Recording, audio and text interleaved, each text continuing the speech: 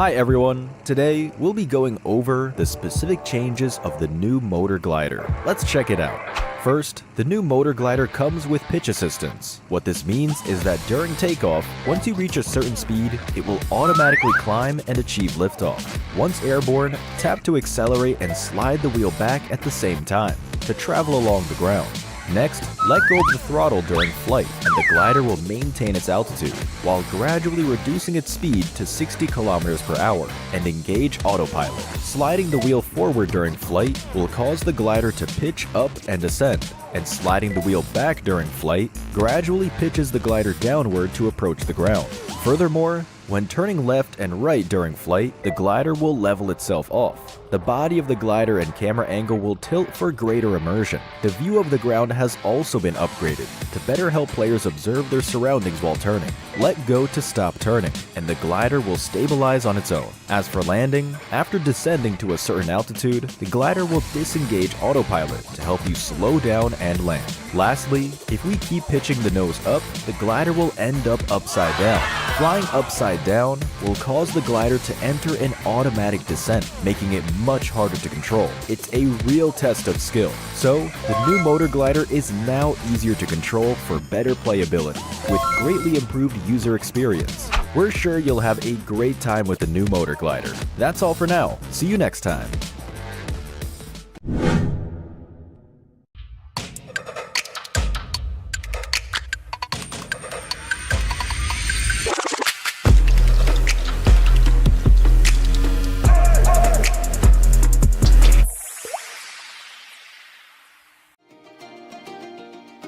Wow, what a lively sky treasure ship!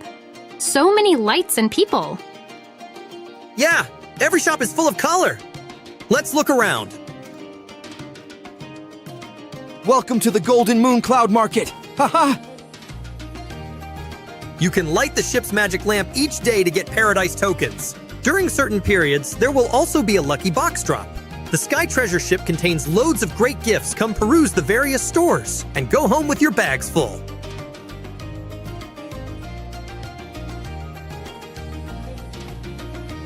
When completing various adventures in Sky High Spectacle, don't forget to head to the Treasure Emporium for the Golden Moon Paradise Crate, as well as tons of Paradise tokens that await you. Join a new round of popularity battle. Work together with your friends to unlock the 1001 Nights lobby theme, moonlight background, and other great Golden Moon gifts. Happy 6th anniversary!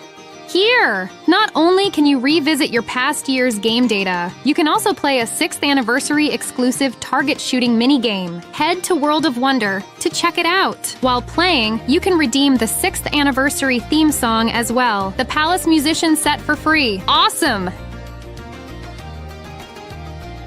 Choose your exploration path onto the Sky High Spectacle Nimbus Islands. Collect your discoveries as you go. Spend more Paradise tokens to aid you in your treasure hunt. What's this? Wow! A secret shop! During the event, purchase items recommended by the genie at discounted prices. You'll also receive additional surprise gifts. Huge discounts up to 80% off. Come have a look.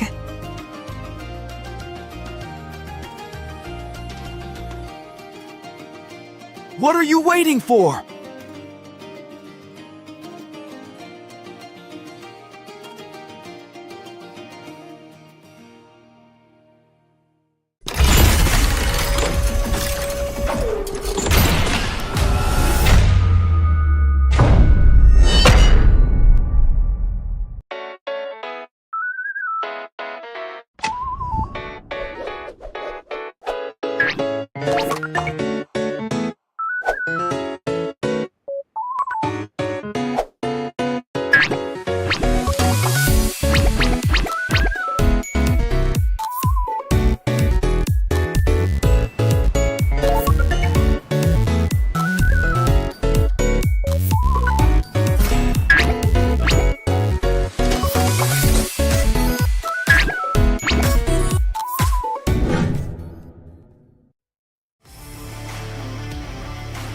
Hi everyone! After the last video, I'm sure you already have a basic understanding of the game. Survival, competition, social interaction, and easy-to-pick-up controls, these are what sets PUBG Mobile apart. First, as a battle royale game, survival is of utmost importance. There are multiple maps to play on, and each map is unique. Players can come up with different survival strategies for each map. Besides the blue zone mechanics, this is a completely open battleground. It's free of restrictions. Use your imagination to eliminate enemies and become the last one standing. Combat is also one of the core traits of PUBG Mobile. We have all kinds of weapons available. These weapons let players battle in any environment.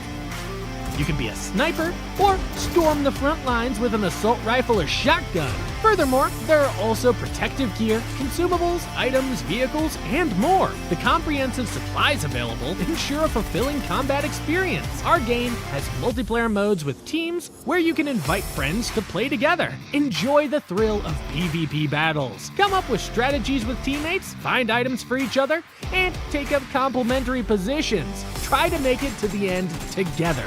You can also go at it alone and carry yourself to victory. Lastly, we also have some simple tutorials for beginners in the game. There are no prerequisites, and they're super short. Learn how to play in a flash. We're still planning to release more guides detailing all kinds of neat tips and tricks to help players quickly familiarize with the game. Becoming a skilled PUBG Mobile player is super simple. Boot up the game and play now.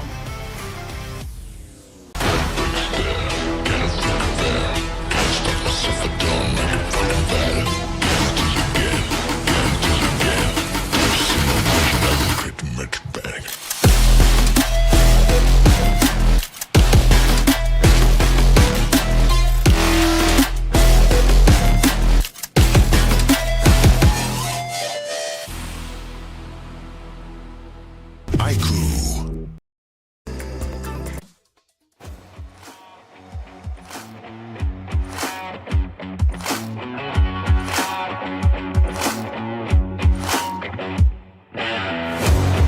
สวัสดีค่ะ Ladies and gentlemen, welcome to the PMSL 2024 SEA Summers.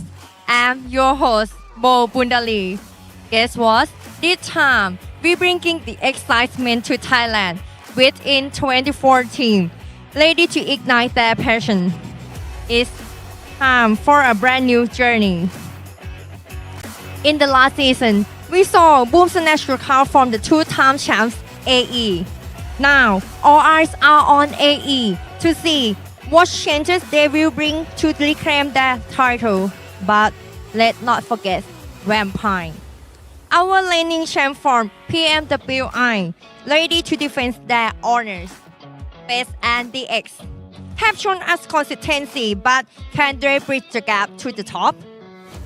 Yeah, started strong at the PMSL 2024 SEA Spring Finals, but faltered later on, making the Indonesian team storm back, taking all top 3 spots.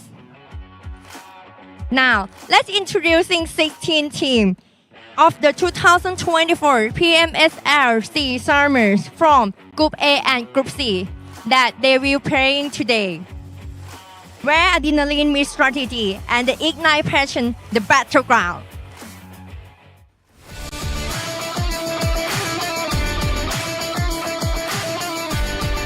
YOODO from Malaysia. YOODO will be playing in this season. Will they be underdog rush out of the sea this time?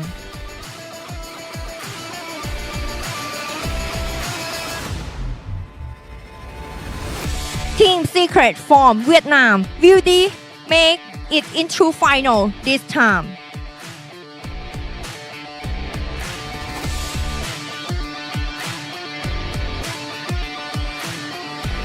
MORPH team from Indonesia, 5th place of 2023 PMSL SEA Final.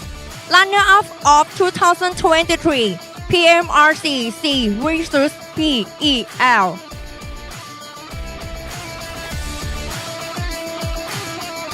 Team NKT from Thailand, champion of PMNC Thailand 2023.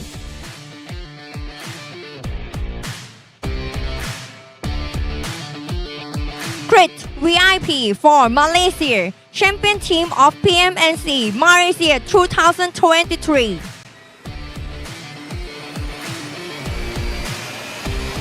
TODAK for Malaysia, with changing in lineup. How is that team chemistry in this season?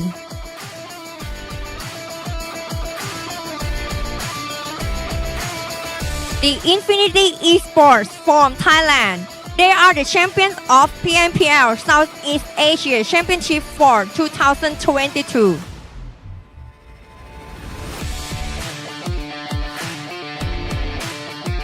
VOIN Esports from Vietnam. First place of PMSL Vietnam for 2023.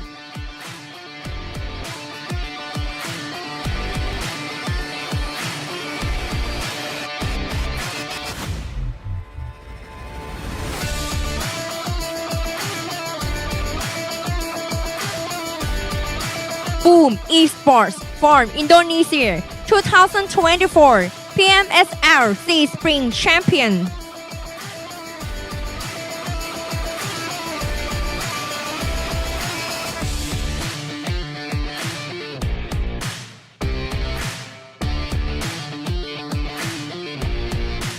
YOODO Alliance from Malaysia. First place of 2024 PMSL SEA Spring.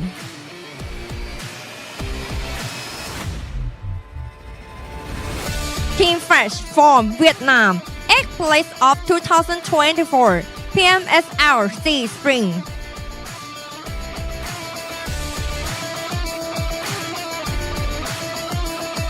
IQOO Elites from Indonesia, twice PMSL SEA Champion, runner-up of 2024 PMSL SEA Spring.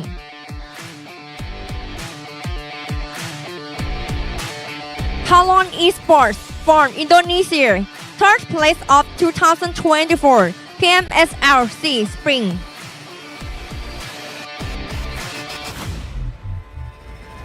Vampire Esports from Thailand, twice PMWI 2022 champions.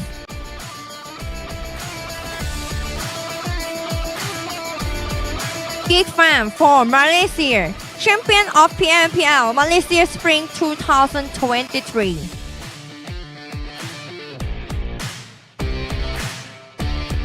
PIGMY Esports from Indonesia 2023 PMSL Indonesia Champion.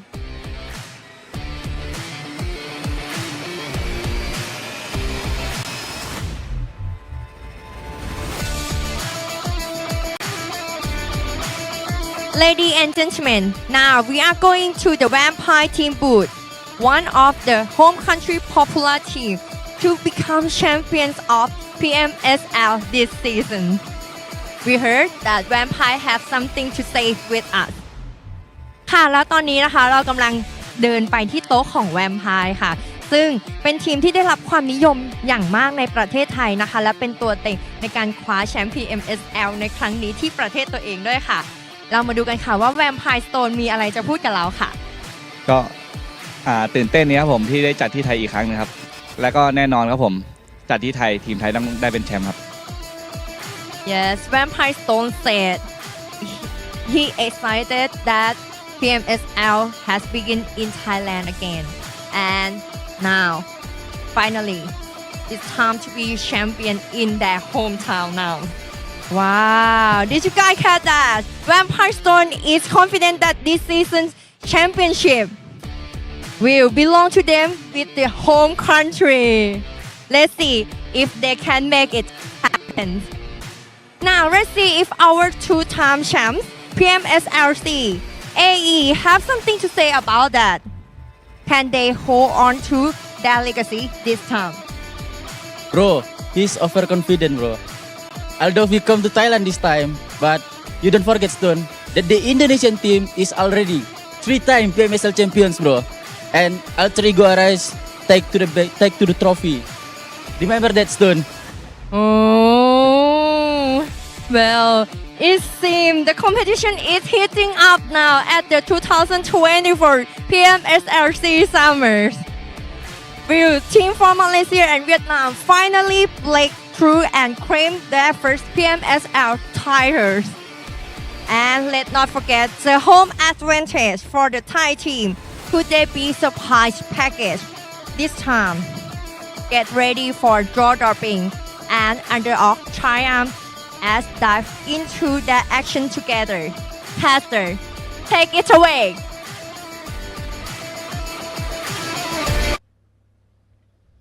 Sawadee Krap! Welcome back to another new season of the PUBG Mobile Super League Southeast Asia. We are in summer, ladies and gentlemen, and I'm super stoked to be back here, especially on the English broadcast where the league is happening. My name is Sir Cloud, together with Choo Choo, and we will be accompanying all of you this season.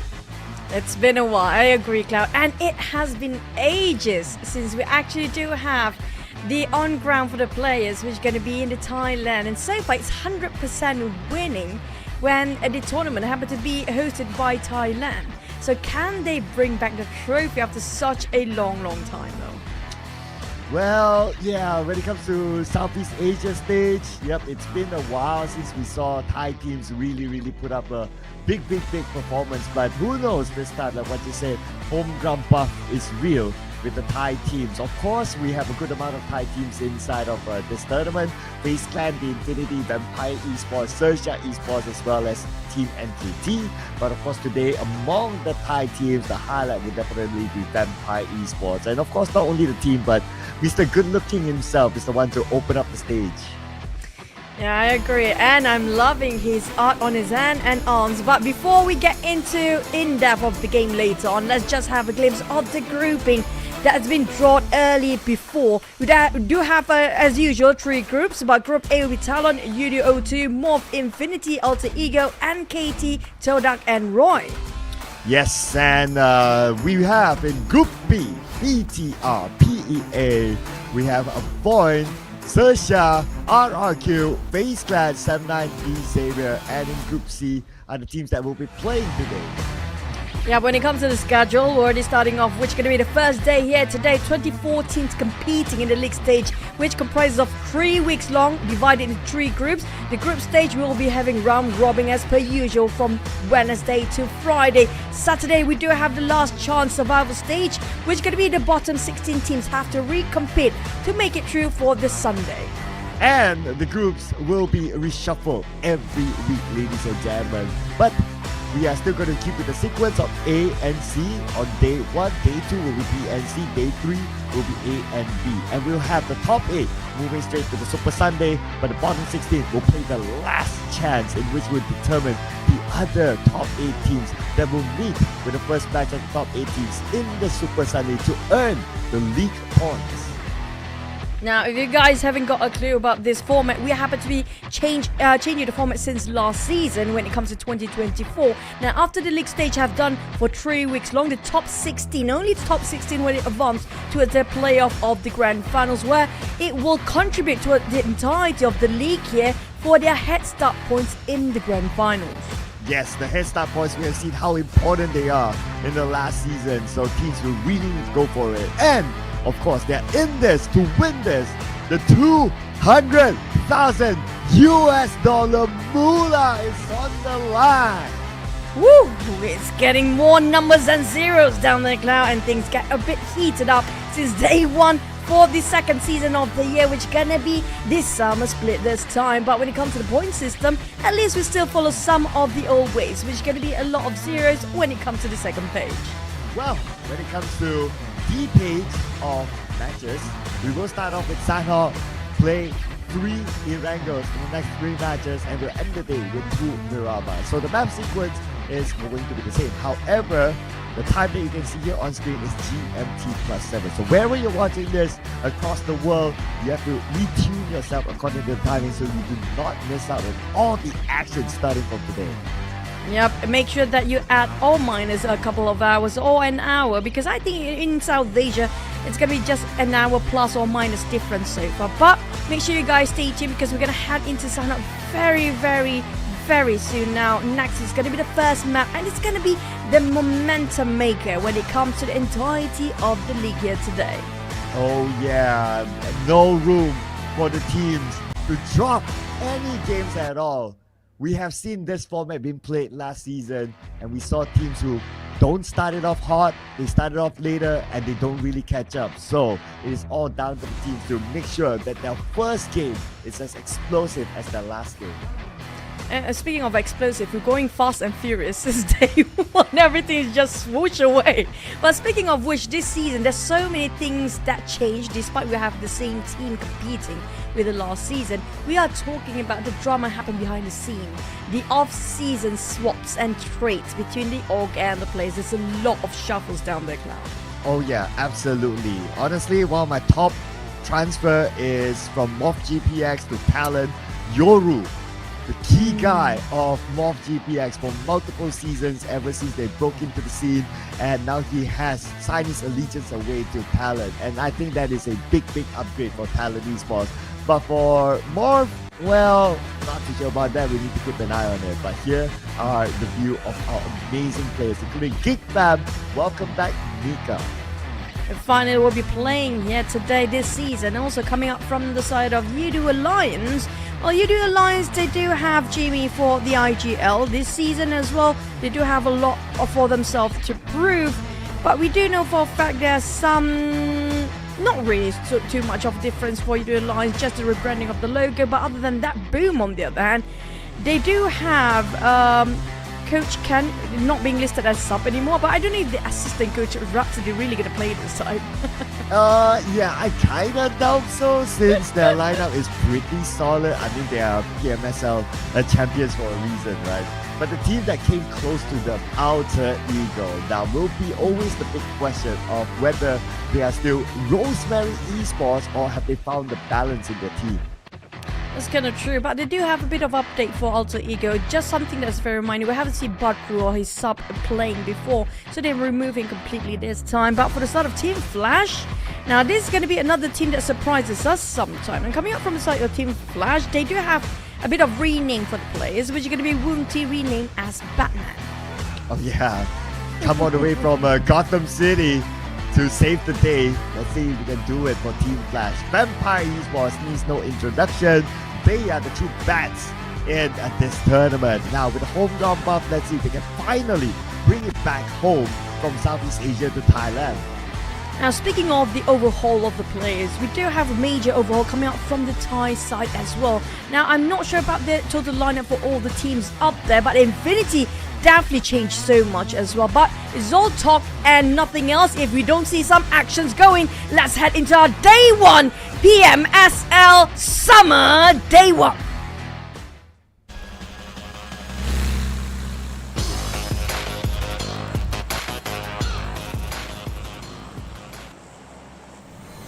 And the heat begins, ladies and gentlemen. This is game number 1 of the new season of the PUBG Mobile Super League Southeast Asia.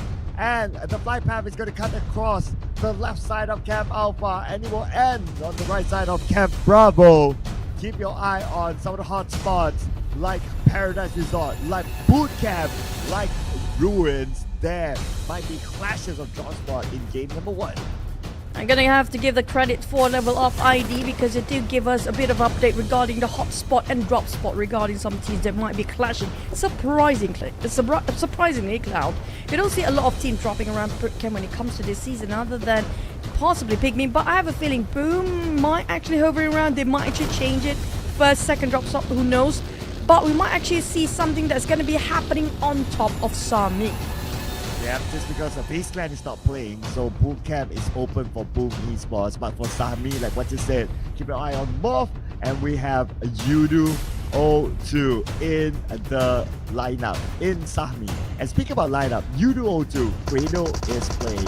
He was missing last season from the lineup, but this time he's going to play a big role to bring the team across. But Kid, making his debut for YOODO 02 in this tournament, got taken out. The first blood is given to MORPH. Not the best debut coming up from the side of YOODO. They try to have a bit of a redemption. All of the Malaysian teams do want to have the redemption of this season. And while on the side of MORPH, we do know it's going to be a total different lineup entirely, except for Hazel, of course. But the rest of MORPH, can they work things out with this new lineup chemistry? Yeah, this will be the question though. Lots of changes on MORPH as well, not having YOODO on their side anymore this time. And so far, lots of good new players as well. We got Flippy, we got Hawk, even Hazel as well still in the lineup. And they do have the man advantage against YOODO. Trying to find another advantage by knocking down Fredo. And now 2 more left for the side of YOODO. Despite they don't have not just Yuri and Boo Boo who has, we do know these two, one of the best duo coming up from MORPH previously. Boo Boo already shifted into a different team entirely now. But they working out quite great for the side of MORPH. Feels like they do have a bit of work that need a bit of polish, but it seems like they are working as a well-oiled machine. But whoa, YOODO, this is not great at all, leaving with only Jump allowed. Okay, he gets one. With the DBS, this is one of the best clutch weapons around, but unfortunately, he's not able to get anything out of this. And MORPH eliminates YOODO, the first team to bow out. Oh man, a bit of a hot start coming from YOODO, but back to us, more actions coming up. Crit VIP versus Roy Toss getting on one. And we do have a bit of trade between these two teams, 1-on-1 so far, but Newbies will revive one of his teammates. Will the rest of Roy respond to this? Yeah, the rest of Roy right now not really taking advantage of their first knock, and that will allow Crit VIP to pick up Putra, one of the key players in their lineup, while Bill, the latest addition to Crit VIP, now making his debut on the Southeast Asia stage, will hold the line in front. Speaking of Roy as well, they do have some major changes for their lineup this season. Now, Silence, Nguyen, Tuke, and Libby is not playing anymore, so they do have new player Jiminy and Noah. Can they actually work things out for their teams and lineup? They do have some loss early on, one of the player being trade. Not really a trade since they got themselves back up for Create VIP, having back as a full roster. Will they go for the fight or will they go for the flight? Here we go, everyone wants to Soas now. Hans for you with the DBS will simply knock Soas down and take him out. Rosemary will be happy to pick up that point. Speaking of points, will they get more? Now, they're definitely trying to hunt for more here. We try to see if they can actually have a glimpse on Create VIP. Try to impose threat to a side of Roy players. But Roy players, seems like they're parting ways here. They've been breaking their formation. It's not great if no one wants to go for engagement. They have to go for a backup plan. Just go for a retreat, regroup and reassess to go for another round. Just have to survive a bit longer. Well, Create VIP, will they just keep on hunting down or start to realize that they need to get more looting up, going for some vehicles probably for the next couple of rounds? But they have to do that quick though, because they are about 1,000 meters away from the circle. Gonna spend too much time outside looking at their utilities. Looks like Newbies only has 2 first aids. He gets to share with his teammate, but 1,000 meters away in a small map called Sanhok, there's a chance of being gate capped by other teams if they come in late. Nobody saw that. He tried to jump, but nobody saw that. Well, a failed attempt. But it's gonna be okay for now. They do score themselves some vehicles coming up from side of Create VIP. This is good news for Royce. They will try to tone down a bit, just to making sure they'll survive a bit longer. Just a bit of a glimpse, highlight or replay of what really happened to MORPH as well as YOODO. Feels like it's just really tough. There's a bit of taunting coming up as well. Wow, turning up the heat in round number 1. MORPH celebrating the win against YOODO. And welcome to the blue. But could be having home, so they have a vehicle by an open top, and Roy will try to take them down. Now, kind of open fire a bit too early, trying to go for more. There's a bit risk, too much at risk for the start here for Roy. It will demoralize their spirit to fight for the entire day if they have the toughest start other than YOODO, of course. But Create VIP, they will go down and just pull over, going for the rest of Team Roy. Will they regret their decision? I have a feeling they do now. Well, Newbies gets one out of Balak. Fires back. And now he tries to win that fight from afar, but he's pretty low on utilities as well. Jiminy, gotta be careful on the left side. There's Putra coming on to him. Everyone, eyes all on to Jiminy. Despite they do have a new player which is going to be built on the side of Crit VIP, things working out quite well for them. Jiminy, on the other hand, have a lot to prove. It's going to be his debut in PMSL. Roy trying to fight for his life, last remaining member. That is not going to be enough. Too many players for one person to deal with. Well, nice recovery there for Crit VIP to win the fight, and they still maintain all 4 of their players. Now it's just a question of them getting into the circle, but great start for Crit VIP, though they need to be careful of stage number 2, and the circle could go far away from them.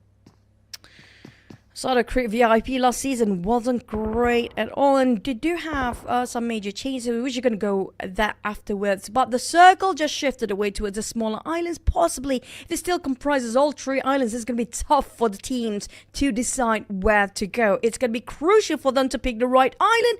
I have a feeling Alter Ego might actually have a good start here.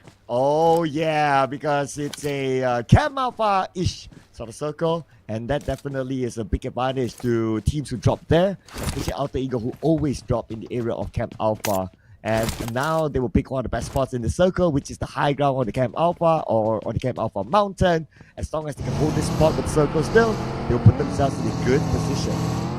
Speaking of good position, a lot of teams try to fight their way out to go for the high grounds here. Do they make it on time? It's all down to the IGL to decide regarding the timing to migrate towards a better position here. GEEK Fam, on the other hand, well, are they actually letting Mika play? Yeah, he's actually playing. Will this be a big change for GEEK Fam as well? Yeah, Mika has to play the lineup. He's such an important player in it. I'm glad to see him back in the lineup right now. So now it's a matter of putting in the performance and also elevating GEEK Fam back to their GEEK Fam-ish status. At the same time, there's going to be a lot of pressure for Mika. If he doesn't actually perform, there's going to be a huge mountain crushing him from the inside.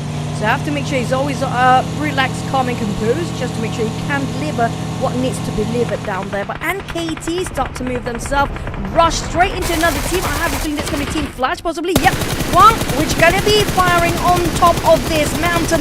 They did score on NKT. I hope they're moving forward, but NKT got stuck themselves just nearby the shoreline. Oh no, what a rotation by NKT into the river, and now into the process of Team Flash. But look at the elimination feed as well. TALON is fighting with a GEEK Fam. We just spoke about them, and seems like GEEK Fam, they are losing players. In fact, they already lost 2.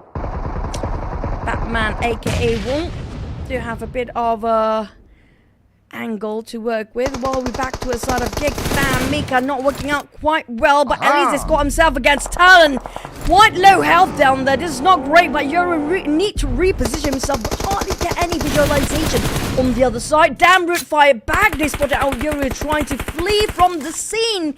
But at the same time, GEEK Fam, if they're not being careful, their teammate, they lost heavy casualty as well. Oh, Mika, last bit of help. Oh no, this is bad, and Mika will be eliminated by the new player of TALON, Yoru. GEEK Fam unfortunately bows out with only 1 point. TALON, they do have better chemistry at this point. They lost Linux, but that was a big trade coming up from that, a big win of that as well.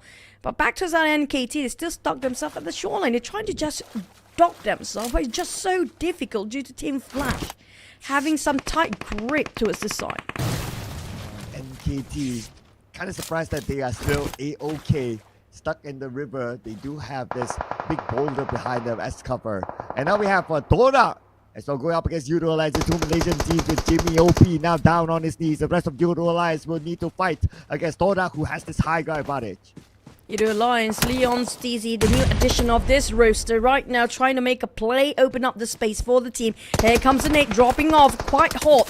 At the same time, the circle will start to shift once more as the Blizzard start to burn a lot of players alive. TODAK Lens, on the other hand, fighting for his life. Those DBS still going to be put up to work when it comes to this season as well.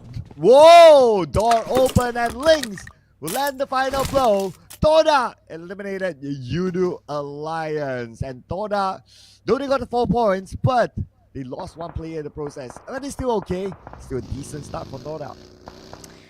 TODAK It seems like the addition of the new player, not really the new player, he's an old player, but from TALON, which is going to be Lynx, seems like suitably work well for the entire team roster. Chemistry-wise, they are on the same wavelength. Back to a side of MORPH, who's just crossing themselves towards the bridge. I'm not sure if Vampires will sit this quietly or they attempt to take them down. Yeah, also, additional fun fact is that TODAK has a new coach. Yeah, from Aura before this. So, yep, new coaching lineup. Previously, it was Xavier was happening about. But look at the elimination feed. Hazel from MORPH taken out by Tony K. Who has this high ground advantage. And of course, because Vampire Esports, they normally drop in ruins, they have easier access to the Camp Alpha Island. Now, on the side of the removal of Mia and Voki coming from Creep VIP, there's also the insertion of Bill and Tilrak listed as the player. I'm not sure if Tilrak will actually play, but if he needed to, maybe he probably will play, because it's a very, very long league. We know this. There might be some issues or bumps in between to the end of the grand finals later. But back to the side of MORPH Zero. Now they are on foot. They hardly can get themselves not landing any sort of vehicles. This is not great for the side of MORPH. We saw how concentrated it was when it comes to the center of circle just now. Yeah, this is where it all happens, right? Like Circle, Camp Alpha Island, Sunhawk, and all that small space. You see a lot of teams clumped up with each other. Even like Flippy right now, if he wants to move forward, there will be Vampire Esports in front of him. But Vampire, looks like they will position themselves to go straight into the circle and they will bump into Alter Ego. Here comes the Titans clashing, and we do have Vampires knocking on the doors, but we do have Team Secret going against NKT at the same time. Back to his Vampires, picking up the windows, not the great rush that they hoped for. Entire team obliterated by the hands of Alter Ego and Team Secret. Oh man, I can imagine the home fans crowd going insane right now. One crash into Alter Ego's compound and they got eliminated just like that. While MORPH JPX having the happier side of the story with 6 eliminations now. Oh, thanks to Team Secret, they managed to steal a couple of points away as well, while the hard work being put in by the other team. But on the side of MORPH, we do see them running a lot this time. I find they scored himself a couple of vehicles, but the circle will shift. And this is going to be a tricky one as well, when dividing the circle into 2 sides, with the river in between. What kind of trolling circle is this? This is a trash circle. What is this? This is only game number 1. And all the players have to overcome this other circle. Man, this is just insane. Look at the amount of teams on the outside circle with not much land to play with. Oh, might as well just go for swimming at this point. Couple of players might actually just try to duck themselves inside or just take a bit of a deep dive. Might actually last longer than try to go for the land area for the players. But back to us MORPH, despite they having some hard time to land in some vehicles, they're still being alive, but not so long, because Alter Ego and Boom seem to be the one closest nearby, and Yummy May never let his prey go away. Oh, Yummy, as usual, the Starman for Boom Esports. Now put pressure on the MORPH on the other side. Mesh gonna knock down the hook. And straight up the elimination. So it looks like the other members of MORPH, how are they gonna come in? They are still on the outside circle though. Oh, well, it depends now. Can they actually finally get in? They do got themselves a warehouse. TALON on the other hand. We do have a lot of Indonesian teams on this angle, don't we? Oh yeah, we've got at least 2 that we see on screen now. And probably 4. on the Camp Alpha Mountain, there is Alter Ego waiting. But for MORPH, they resort to getting into the water because they already know that there's not much of a ground for them to play with. So they have to go in there, and unfortunately, they put themselves in a situation that they cannot pull out their weapon. Now, speaking of weapon, Batman is going to be the Gotham guy coming in with a very white outfit for the teams. Infinity will taking out Team Secret on the other side of a map. Well, here we go. We get to see Team Secret, despite they got a couple of steals just now. Infinity, on the other hand, will go full blow towards the side of Team Secret. That's being left with only 2 players here.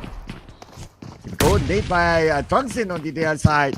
The Infinity now needing to get into the circle as well. Same goes for Team Secret, who used to be Team X before this. Now GK. TPP's out. see someone on the other side. So he knows that even though he gets into the circle, it's not going to be an easy route for them. We do have still got Tony and Logan playing for Infinity. The rest is going to be a different lineup entirely. Half of the lineup coming up from Infinity. Can they work things out? But oh boy, here comes the circle again. Alter Ego already positioned himself in the best place possible. But the circle, they shifted to a side of bootcamp. They have to fight for their lives here. Infinity, they barely got any space left. Have to force a fight against Team Secret. But they will try to take out all the shotguns. And it still worked this season, the DBS. Well, there you go. DBS is definitely still in the game. And for TODAK is in the game as well. With 5 eliminations currently dominated. Now we move on to 2 splash fighting against TODAK. Spray coming from Kwang, but not able to land enough shots to knock down the members of TODAK. As Tam now rushes in, tries to get a close quarters combat. Hipta now with Molly, but he uses his shotgun to get us now winning the fight against Team Flash. That's going to be another one bites the dust while we're talking about another 9 remaining teams in the very tricky circle. It might ended up on top of bootcamp, or we just hard shift away in the very last minute. Who knows? But the rest of the team that's still on top of Chem Alpha need to leave. It's a dire need for them to just leave ASAP as soon as possible. Crossing the river isn't a problem, but they can't even cross. One by one, Infinity being picked off from the sides. Now Alter Ego picking up Pullman's boss. Alpha from the high ground. Go for it off Razy. They're looking for more now. Hunts for you. Takes out Tiger from the Infinity as well. So looks like Alter Ego. They're managing 2 teams at the same time. Wow. Another player from Pullman's got 20 knocked out on this stage. Barbit who knocked out by Alpha. Leaving only Yummy alone. And it's going to be a straightforward spray by Alpha.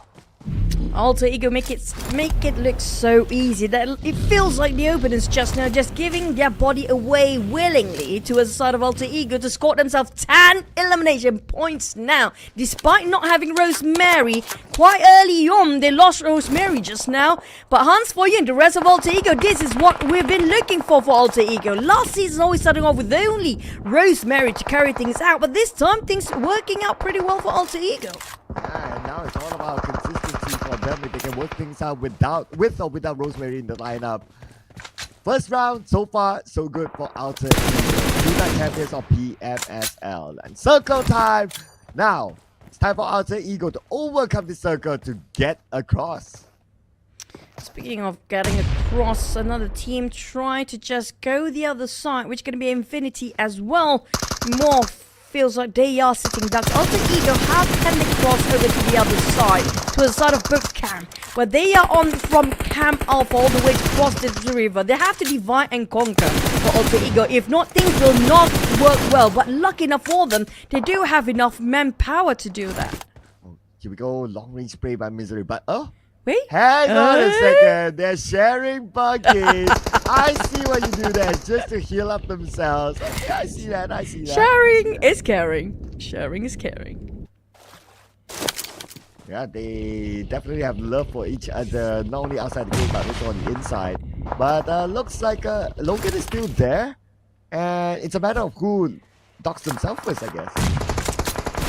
Maybe he will let things go for a bit, given the fact that Logan will let him stay. But speaking of Logan, Ratface the one will finish him off. Another team down. We're down to only 6 teams. And MORPH on the other hand. Spot out Alter Ego, despite they got himself just a little bit of space to have a bit of recuperation inside of the deep waters just now. But Zero, his turn to prove himself in the season. There we go. Easily shot a straight line and finish off with a 2-point. Zero shot at Zero. Gotta be careful. While Hunt for you succumbs to the blue. Octa with 10% of health, he will heal up. But he has to go up to the high ground right now. Zero is the one stuck at below, while TALON is holding his high ground strongly. TALON, PIGMY just passing by out of nowhere. PIGMY suddenly just popped their heads down here. And Misery tried to stop the rest of Alter Ego, but he's a bit too eager if he tried to focus on what's in front. Cannot tunnel his vision away. He needs to divide himself just to be aware about his surroundings, because PIGMY is trying to hunt for the kills. Here we go, shots fired by Alpha to finish off Ita for TODAK. Eliminating them at number 67 eliminations, and now Alpha shot at by the god. Looks like FGT. Give it a shot, firing back, but Octa is there to follow up. NKT, the god, didn't get it. Back to the side of Alter Ego. They scored himself quite early for a good point this time. PIGMY still having a full squad, the only one in fact, while the others not so much. Alter Ego remains with one player, with TALON, with a trio. That's going to be the last of Alter Ego. They lasted long enough with 12 eliminations. Who needs a chicken if you can score one? Oh yeah, well, what a hot round they're having here. But let's see who scores that chicken dinner still. Talon, Misery will be taken out. We got Billboard here from the outside. We'll take out YOODO, and with that, one of those you blink and you miss it moments. And even for them, they'll be like, chicken dinner? Oh, we got it! High five! I missed that moment. I was drinking water just now. Things gone. PIGMY don't even breaking any sweat. And you know what? That might be just the tactic that they need to do. Stay quiet and then win it. Let the others go for the fight and let the others battle each other out. They're just peacefully getting the chicken away.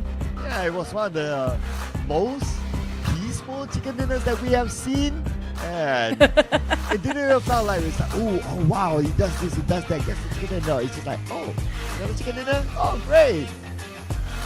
That was an action-packed first map of the day. Everybody just want to, you know, mark their territory, just showing off their ferocity in the game as well, just giving off such a good vibe and such a hot game of Sun Hockey. At the same time, there's so many teams drop themselves way early on, including YOODO too.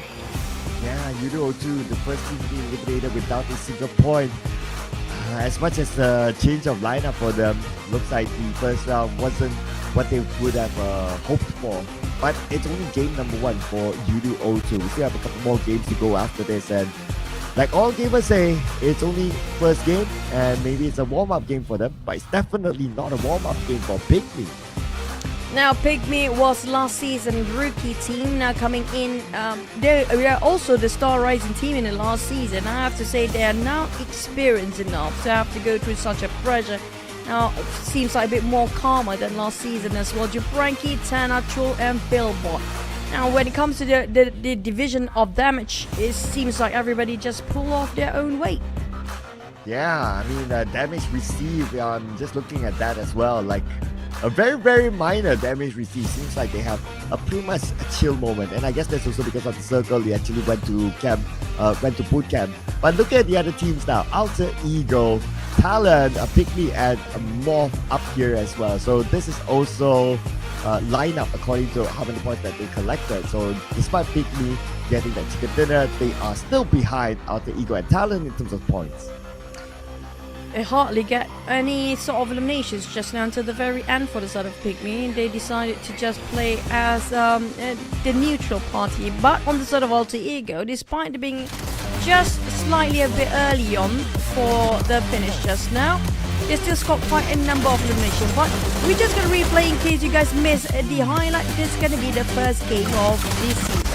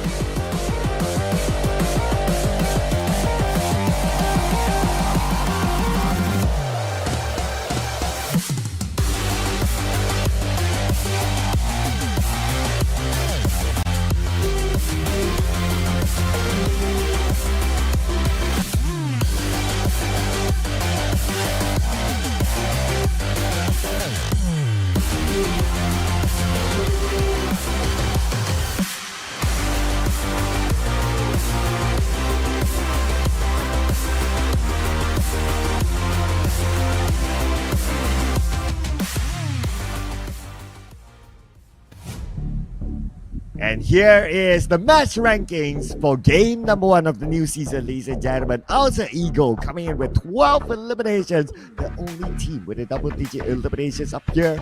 And like what you said earlier on, who is placed on points if you can get this many eliminations? So it's 16 points total collected by Alter Ego. And this is a rare sight to the team that actually scored themselves the chicken to be pushed down towards the 3rd place.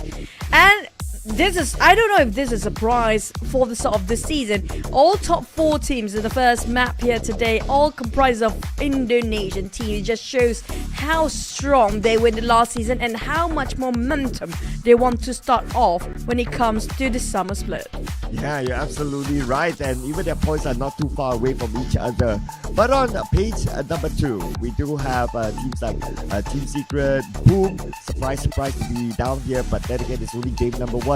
But there are also a couple of other teams that did not receive any points at all. YOODO Alliance, a surprise team who did not gain any points at all in game number 1. Roy is down there as well, and also YOODO O2. 3 teams without a single point. Still the first map, we want to cut them some slack, but we've seen this before, Clown. We saw how Boom actually got himself the championship last season due to the points that contributed so much in the grand finals. So every single point since day 1, they have to take it very seriously. Between the head-to-head of the players, we have Hans for you who performed so much here today. Yeah, 7 eliminations, and they played majority of the round without Rosemary. Still able to come up with that amount of eliminations. Imagine if they had Rosemary in the lineup, what could they have come up with compared to Zero, who's the star man for MORPH as well. 4 eliminations on his side. Obviously damage will favor Hans for you because he got 7 eliminations anyway, and those are the stats that matter. Now speaking of stats, last season when it comes to MVP 2 weeks in a row in the 2nd week and the 3rd week of the spring split, Rosemary got himself the MVP of the entire season and the last 2 weeks season of the last 2 weeks MVP as well. When it comes to Glanslingers, you have to give it out to a side of Alter Ego with that performance just now. Double-digit eliminations since day 1.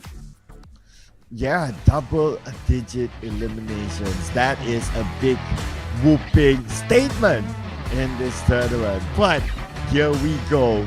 We're going on to Erangel, the classical map.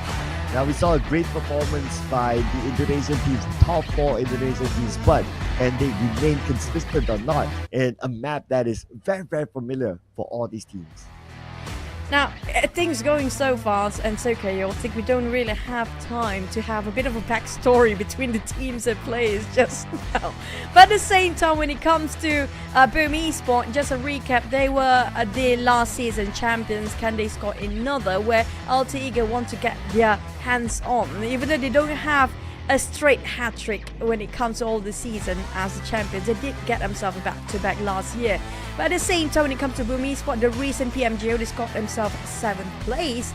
At the same time, this happens in Thailand. Now, can Vampire finally bloom and blossom when it comes to having their own, country buff and their homeland to be the buff for them that hosting this season's PMSL? After 5 years of not having any tournaments or the offline of South Asia in Thailand, can they finally get that trophy? Because they are so good at PMWI, they are very good at globals. But when it comes to South Asia, they're just not really there. Yeah, somehow that has always been their kryptonite for some reason. And so what happened, we have Batman here. Batman versus Superman, I don't know. But I do believe in the homegrown buff, right? So despite Vampire Esports not getting much out of game number 1, same goes for MKT as well, another homegrown team. But it's only game 1, and PUBG Mobile is about consistency and it's about coming back in the following rounds. So that is where they will be looking forward to doing, and seeing everyone's familiarity and a lot more space to be played inside of Erangel. I would expect a better performance by Vampire and also NKT, the home teams. And at the same time, we do have our talent prediction, and we didn't even justify our talent prediction yet. For my talent prediction, I'm going to give it out right now because we might actually don't have time. So for me, for the first day of the league, I honor Boom as the last season's champions, Alter Ego as the back-to-back champion. So this is going to be like, we honor you due to your performance previously, and also Vampires. It's going to be the team that perform well when it comes to the globals. On your side, how do you justify your insights here, Cloud? Well, of course, without a shadow of a doubt, right? Like Boom Esports coming out of a championship winning lineup, and they also kept the same lineup as well. So definitely them. Vampire Esports, I mean, they are a global powerhouse team. Just that Southeast Asia seems to be like kind of like a bait, but because this time they're playing on their home ground, so I'm kind of hopeful that they can put in a good performance.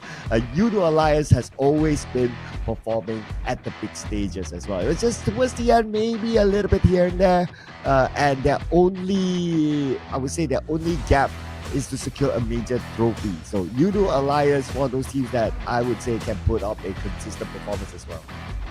Yeah, I agree. When it comes to Vampires and Boom of this season and this year, by the way, despite that Boom got himself the championship of Southeast Asia, and they got himself 7th in PMGO, whilst Vampires didn't score so well when it comes to South Asia, but they got better performance compared to Boom in the PMGO recently, which placed himself 3rd. It feels like a very different gameplay between Southeast Asia as well as the global scene. Now, do the Vampires actually just gonna focus on the globals instead of South Asia, since they're not really, kind of not qualified for that, because they do have what it takes to go for the globals in the first place. Yeah, they absolutely do. And speaking about the globals, there will be slots from here to the next World Cup, Esports World Cup, ladies and gentlemen, which is a new rebrand of the previous PMWI. So technically it's the same tournament, and of course Vampire Esports, if they want to do that, they have to do the business here before they're able to qualify on next. So this tournament will also be a very important one, not because only that they have not got a trophy in Southeast Asia yet, but they want to get a third time around streak in the PMWI series. Yep, that's true, which we call as PMWC in Riyadh later on, which this tournament will seed off to depending on their placement. The first to the 4th place of this season will get the group stage seeding in the PMWC in Riyadh, while the 5th place will go for the survival stage, which can be a bit more grim, a bit more fight and grind later on. But in the end of the day, it's always starting off as day number 1 there, because we do know the league point will contribute so much for all the teams out there. Oh yeah, absolutely. We've seen last season that some teams, they almost got it. Well, talking about teams like Alter Ego, almost got it. If not because of those league points, if they got a little bit more, then maybe they would have overtaken Boom Esports to be the champion. But yeah, that is all history, ladies and gentlemen. But that just shows us that with that sort of format that's presented to us, and last season was the first time that we played this sort of format, this season, a lot of learning for these teams to not drop the ball, even though it's at a game number 1. I think it's a bit more forgiving compared to the previous one where we had the Super Weekend. Right now we do have a Super Sunday, but at least we do have a last chance or the survival stage for them to have a bit more second chance, example, to go forward towards the Super Sunday later on. And speaking of the Super Sunday, and so far, I think every player cannot slack off even a tiny bit because of the Super Sunday format, so they have to push it all out since day 1. And also, we didn't actually update you guys yet. Today, the group that we'll be playing or have been playing is actually Group A and C. We didn't even have time to say that just now.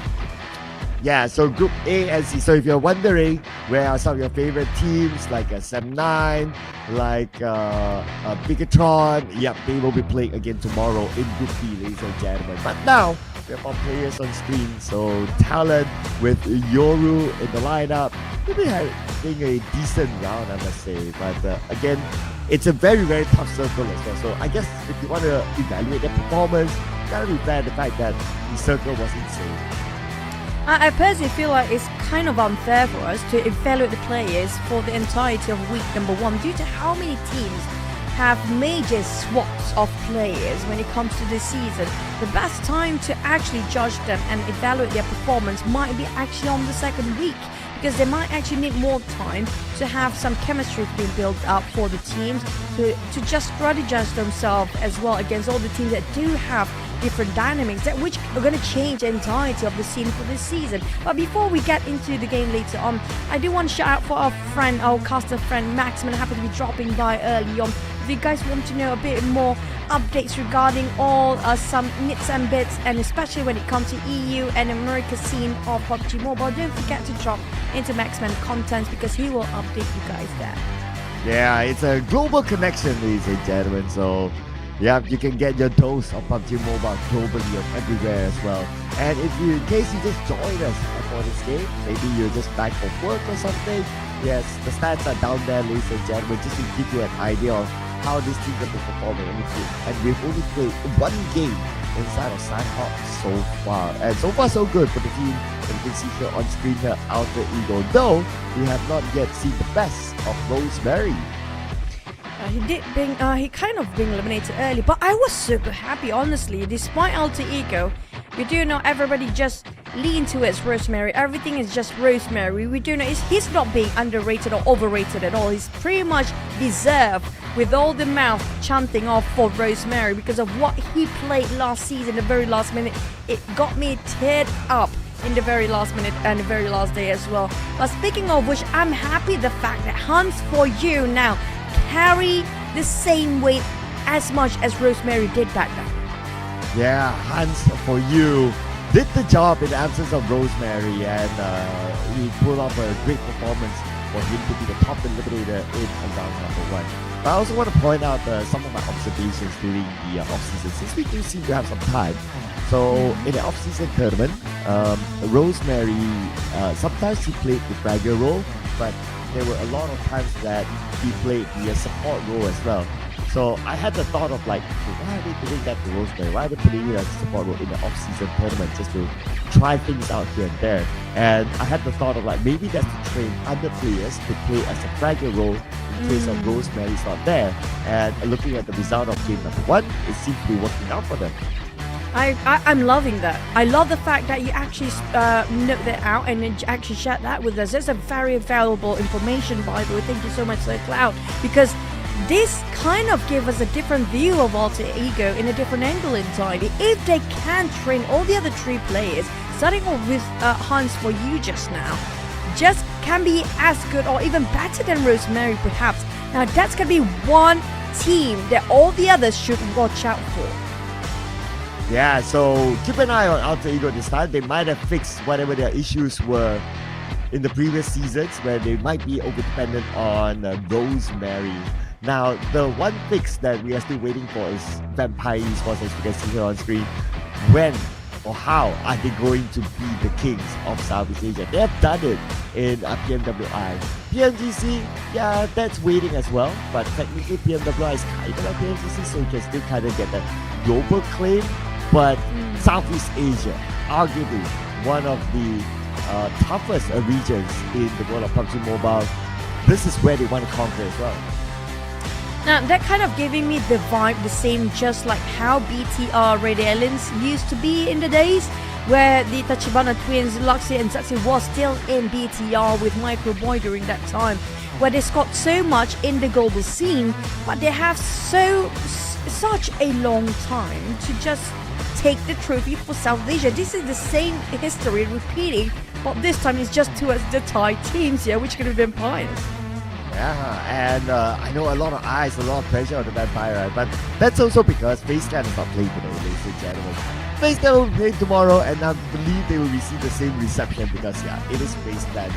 And of course, with the high fives going around, we'll be starting our game real soon with PIGMY, the team that got the first chicken dinner.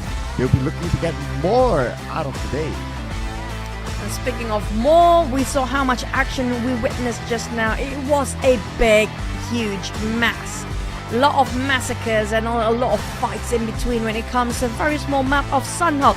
But when it comes to Erangel later on, will we actually do see a league clashes? Possibly. High chances we will be, because it's the first day in the league.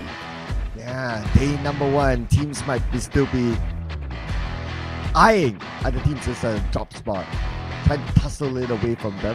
So it could happen again inside of Erangel. It's not a hotspot, of course. If you gotta think about it, very pure. It's interesting. 7-9 is not playing though, so the drama between 7-9 and GEEK Fam, have they settled it? What I heard is that they have, and 7-9 is going somewhere else.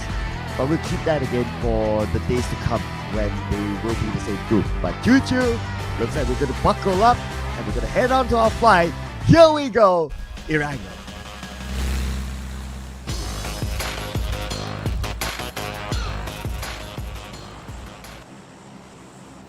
Definitely already buckled up. Now buckle is off because somebody gonna jump off the plane as we start our first Erangel, which is gonna be the official league of the PMSL Summer Split. Now speaking of, you mentioned our very peer before. That was last season drama for GEEK Fam versus 7-9, but I heard there's another new drama when it comes to this season between 7-9 and another team. The green color team. YOODO Alliance. Oh yeah, absolutely. Though I personally think it's for content, but yeah. It was fun. It's fun content, right? Like we always enjoy this sort of taunts and tussles between the teams. That's just like what we saw earlier on Alter Ego taunting Vampire Esports during the start. Though that could have been better well done. Maybe they're warming up to that taunting too. You know, when I was hosting for last season, the arena is just so much taunting for the players and so much weird sounds. Even the crew was saying, here goes, the zoo starts again. Up to that point, that was just how loud the players are. Speaking of loud, they definitely are loud with their guns here, which is going to be Roy versus TODAK. Go, I heard the gunshots, but looks like, okay, we're back onto it. Looks like NKT's around the corner as well, but look at the elimination feed. Iftar taken out by Tusk. TODAK, the moment they landed, they got eliminated. What just happened, TODAK? Only 1 point this time. Well, speaking of which, at least they scored 1. And it's not ending up with a 0 on the side of Creative VIP versus Vampires. We did mention about Vampires, and it has been so long, Cloud. We actually do see early skirmishes on top of Pachinki here. Yeah, so Pachinki, maybe we will see more fights with the two teams still locked in with each other. Normally, it's going to be Xavier dropping here, but obviously Xavier is not playing in this group. So happened, two teams thought that, oh, Pachinki is going to be open. Let's fight then. Speaking of fights, no shots, no first contact made yet between Vampires and Creative VIP. I guess both are trying to gain information before they start to move or any actions being commenced later on. But we do have YOODO too, another tough start here as 0.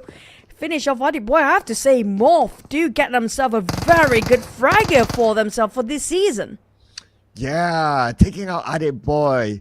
One of the new talents or new blood for YOODO Alliance, for YOODO 02, sorry. And overall in the world of PUBG Mobile for Southeast Asia as well. And of course we got the OG player, Fredo, playing for YOODO 02. Now taking this rooftop stance, raised onto the right side, but the Micro Uzi is not the best weapon in this sort of range. You play and you work with what you have, man. At this point it's just scarce for the looting for them, since they're sharing with 2 teams with 1 compound here right now. MORPH Hazel and MORPH Zero managed to score another one, but they have a bit of a trade done here between YOODO 02. Heavy casualty on the side, leaving the OG, the veteran players of YOODO 02, Fredo and Jumper. It's been a while since they worked together. Can they work things out again? Yeah, the duo that did it back in the day with YOODO Gang. Let's see if they can do it now. It's going to be a tough call though. It's 2v4, 2v3 at this moment. The numbers don't favor them. And also, they are not in the circle. They are still within Severny. Circle not too far away, but still, when the blue comes, it's still in the blue, means in the blue. Well, we're going to have a bit of time. 2 teams happen to be shy. Just shyly greeting with the smokes and couple of hand grenades here and there. MORPH. This might actually be a very long fight between these two.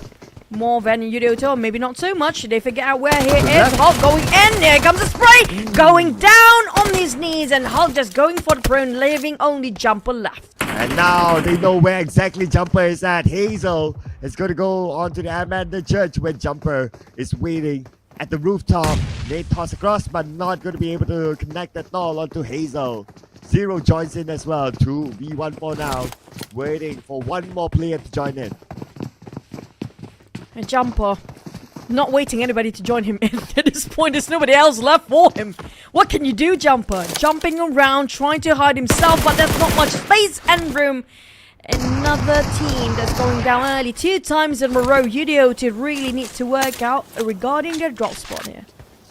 Well, yeah, and their early fights as well. I mean, 2 times in a row, early fights have been lost just like that. But we move over to another highlight here. TODAK eliminated, but we saw how Roy got it onto them. And also, GEEK fam, they lost 1 player by that spray from NKT.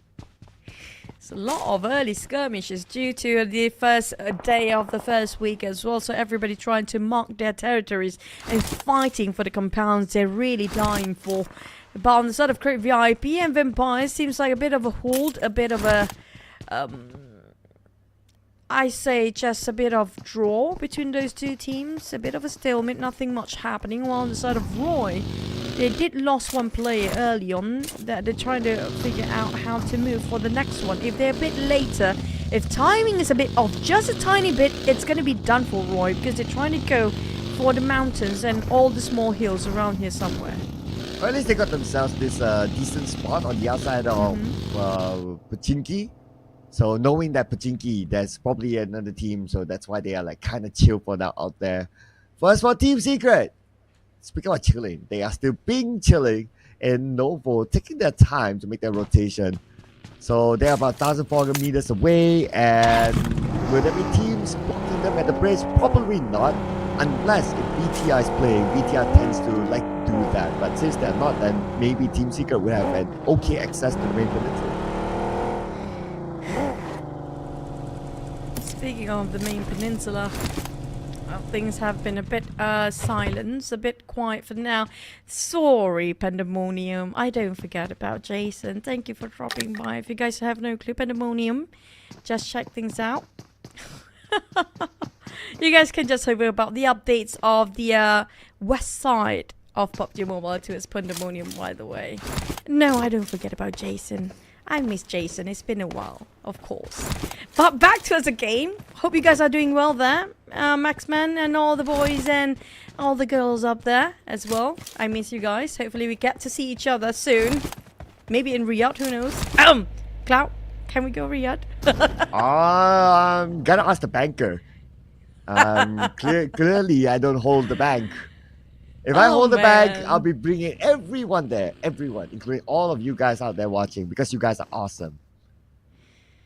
Oh man, if only we can have all the crowd with us like once upon a time.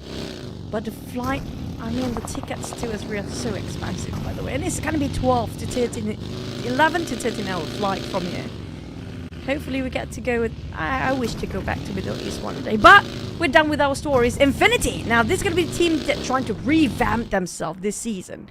After they lost Mela, they giving Mela to another team previously. After that they lost their spark. It feels like they're trying to find that spark once more for Infinity. It's been multiple seasons ever since the original roster left the Infinity, the one with Nuzi, the one with Mela, in the same lineup. Ever since then, the Infinity was not the same team. A lot of major overhaul needed for the Infinity, and I guess based out of game number 1, they did okay for points, but you know, they still haven't got the spark of the Infinity of before. Oh, I kind of miss the old Infinity. It was crazy those days. They were fearless, they were reckless, but now, I mean, everything will meet its end, including Turney there.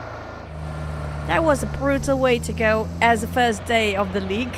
But you know what? They will try to get whatever they can get for the teams. Oh, of course, whatever it takes to get points in the pocket. And again, it is Alter Ego securing that point.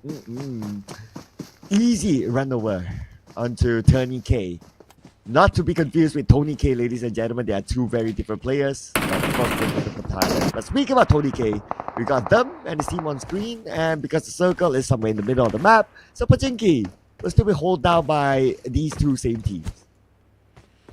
Now, I do have one wish for the grand finals. If if PUBG Mobile people are actually watching here, I do want to see a show match, which is gonna be TDM, between two players, which is gonna be Tony K versus Rosemary, because the previous season has always been Tony K for the FMVP and top fragger, but when it comes to last season, things have been changed recently, which is going to be the era of Rosemary coming up between these two players. Who actually is the king of fragger? Well, maybe it's Tony K because he got a knockdown onto Jiminy. And now Valak is kind of low as well. Healing up using his only first aid.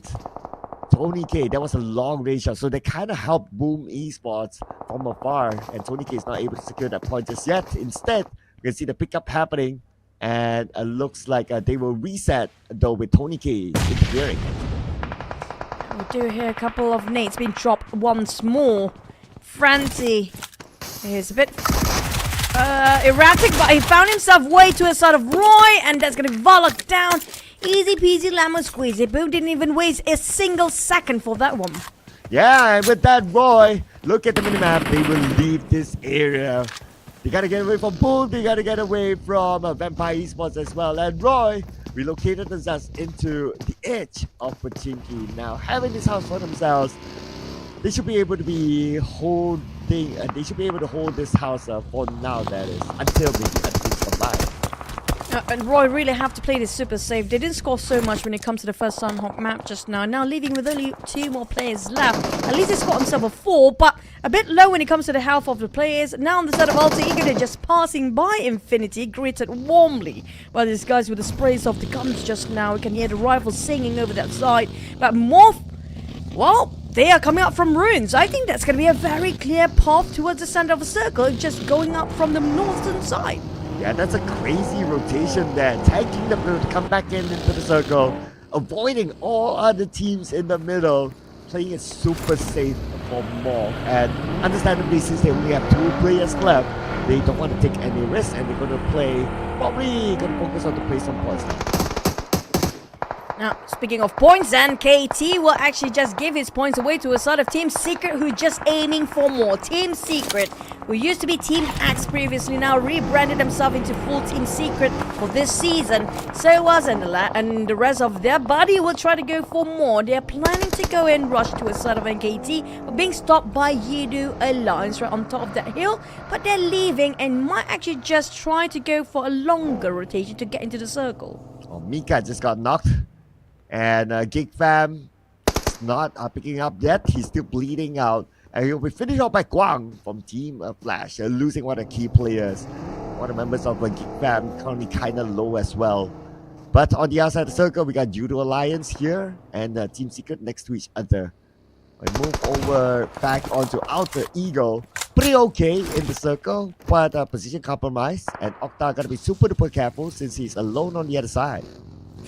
Now, I did heard the podcast come out from our Indonesian caster El Dogi, one of my very dear brother.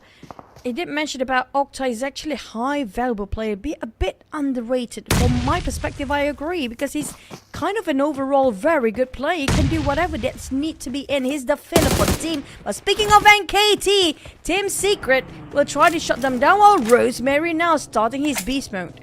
Going up to the high ground of Pachinki, one of the key areas in the circle still.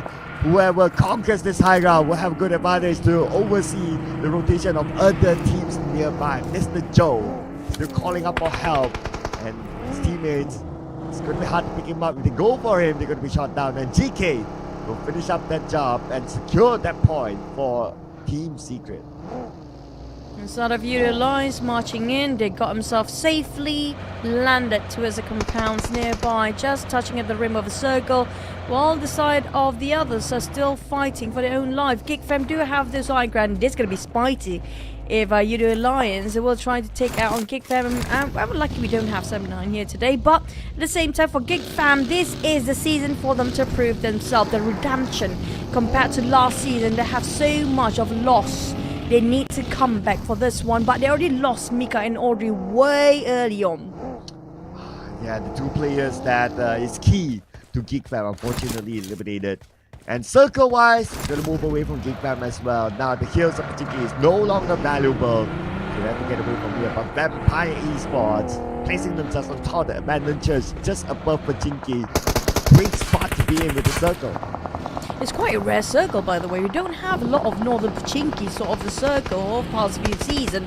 But speaking of Pachinki, it still holds some value on slightly half of the town, the northern side. GEEK Fam taking the trenches, going in, but Team Secret is thinking the same thing. They might actually clash into each other, bomb into each other quite early. Creep VIP in trouble if they didn't spot out. The players being spotted out by the side of GEEK Fam. They're being watched by so many eyes out there.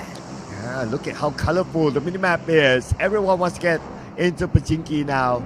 On the outside of Pachinki, we do have YOODO Alliance. They're coming through the hills of Pachinki on the left side. But because it's not in the circle, it's no longer valuable. But GK tries to get in, snipes, caught him out, and GK eliminated.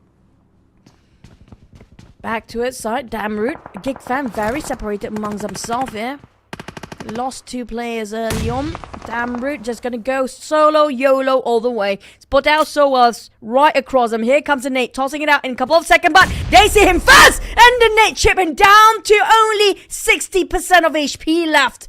Oh, he couldn't even pick out for Damroot. Oh man, and now Damroot, how is he gonna get out? Look at the amount of teams in front of him. He has a nade, but I don't think anywhere or anyone is close enough for him. Okay, let's see how far can he go. Oh, they trade nade to each other, and Damroot got it. Wow! Oh, he got himself some revenge. He tried to take me down and poke me out, but YOODO Alliance. Hello, Batman. So Jimmy Opie rushes in, and he says hello, and he takes over this warehouse out of the hands of Batman.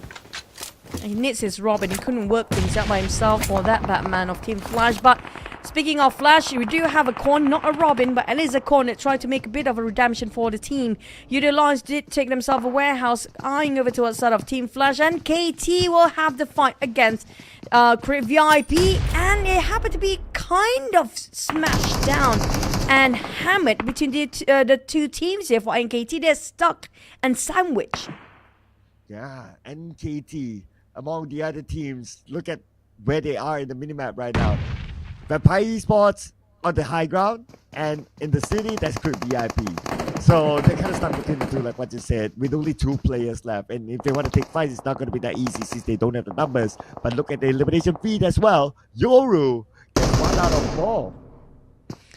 Now, speaking of NKT, once more to go. Here comes a nade flying over, just gonna duck down. Back to the side of MORPH. Separated on top of ruins. Now, TALON will try to smash down on Hulk. Hazel trying to buy more time, but that's gonna be the loss of them. And bad news is they're being eliminated quite still early. We still have 12 teams. They play themselves 13. They don't have any points for the placement. Well, let's see who will get more points after this next circle, because it's going to be huge. Since a lot of teams are playing by the rim of the circle, and when the circle goes, it will bring a big impact to a lot of these teams. Now, circle goes into the middle, and all these teams on the outside, look at them, all ready to come in. Coming in with a nade, Jabranki managed to just negate those damage away with the height, and that with those barrier, which is going to be the Dacia right across. Mokhtar, on the other hand, being shot from afar by IQOO, is going to go in for the rush. A bit of a trading, 2 knocks. 1 for each between PIGMY and Alter Ego. Rosemary managed to knock on one down. That's stopping IQOO from rushing forward by taking too much risk, taking too many bullets, while Infinity spotted out TALON on the other side. While TALON is the one on the outer side of the circle, they will need to find their way through against the Infinity. The Infinity holding their ground in this crater. They can still move in a little since the circle is behind them. Not going to be a big issue for the Infinity. The bigger question is for TALON. Are they going to take the fight head on, or are they going to rotate somewhere else? I guess they're going to take the fight head on, because if they rotate somewhere else, they could be shot down while they travel. Well, they're already trying to box them down to a sort of Infinity, and they got a bit of a crate in between them. If they're not being careful for TALON, this will be their own bane. It's going to be them regretting their mistakes. Yeah, Linux try to take as much damage and try to hold on at the same time, but lucky enough, they spot out Logan. He's on the ground. Tiger acts down. BSRE tossing another nade. A bit of swap of nades. There's a nade galore this time. Couple of players swapping in and out for their knockdowns, while Infinity leaving only got Tony to do all the job. Oh, now got 30 all alone. Yes, get out of this area. TALON firing back. Got 30 praying that he's able to make it into safety. And got 30 so fast, so good. There goes number 9. Still being shot at. Got 30 praying hard. Up to Vigo. Oh no, not in this area. Where to run? Nowhere to run, nowhere to hide. The moment he just climbed up this small hill, vampires were trying to shoot him down. Got Tony now, really, literally hanging on to his life, hoping nobody will spot him out. But at the same time, that vehicle will expose him away, while Alter Ego is on the hunt. With Tim Flash taking on Pygmy and Alter Ego at the same time, Pygmy cornered down to a 0. PMSL looking to collect more points out of this scenario. NKT holding their ground with the god defending his compound, but they gave away the information to Grid VIP. I approach the into the compound, shooting onto Vampire Esports, managing to keep at the same time while preparing for the next stage of the circle. Here comes the shots coming up to the side of Tony K. He managed to just hide himself well. Vampires, you know this terrain so well, they're abusing it at the same time. Trying to pick and slowly try to chip down the HP of the players beneath them one by one. While Vampires taking on Roy, and KT might be their next target. Same goes on the side of Crave VIP and GEEK Fam. But the God and the rest of NKT still stuck here for the longest time. They still managed to survive while trying to loot up around the death boxes laying around them somewhere. Yeah, but Grid VIP is closing in onto them, so if they want to loot, they gotta make it quick. Cannot expose themselves out in the open, but we have about 5 more seconds before we see the next phase of the circle. It will be huge for teams like Grid VIP, Vampire Esports, as well as NKT, and the circle went away from them. 2 times in a row now, Alter Ego always got themselves the circle, the last one and this one as well. If they can secure the southwest of this circle, they actually will end up in the top 5 once more, and that will actually push themselves number 1 regardless of they got themselves chicken or not. I'm not sure about the elimination so far, but we get to see a bit of Boom. They scored 2 eliminations, and Boom on the other hand getting himself quite an entry, which can be a clear path to the center of the circle. But look at the southern side. Vampires, Crave VIP, and KT, Infinity, and YOODO lines all on the southern side of the circle. Well, all the best to get to the circle, Choo-choo, for all of them. How close they are. And at the same time, Vampire Esports, they do have like at least a player within the circle that will provide cover fire. But look at the elimination feed right now. I am prone, taken down by Spider Dan. Timothy knocked out as well by Shrubs. Vampire Esports doing their work with Tony K as well. And speaking of Boom, Tony K, where is he? We don't see a lot of Vampires speaking too much, but they keep getting those eliminations from the sidelines. They're playing it smart. They're hiding themselves well while taking the opportunity whenever they have the window to open fire. While on the side of Great VIP, have to get out from the blue zone. They cannot revive Iron Pro. Too much at risk. While Putra try to fight himself into the center. Vampires now taking on Iron Pro, stealing away from the abandoned church on top of those hills. And now Great VIP from the full squad, leaving only Putra alone without a circle. Boom Esports joins in onto the high ground where Vampire Esports is at. This is going to be the clash of giants, ladies and gentlemen, between the 2 big boys here. But TALON from afar just has to put it. And Tony K finally got knocked down, but I don't think it's a problem for Vampires picking back up. TALON, Yoru, here comes. You mentioned about Yoru being the most valuable player for TALON here right now for this season. Can it actually fare well here with this lineup? Vampires on the other hand do have a solid compound, but will not be there for the longest time, since they will have to leave soon either way, as stage 7 later on will not comprise of this side of a map. And GEEK Fam bounce out at number 9 with 4 eliminations. While we look at the blue, moving on to the circle. Anytime soon, Spider Tan goes down to Stone. And Nuzi went down, Shots went down as well. Looks like Vampire Esports falling apart. But the team that fought apart before them is going to be NKT, eliminated at number 8. But the team that's doing well right now, Boom Esports, 5. They are dominating and make that 6. 2 Thai teams going down back to back. And KT, I respect them. They're holding on so long despite being sandwiched by so many teams early on. But here comes a team that used to be the champion, which was going to be the last season champion. Boom, having some struggles to keep the boat afloat. While Create VIP portrayed is going to be the last player surviving for the side of Create VIP. Same goes for the side of Infinity. There's going to be solo player remaining. While Boom do have a duo, Yummy can revive and try to divide and conquer at the same time. Tunny, on the other hand, still lost so long, despite he was running away from all those wars early on. Look at this, high ground frenzy now has the upper hand against the VIP below them, and as well as TALON. Nice long range spray by Frenzy to knock down Linux. Red face from MORPH angle on the other side of the circle. Now he does not have a vehicle, so he has to track in to the circle by his own. Boom Esports in a similar situation, but at least they have one player in the circle as a marker. They do have the numbers, so it's not impossible for the side of Boom to just bulldoze themselves into the center here, which they're planning to do. So dropping the nade to the side of Infinity and TALON at the same time. While YOODO Lions do have those rocks to take covers from. The couple of rock structure will play so well for them at the same time with this overexposed field. While Yummy May do have those high grounds, but the problem is he can't spot them out with this curvature of this geography. Right now it's not working out so well for Yummy May. But he doesn't have any more utilities on his hand. Inside of his pocket, there's nothing left that's zero except for his gun and his weaponry. That's it. That's going to be only the rifles to put up all the work for the side of Boom.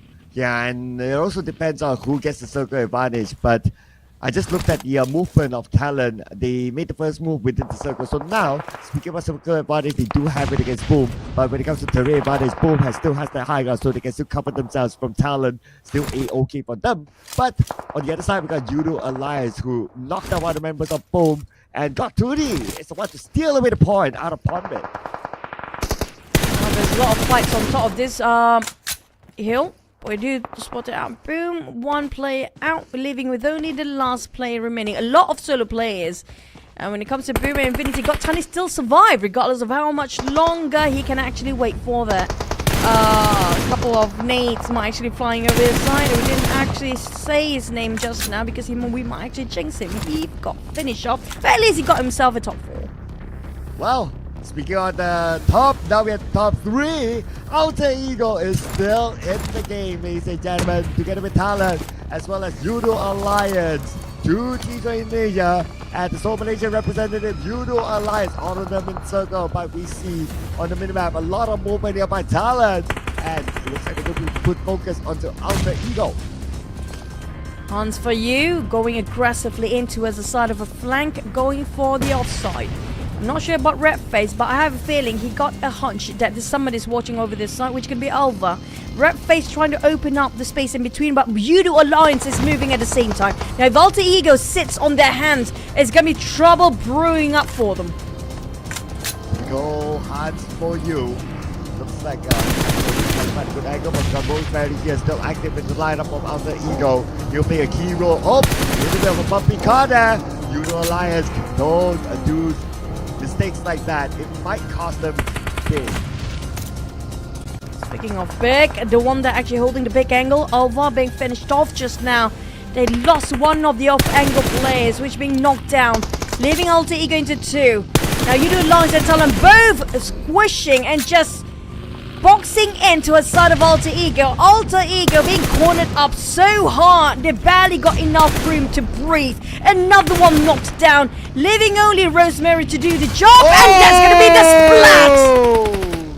By Jimmy! Splatting Rosemary! And now, it's between TALON and YOODO Alliance. YOODO Alliance with a higher advantage against TALON. Standing on the lower ground. But TALON, they do have a good spread though. Both of them in the circle, and we're moving to stage 9 soon. It's going to be a 4v4. This is going to be the perfect ending that we'll be hoping for all this time when it comes to the first in wrangle in the entirety of the league here. First day of the league, in fact. YOODO Alliance versus TALON 4v4. Can we see the best of Red Face? And can we see Yoru fitting into TALON for this season? Oh man, both of them still active, but look at TALON's eliminations. Already 9 eliminations for TALON. While on the other hand, YOODO Alliance on the other side now, they're making their move. The circle will start to close, and we're talking about stage 9. But the circle will close entirely. Jimmy will gather information, and now he has a chance to get across, but Red FaZe in the off angle will shoo him away. FaZe, I miss the reckless Red FaZe here, but his utility is running dry at the same time, leaving only one molly and one flash. That's it. All that he can do is just going in, just rushed. And while on the side of YOODO Alliance, barely got any covers. Quite an open street even, but they do have enough to cover themselves. At the same time, smoke's been popped up. Now Yuri, he will try to boost himself. That means the only thing that he has in his mind right now is going in for the rush. Here we go, Linux trying to hold his ground, but he's on the lower ground, so he does not have the vision against a YOODO Alliance. But one player of talent opening up the off angle. We can see that Linux is trying to do something interesting from the side, and YOODO Alliance might not know that he's there. TV is still circling around, trying to bait out the members of TALON, but TALON not falling for it yet. Trying to bait all the players. Position for YOODO Alliance, spotted out Misery, but didn't spot it out there. Flanks first, Yuri drop a big one. That's the green light. That's the entry. Will they go in for the rush? Not yet. Oh, they spot another one. Yuri finish off Olio. This is the time. Plays a finish off on Igloo. Yo!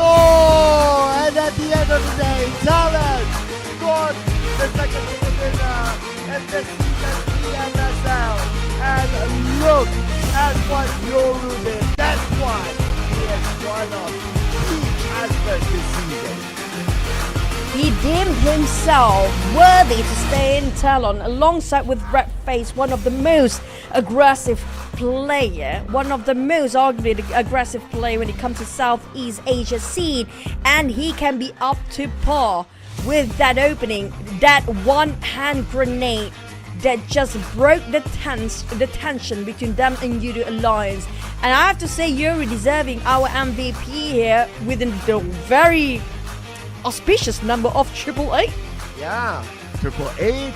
And also lucky number 7 eliminations, throws used also 17, damage received 170, 7 everywhere, 8 everywhere, auspicious numbers for Yoru, who's making his debut today for TALON and showing why he is one of the most sought after players after his playing time in MORPH GTX. What a player here inside of TALON. I'm sure the Indonesian fans, the TALON fans will be excited to see him coming up with more. And of course, he is Don, the MVP. That was a golden nade to toss over the side of Yuri just now, winning them this chicken dinner. And not just that, he's got himself quite a huge number, high kill volume of those eliminations. A lot of headshots coming up from this side with equally, equally just going in for the numbers when it comes to his body, lower body side, and the headshot as well. But when it comes to team play, I have to say they are building up a chemistry that's pretty much can go for the championship this season for TALON.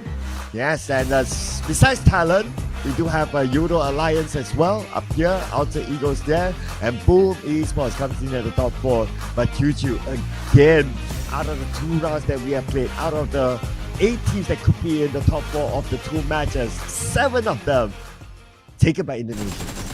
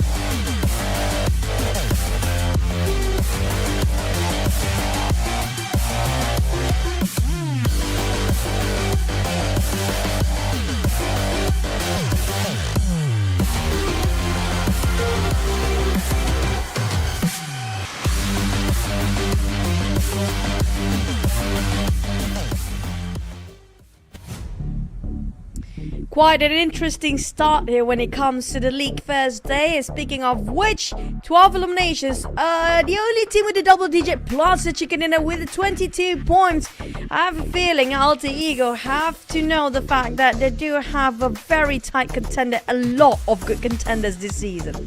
Oh man, I absolutely agree. It's really, really exciting now. Though we're only 2 games in, but we're already seeing some amazing plays now. Other than that, the Thai teams are still somewhere there as well, hopping around, floating around. The Infinity, Vampire Esports, and NKD just next to each other when it comes to points collected. But on page number 2, PIGMY from scoring a chicken dinner. No points at all this round. Well, PIGMY is a team that need a bit of warming up to do. We've seen that before, but when they actually start their engines, when cylinders all out, they will be really hot to handle by the teams. But the one that's concerning for me is the trend of YOODO, just like how they did in last season. Feels like having a rough start. Hopefully it will not be the same ending as they did last season. But Alter Ego being pushed down, Cloud and Talon taking the #1 spot. Well, Talon, after 2 amazing rounds, look at that placement points, 16 points there with the most eliminations as well. And other than that, MORPH is there, PIGMY is still there, and Boom is there. Basically 1 to 5 is Indonesians, and that is all the Indonesian teams in this round, all stacked up each other. And where are the remaining 2 Indonesian teams? They are in a different group. So tomorrow they will be playing as well. But on the side of the second page here, the teams are still ended up, at least we don't have a 0 for the start of the day. Everybody got some points. The least is going to be YOODO with only 1 point for now. Yes, and YOODO gotta find a footing, especially with the 2 games that they played. Both of them very, very early fights in which they did not win. Probably going to consider to change their drop spot after this. If they still want to contest for it, fine. But they need to make sure that they are able to win fights.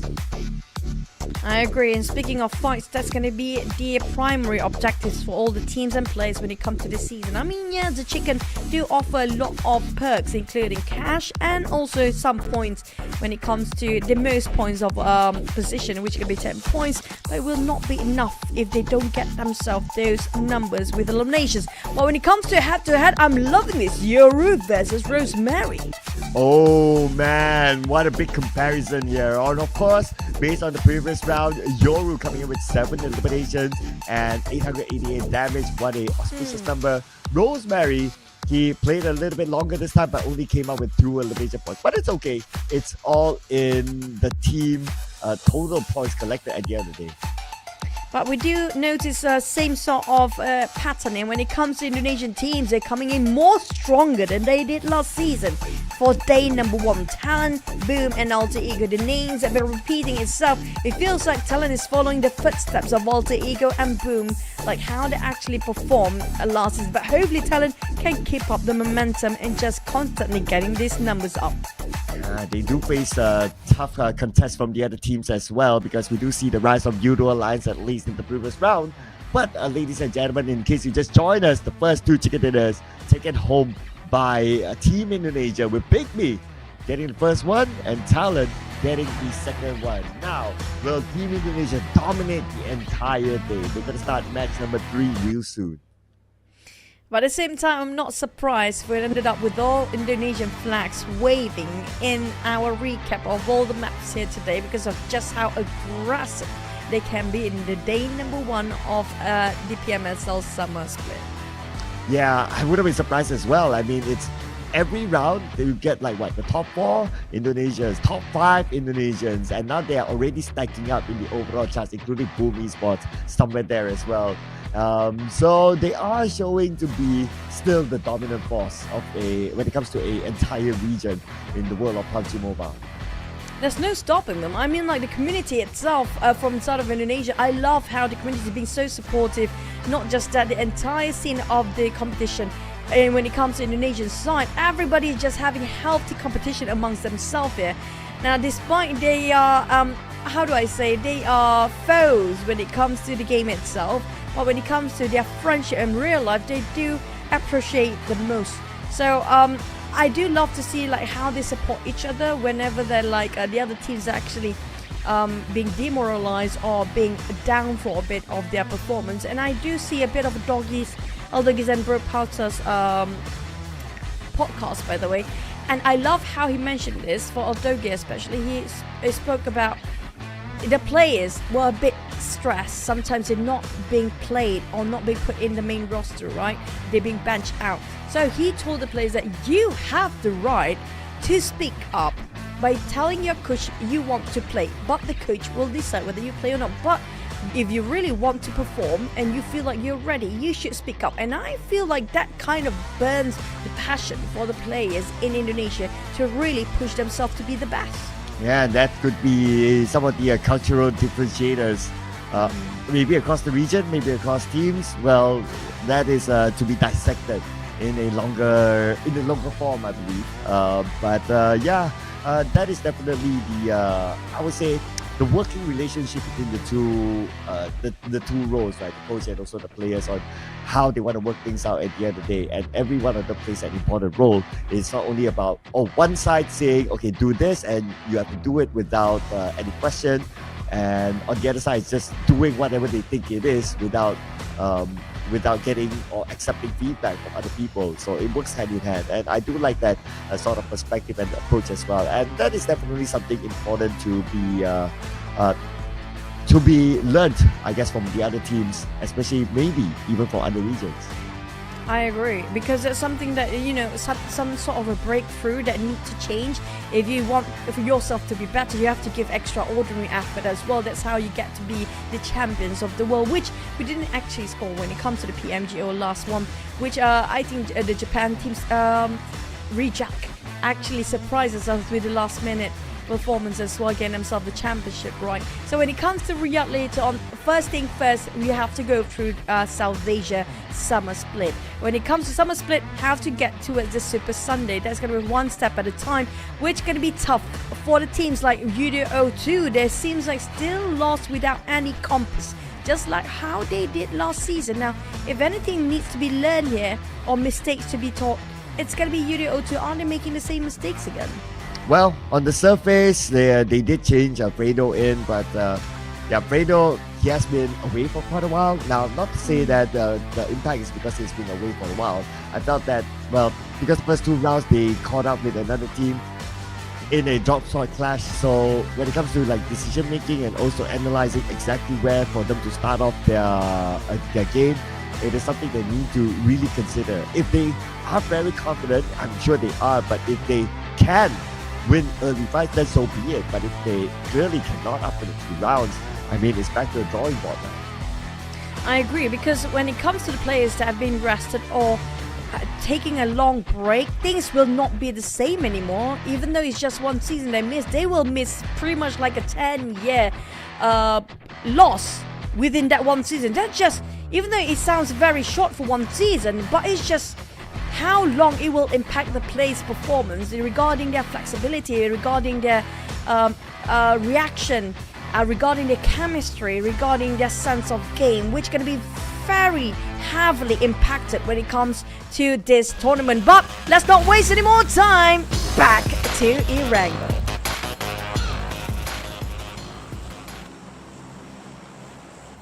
Back up to Erangel it is, ladies and gentlemen. And as for our discussion regarding YOODO O2, let's see if they can, if they're able to do something different this time. Of course, Sanhok is only one game, and that's fine. They'll probably fix it up again tomorrow. But for Erangel, it's been played again. So let's see, are they going to repeat the same thing again, or are they going to come up with something else? Now, we might actually being branded as hypercritical at this point, since it's quite early for the first day, but the first step of everything will set the tone for the rest of the day and the rest of the tournament. It's just how important the first of everything down there. But speaking of which, Cloud, we did have quite an unusual circle, which was north of Pochinki. Usually it's going to be south of Pochinki, or the right side, or the south of school. But we do have in between ruins, and the last one was Pochinki. And today's circle has been very unpredictable. Yeah, especially the Sanhok one. That was insane. That was crazy. Yeah, that was out of this world. But speaking about circles, we got a middle circle earlier on to get whoever got Pachinki. That's pretty cool. But this time, I can see a repeat inside of Pachinki. We're going to see again Grid VIP as well as Vampire Esports. But this time, without the circle, so they must end the fight. Do have a bit of Northern Circle pop just a tiny bit just now. Only a couple of seconds for us to have a glimpse on the side of Grid VIP versus VPE. Now, VPE, they had quite an early skirmishes just now against the Creep VIP, but it happened to be a stalemate till the end of it due to the circle shifted towards the side of Pachinki. And this stage right now, we do have a Northern Circle 0 to none for the chances the circle to end up in Pachinki once more. So Creep VIP, they will want to take this fight. Yes, Grid VIP, they're on the northern side, and Vampire Esports is on the southern side. So who has the better amount of loot? I guess it's kind of 50-50 between the two. It's just that individually, Grid VIP seems to be moving around the houses a little bit more. So they're probably having a little bit more loot than the members of Vampire Esports. It feels like Creep VIP, they want to go for the fight, but due to the silence treatment shared by the side of Empires, not giving away any information at all regarding the position, kind of making Creep VIP a bit hesitant to go in for their advance towards Vampires. Now, Vampires, they know how to play the silent game when they need to. On the side of MORPH, we did mention, and early on, Zero has been at his best performance when it comes to day number 1. Sublime even for the side of Zero, but the rest of the team, Hazel now trying to catch up with his teammate. But YOODO too, this is their opportunity to make something out of this. Yeah, another early fight inside Severny against a MORPH. Round 2 between the two of them. But this time, YOODO 2, at least they still have all their players. Now, it's all about overcoming MORPH. Since MORPH, they should have the mentality upper hand. Speaking of upper hand, they don't have that much utilities. Not even the grounds even. Hulk do have a couple of smokes, while YOODO too, I'm not sure about their utility as well, but barely got enough, I guess. Hopefully their bullets will sustain enough. I'm not sure where is the fourth player of YOODO 2. We both actually have a bit of tongue twisted between those YOODOs. But MORPH Hulk will take the front line. They have very little amount of utilities. Feels like nothing to be connecting, and it feels a waste at this point. Well, let's see if the waste will be able to turn into something of a reward with all those days, probably forcing them to push back maybe, or at least mentally scar them. Now Adipo is going to send one across as well, up onto the second floor. It does connect out to Flippy, but Flippy is not knocked yet. He is damaged though, but he can easily heal up. You can see the nades flying. Fredo just closed the door at the perfect time. Hazel going for the flank, and their bullets not so much. Level 1 of gears. Don't have running dry of their utils here. Nothing to toss around anymore. No more hand grenades. It's either go for the fight or just go for the flight again. Helmet not even on, kid. They barely got enough gears. Not even completing their loot yet for YOODO 2. Well, on the other side of MORPH, they do have better gears than they do compared to YOODO. Yeah, they had more space to play with if we look at the overall space of Severny. So now what is actually holding them all back is the fact that they have the circle. So they have the time, they can take their, basically take their time, and they're not pressured by the potential of the blue arriving on them anytime soon. Unlike the previous round, they did not have the circle, so they have to make it fast. But now without the circle, now with the circle, then that's why we see a very different pace this time. But it's painful to watch. To watch. If they happen to wash is another thing. Yes, they might actually wash those people out, because more Flippy going in for the rush. Might try to flush them out. Going in with a shotgun as well. Now they need to wrap things up quickly, because the circle happen to be on their side. There might be another team, but Ali boy! Oh, he's running around the bullets! He doesn't have a secondary weapon, down to 7! He managed to knock on 2! Now YOODO 2 fighting back on the MORPH. MORPH only left with one player on the other side. Now they're going in for the rush in onto Hazel. Hazel all alone, and YOODO 2 finally won their fight clean. Oh, with very low bullets. At least they got himself a couple of upgrades with those gears laying around those death boxes. It was really nerve-wracking ending just now with barely enough for his Scar L. I mean, like, that was incredible. But on the side of MORPH, that's going to be detrimental. Even that's definitely a wake-up call for them not to underestimate the enemy just now. But on the other side of the map, we do have some teams migrating over towards the northern side. And at least on the north, I think Savannah is only going to be that 2 team, right? At least now they finally can peacefully loot themselves up for the side of YOODO. Yes, finally. And with the 4 points, they multiplied their points by 4. But for Vampire Esports now, looks like they have it up ahead against Grid VIP. With the 1 knockdown, that is a signal for them to cut across to find the other members of Grid VIP. Iron Pro now down on his knees with Putra behind him. Comes another nade flying over, but not clearing anybody inside of that compound. Tonic is just being careful. We're trying to find for the one that big knockdown early on, which is going to be Iron Pro. Crit VIP Bill now responding. They all will regroup towards the knockdown members, but will it be too late since it's quite far from them? Well, Putra fighting and just knock on finish off Tony K. A clean execution and that with those DBS. Oh, Straps now with the nade. Sending it across out to Putra. Straps is very low. He does not have any healing abilities as of now.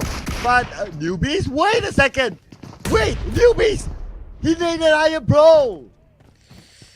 Sabotage.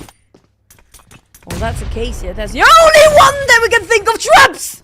Oh, that nade just making it so hot to watch on Crit VIP. A perfect execution, even a Kobe at that.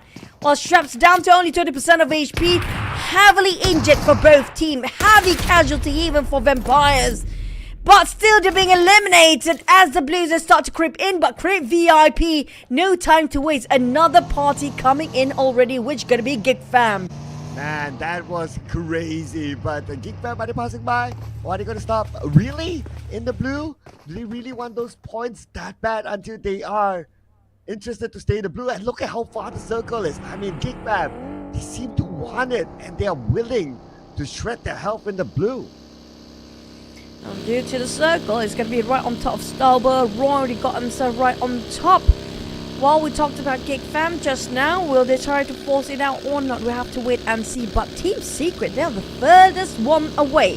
While the other teams will start to fight into the center, I think Team Secret just managed to leave SMB during that time. I don't expect them to come nearby the circle anytime soon. Yeah, taking the time from Novo and regular drop spot. Lucky enough for them, BTR is not playing. But not so lucky for Crit VIP. From one team to another now, GEEK Fam, just as when you thought that they might want to let this go and focus into the circle when the circle is that far, but nope. They still want the points out of Crit VIP. For Crit VIP, they barely had enough, but lucky for them, they did score themselves those boxes before. They're fighting against MORPH previously. But they just didn't wrap things up a bit sooner. If not, they already leave this compound by now. On the side of GEEK Fam, they're not willing to jeopardize regarding their position in the circle. They will leave now, despite they spotted out the players of YOODO. That's going to be a lucky day for YOODO to leave for another couple of rounds or couple of stages. But we might actually have another skirmish here, Cloud. Here we go. On this high ground. And we do have Team Flash here preparing themselves for the incoming Infinity. But looks like got truly knocked out by Quark. Oh, they are definitely well prepared with Tiger X now. His vehicle punctured. And now the buggy is unusable. He has to abandon it. Speaking of abandoning, they might actually have to abandon the entirety. For Infinity, they need to leave here because they're not really in the best spot there is, but they can actually hold just a tiny bit as their second or third checkpoint possibly. But TODAK, if not for that, and KT always got themselves in a trap situation, always being sandwiched and cornered down. Here we go, Lynx at the lower ground, lost that fight. The God circling around with the 1v1 and the God! Got another knockdown onto Iftar. He has to heal up quickly. Real with the nade across. Real tries to cut across the slash. But Mr. Joe is there. The God still goes down to Real with the DBS. And the Real will seek revenge. Iftar will be saved. Real hoping nobody will try to spot him out, but Mr. Joe will not let them go. Mr. Joe going in for the kill. Mr. Joe is coming. Just keep it going. But TODAK, on the other hand, popped the smokes, hoping it will buy them time. But Mr. Joe just randomly sprays. Oh man, Mr. Joe. Here comes the nade to finish them all. Another one to just confirm it. Oh, the nade. Not that trajectory, not like that. Oh man, the turret just doesn't favor the name, but okay. This one nade landed onto Efta! One nade to get them both. Mr. Joe, remember the name. A big discount day for Mr. Joe. Despite he misses a couple of sat grenades early on, he made it through in the end of the day. NKT rising back up, spot out real. Hey, what? Hey, he missed that. He didn't see that one. He didn't see the one that carried the members. Mr. Joe, he's greedy for the one with the vehicle. Oh man, but now will he be punished for his greediness? Tom will be on the high ground against Mr. Joe. Mr. Joe behind the vehicle, but Mr. Joe being shot as well from behind. And Tom will be the one to get revenge for his teammates. NKT eliminated at number 13 with 1 elimination point. And Mr. Joe, despite his beautiful name, they only got 1 point out of that. That's definitely on top of his crosshair just now when Iftar being carried by his teammate. We definitely saw that one. But unfortunately, he just tunnel vision towards the vehicle and that cost him his life as well. Well, they're done for those fights just now, but we do have another going on. PIGMY got himself first chicken of the day without any sweat being broken off.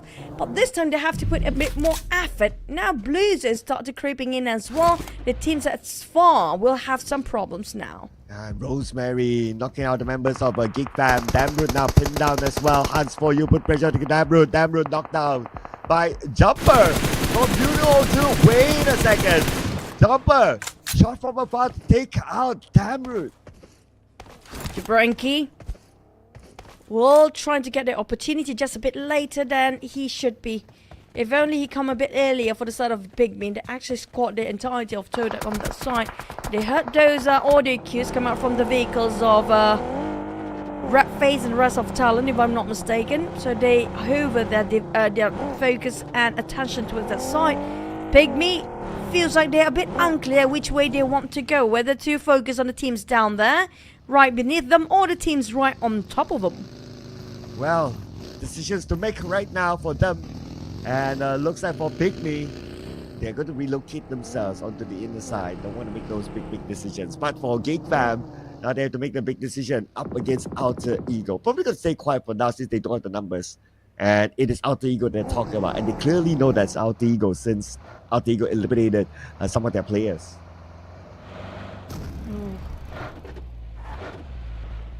Do have a bit of problem for VIP. How to get themselves on top of this hill now. They have so many players of PIGMY watching this side. The Blues are burning them off alive.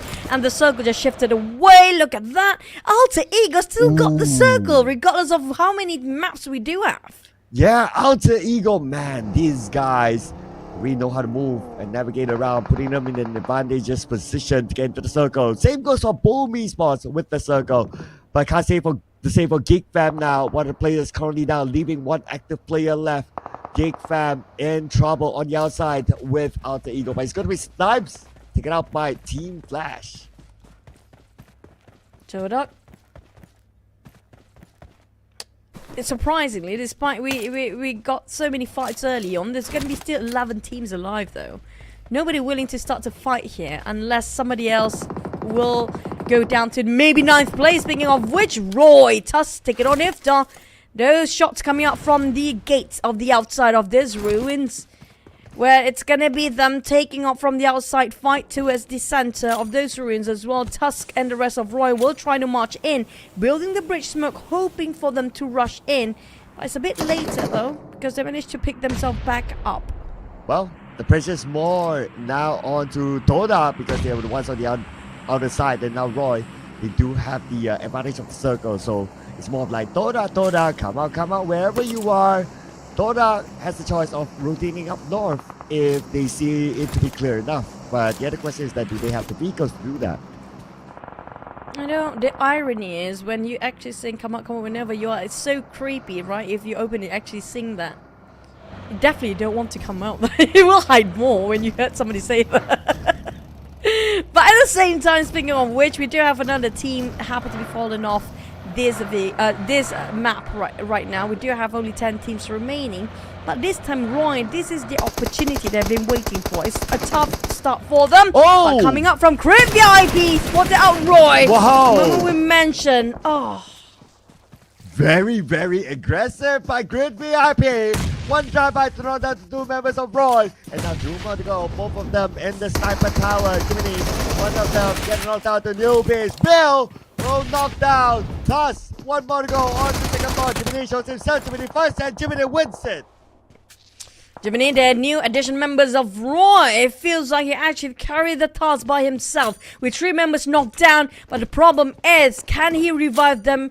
In the meantime, while the other teams are circling around Roy's as well, he picked one of the members up first. I don't think it's going to be Noah. Was it Noah first? Because Noah's the lowest HP down there. While TODAK going in for more. They are dominating across the board. The highest of the nations by far by TODAK. Goes made by Conte. Wow! That is one of the most accurate nades I have seen. Beautifully executed by Conte, making popcorn out of final member of GEEK fam. Chef Kiss down there, perfect one. But will it be a perfect toss again for the side of Talon? Misery, YOODO are here. Kwang being spotted out. Who? Alter Ego from behind. I mean, Talon didn't even break a sweat, but they definitely know somebody is down there. It's going to be Alter Ego and Kwang being finished off. Team Flash, I think, was it the last member? Possibly is. But the rest of the teams are still remaining. Oh, not really. They still have Ghost to knock down Quanti and Batman as well, which is going to be Woonty. They play themselves quite separated amongst each other, but the problem is how to get to the circle at this point for the side of Team Flash. I was looking at the circle earlier on, and I find it ridiculous the fact that Alter Ego and Boom Esports still has the circle now, especially for Alter Ego as they're on the chase onto Talon. But Talon with the full squad as well, they will be looking to add to their point count to maintain the gap between them and Alter Ego. Can they capitalize over this side? Misery taking those high ground, but the moment we mentioned about Talon, YOODO being knocked down, which Batman finally find a bit of a loophole on the side of Talon's lineup here. But the problem is, they do have this high ground advantage on the side of Talon. Misery, can they actually put up the work to the side of Team Flash? Red Face on the other hand trying to shoot them away as Alter Ego smash down on Team Flash as well. Team Flash sandwich between Talon and Alter Ego at the same time. Well, here we go on the other side of the circle. The challenge is for Talon to either try to get in or to get even in there, depending on where the circle will go. But for TODAK, they are still on the outside circle now. Real is together with Iftar, but Iftar is bleeding out. Not sure if Real will have time to pick out Iftar. But look at the elimination feed right now. Red Face will be knocked down. Balak from Roy spots out Talon. Spray, and Balak will secure that point for himself. Balak, the scary nun, they say. Here comes haunting over all the players down there, but Misery, I don't think he spotted out the rest of Roy, or maybe they did. That's why they divided the attention other than just Team Flash just now. Talon having some problems with Valak giving so much problem to the side of Misery. Shutting down Misery is going to be the biggest problem for Talon right now. They don't have eyes watching those high grounds anymore.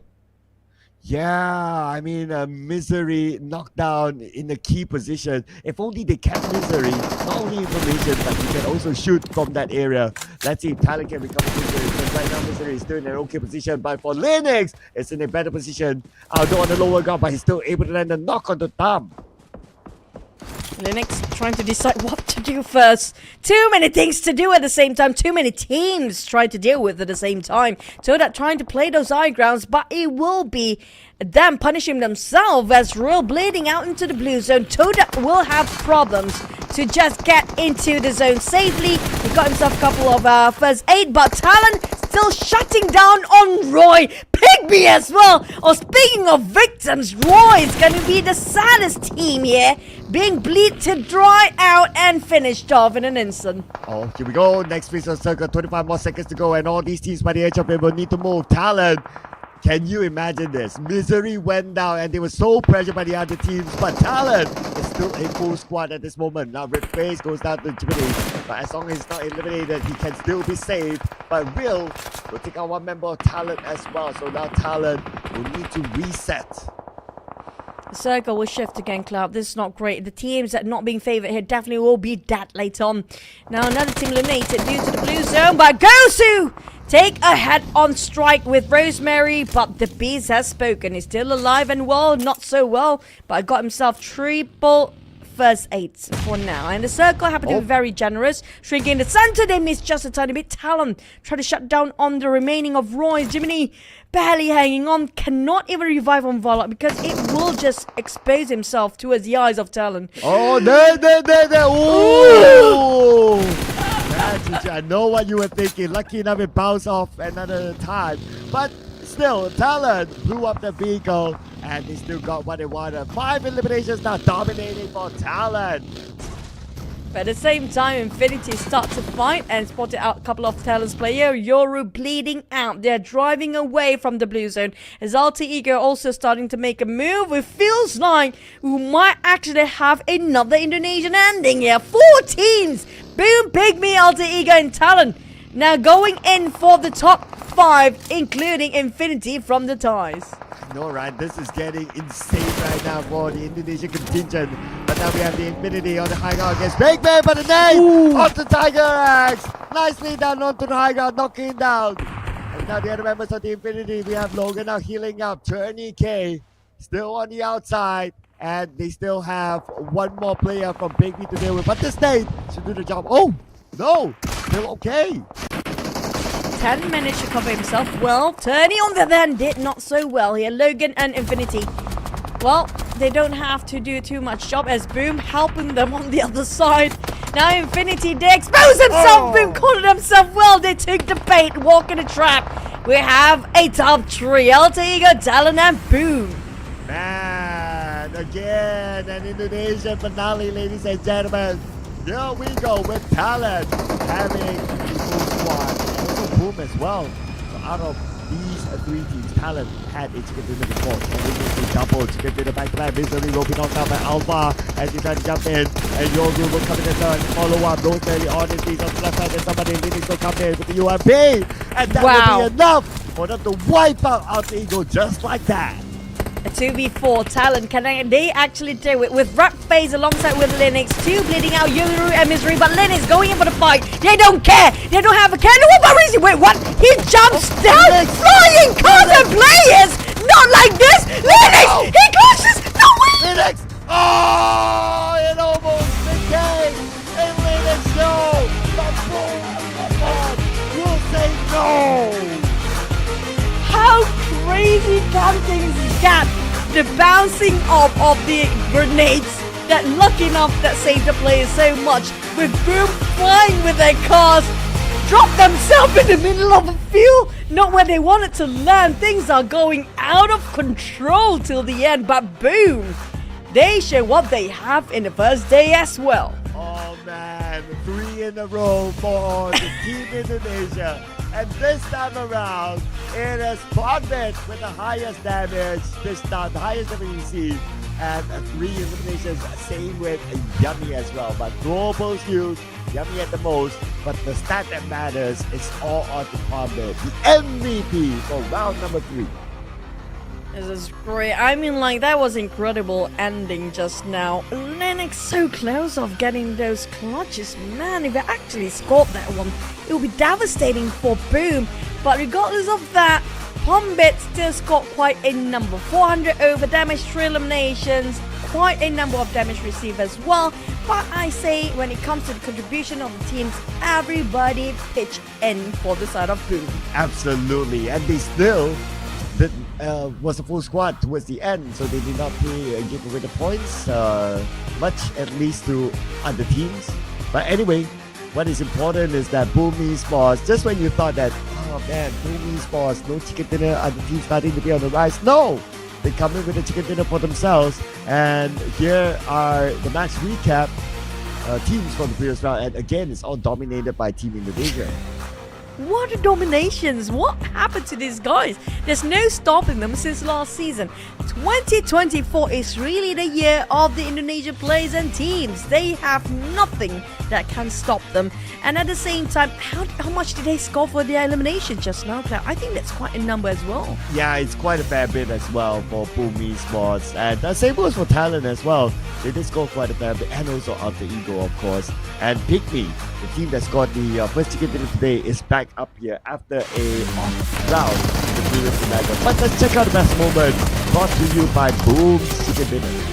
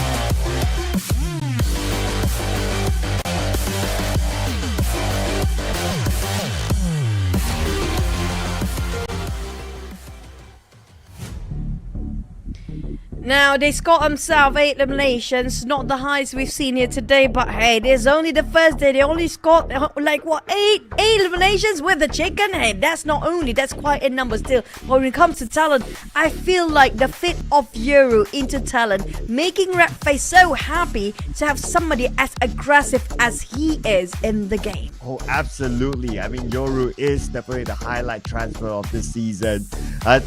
Another thing I wanted to point out is that it has been 3 rounds, 1 to 4 in the match rankings. It's all Indonesian. That is how crazy it is. Okay, there was once maybe YOODO Alliance. Okay, yeah, once YOODO Alliance, but other than that, it's all Indonesia up there. That's crazy. Well, it will be even crazier if we ended up finishing day number 1 with all Indonesian teams finish off all 6 maps here. If they can actually deliver that, I have nothing else to say, man. I mean, they have 8 teams in total for the Indonesian team. Everybody got themselves Scottish chicken today. Why not? Now, when it comes to the second page, some teams do have a bit of shift of play. YOODO to definitely have a bit of improvement. Quite an impressive one even. Within a day, they managed to push themselves up. But MORPH, on the other hand, the only Indonesian team that actually plays themselves at the very bottom here. Oh yeah, that's quite an interesting stat there. But despite them being down there in the match rankings, they're still not bad. They're still on page number 1, right?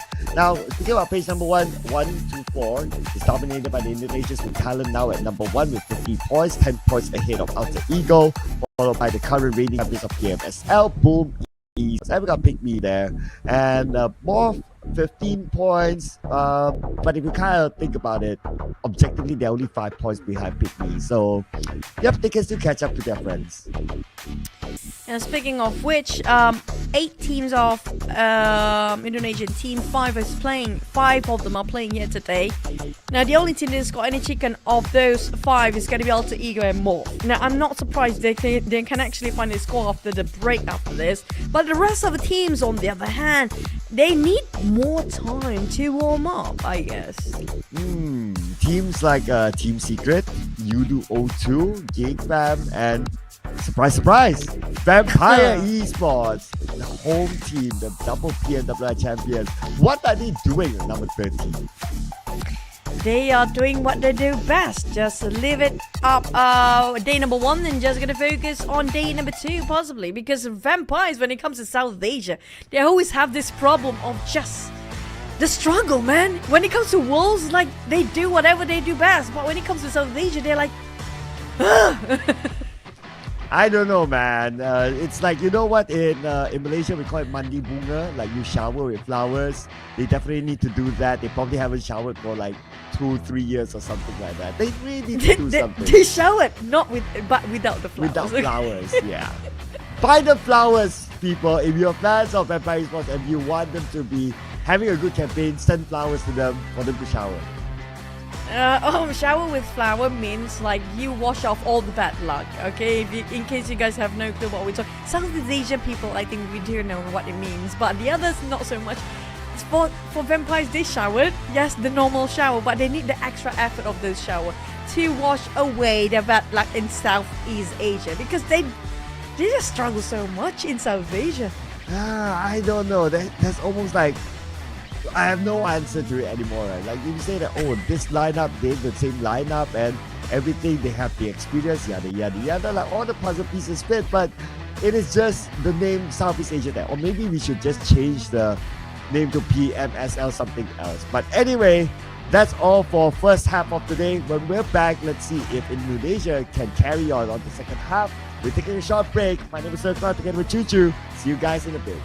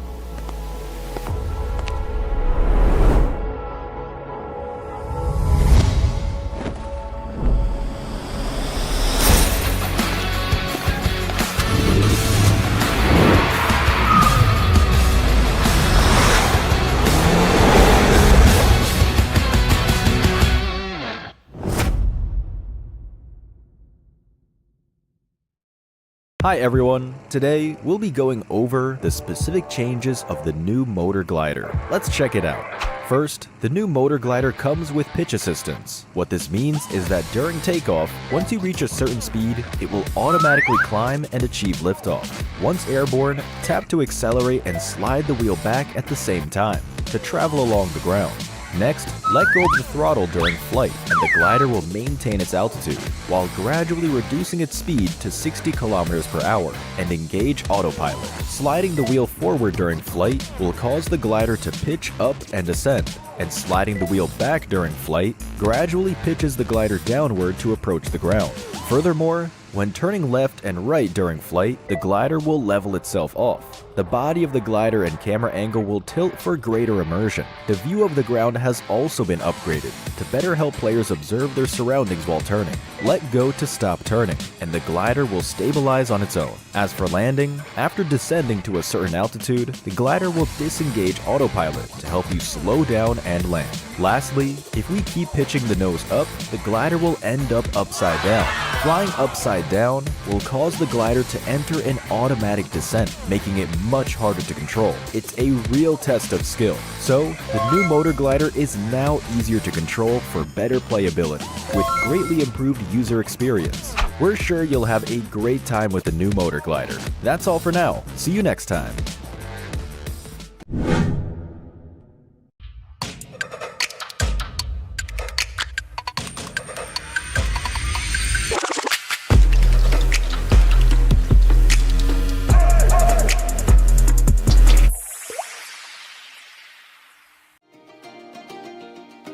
Wow, what a lively sky treasure ship! So many lights and people. Yeah, every shop is full of color. Let's look around. Welcome to the Golden Moon Cloud Market. Haha! You can light the ship's magic lamp each day to get paradise tokens. During certain periods, there will also be a lucky box drop. The Sky Treasure Ship contains loads of great gifts. Come peruse the various stores and go home with your bags full.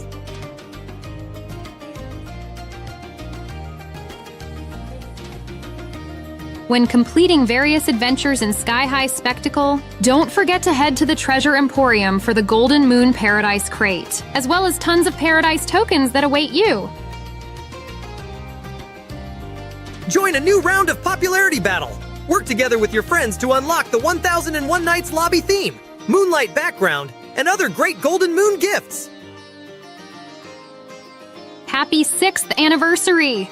Here! Not only can you revisit your past year's game data, you can also play a 6th anniversary exclusive target shooting minigame. Head to World of Wonder to check it out. While playing, you can redeem the 6th anniversary theme song as well, the Palace Musician set for free. Awesome!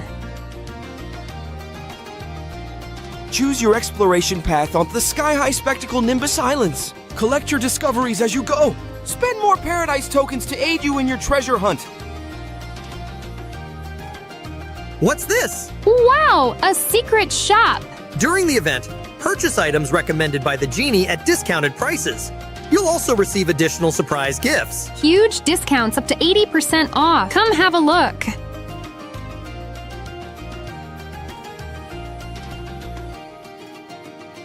What are you waiting for?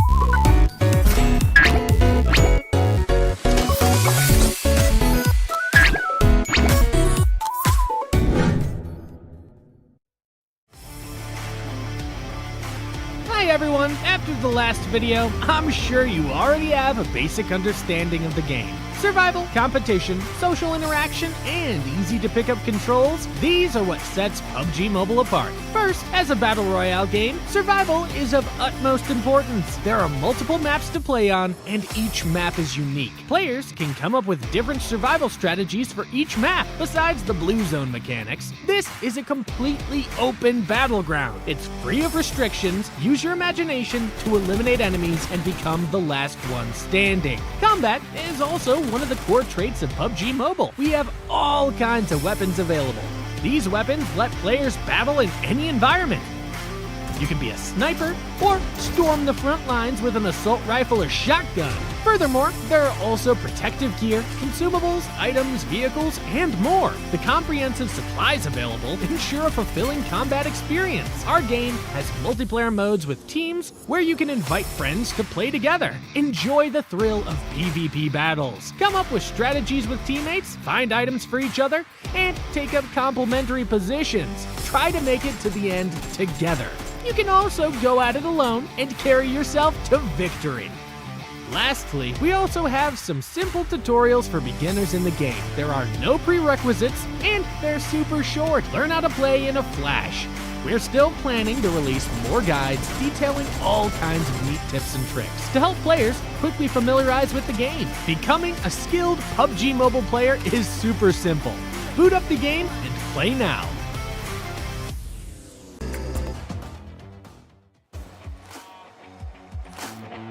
Ha.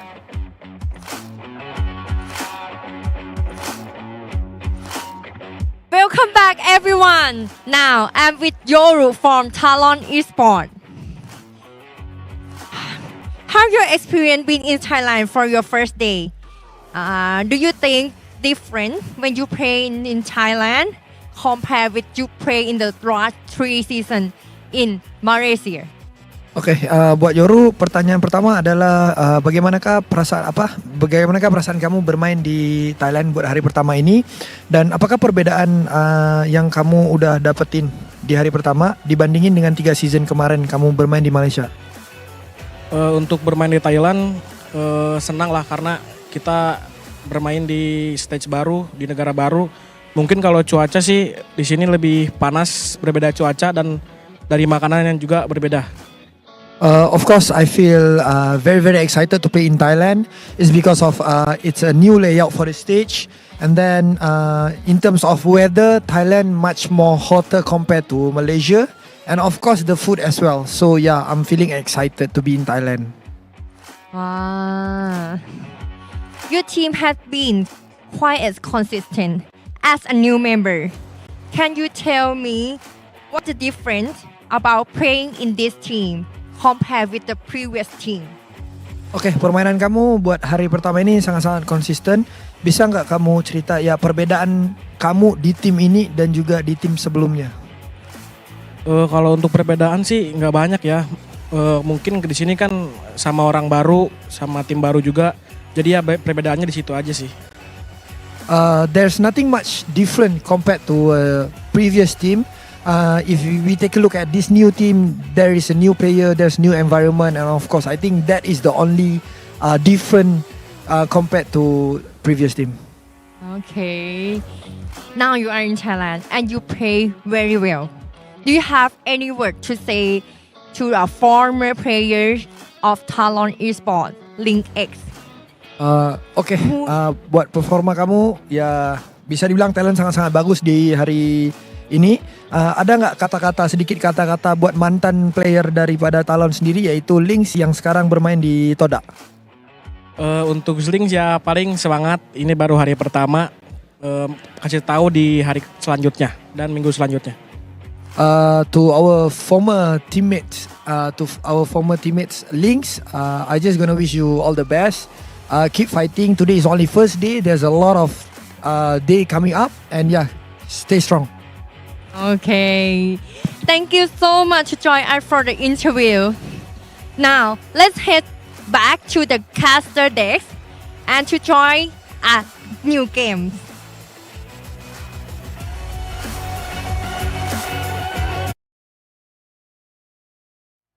So that was quite an interesting interview with Yoru awkwardly giving out the message towards the player that he's substituting in, and like, I'm warming your seat, bro. But at the same time, there's gonna be a twin tower with Yoru being the bridge man.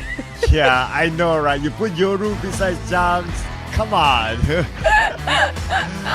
But we're gonna put Rosemary beside Real here with the exact same pose. So far the head-to-head between the two of them in the previous round, 3 eliminations for Rosemary and Real, the new player of TODAK with 2 eliminations. Pretty similar to each other. Yeah, but when it comes to performance-wise, they're still on the same board here across Alter Ego, TALON, BOOM, and TODAK. But speaking of top 4 fraggers, we have to give it the domination of the Indonesian team here today. Will they finish off the entirety of day number 1 with all the flags of Indonesia waving? Yes, it is an Indonesian day today, ladies and gentlemen. But we need to wait and see if the streak continues on. But if we were to look at like the smoke specialist, even putting aside the points, it is still Indonesian up there. Outer Ego, 50 smokes used. And who's the closest one? Roy, 26. It's almost double the amount of smokes used by Roy. But if we compare Alter Ego 50 within just 3 maps, compared to the lowest in top 4, we're talking about top 4 here, 16. That is like what, almost 5 times when it comes to 4th place to the 1st. But next we're heading to the last hit ringer of the day. First half domination of capitalized by the Indonesian team, TALON, PIGMY, and PRIM. We're waiting for MORPH here right now.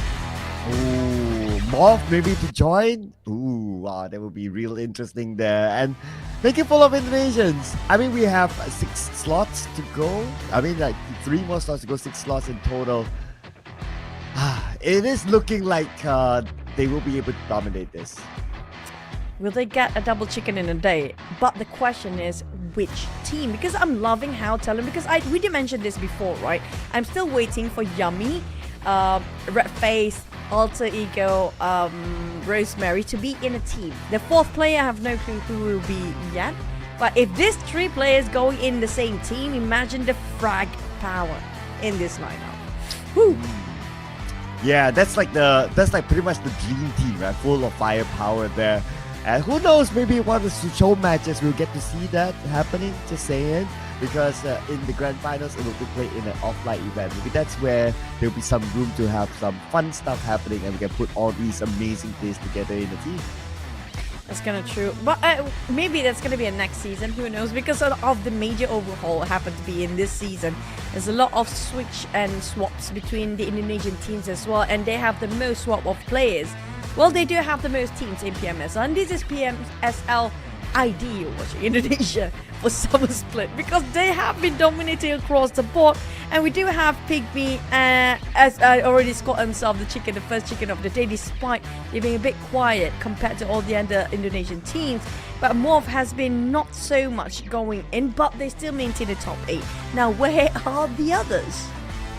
Yeah, besides the Thai teams, we did talk about them a fair bit. And the Vietnamese teams weren't that shiny as well. I mean, there were moments like, okay, we saw Team Flash doing something, like they take good positions, they take good long-range shots, but that's pretty much about it. I don't recall seeing them taking like, okay, crash into a compound, win a hit-on fight, something sexy like that. It's always like very cautious, well-positioned shots that they took. Yeah, I agree. But the one that we also have to highlight, not just Team Flash, Roy has been aggressively trying to engage with a lot of fights. But the moment they being eliminated, surprisingly, despite we saw so many fights early on, Roy being eliminated around the like double-digit placement still, despite so many fights early on. So Roy, if they can actually just, calm a bit and not engage so much in early skirmishes, they do have potential getting into more points in the game. Well, they have 3 more games to go if that was considered a warm-up to stop warming up and start turning up the heat, including the GEEK fam as well. With the inclusion of Mika back in the lineup together with Audrey, yes, it is thought to be that those were the 2 players that will bring them to a rise, but yet it is still pretty much there. But here we do have our first substitution for today. Dimsy is going to make his debut. And also, speaking of Dimsy, we do have Achul who has been playing for the entire day on the side of PIGMY. Dimsy is also another player that been picked up for this season, a new flashy rookie player that will shine or not depending on the next Erangel. So I love how they're rotating their players for the Indonesian teams specifically. They love to rotate their players just to make sure everyone have equally exposed and gain experience throughout the entirety of PMSL. That's how they grow amongst themselves. And despite some players, like example for Team TODAK, they picked up one of their players, Lynx from TALON previously. We had in the interview by YOODO before. Even though he's playing for a different region or he's playing for a different team in Thailand, but look at the support. Such a great support and team between themselves of Indonesian players. Despite they being on the different teams and in Malaysian teams, in fact, they're still giving so much support among themselves. Yeah, to a certain extent, like they sometimes do team buildings together across teams, so that happens as part of their culture. And I don't see that with other regions. I know Thailand, they don't really do that. Malaysia, maybe not, but for the most part, not as much, or maybe not as well. So they are clearly playing in a different type of culture, not only within themselves but also across the team. So maybe that's something that the other teams can also learn from in order to be one of the best teams in the region. But here we go, game number 4.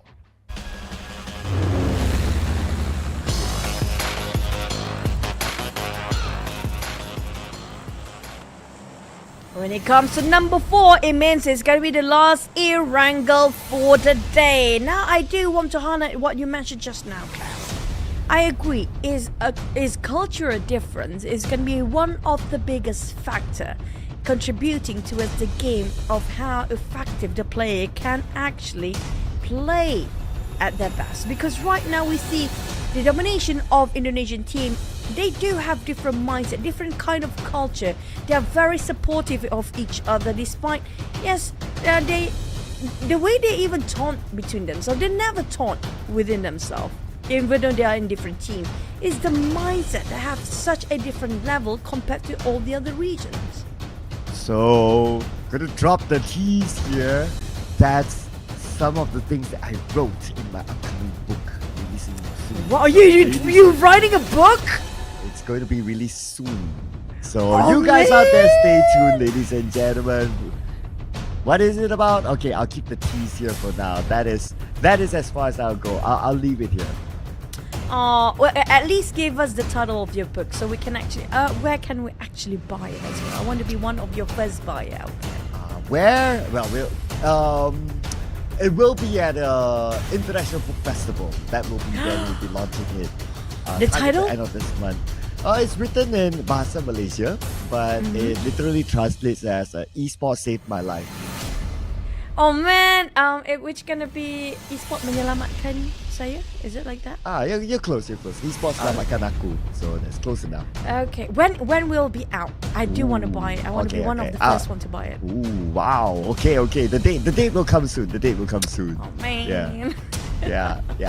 So we're still locking in a few things, okay? But the date will come soon.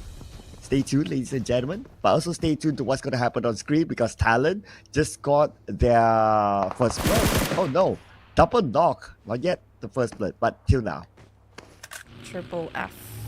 But speaking of Talon, we did just overpraise them just now. It didn't work out well. We might jinx them. So that lost 2 players. Now NKT, early skirmish again. Since this is going to be the last wrangle, everybody start showing their fangs out here. Oh, wow, and again, Talon opens up big. But looks like TODAK, they sort of fight back. But taking out one member of Talon now, Linux. Ooh. Okay. But the follow-up has to happen right now. Misery, wait a second.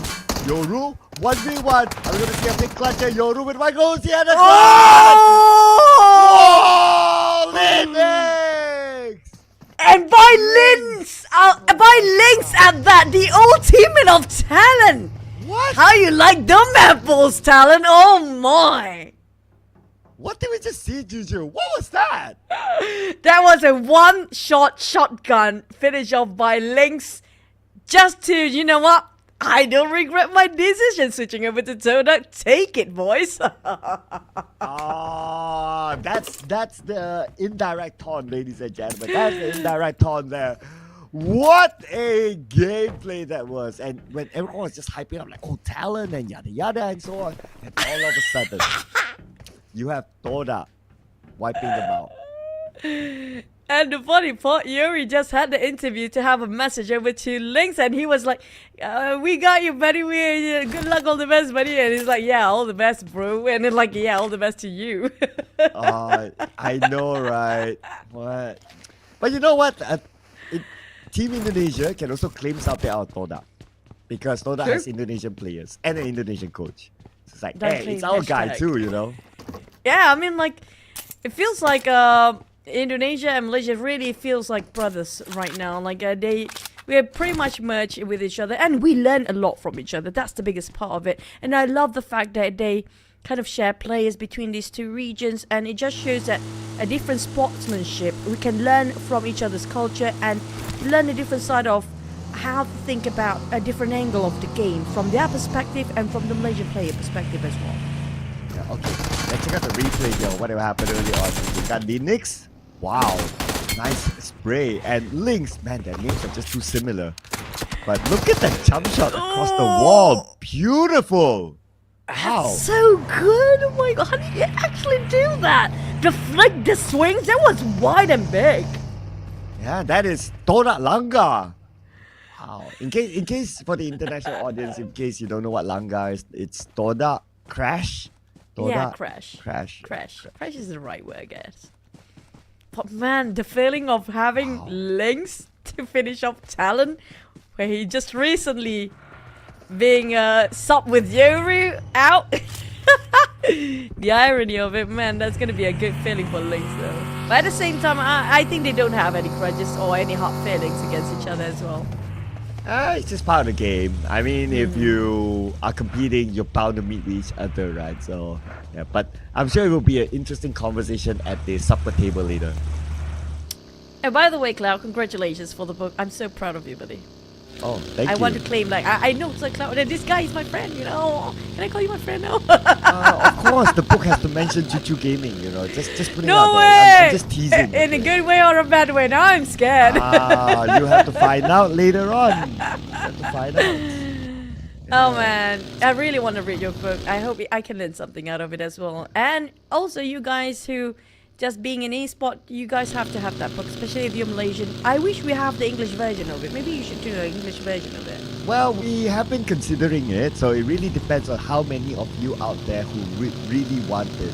So if you guys really want it, you gotta let me know. We gotta know if there's a market for it before we, make the translation happen. It's doable. We should. Because you know why? Recently my mom told me. Yes, be a millionaire, we should. Brother. It involves money. Hey. You know what? Because recently, because that title itself, it meant so much.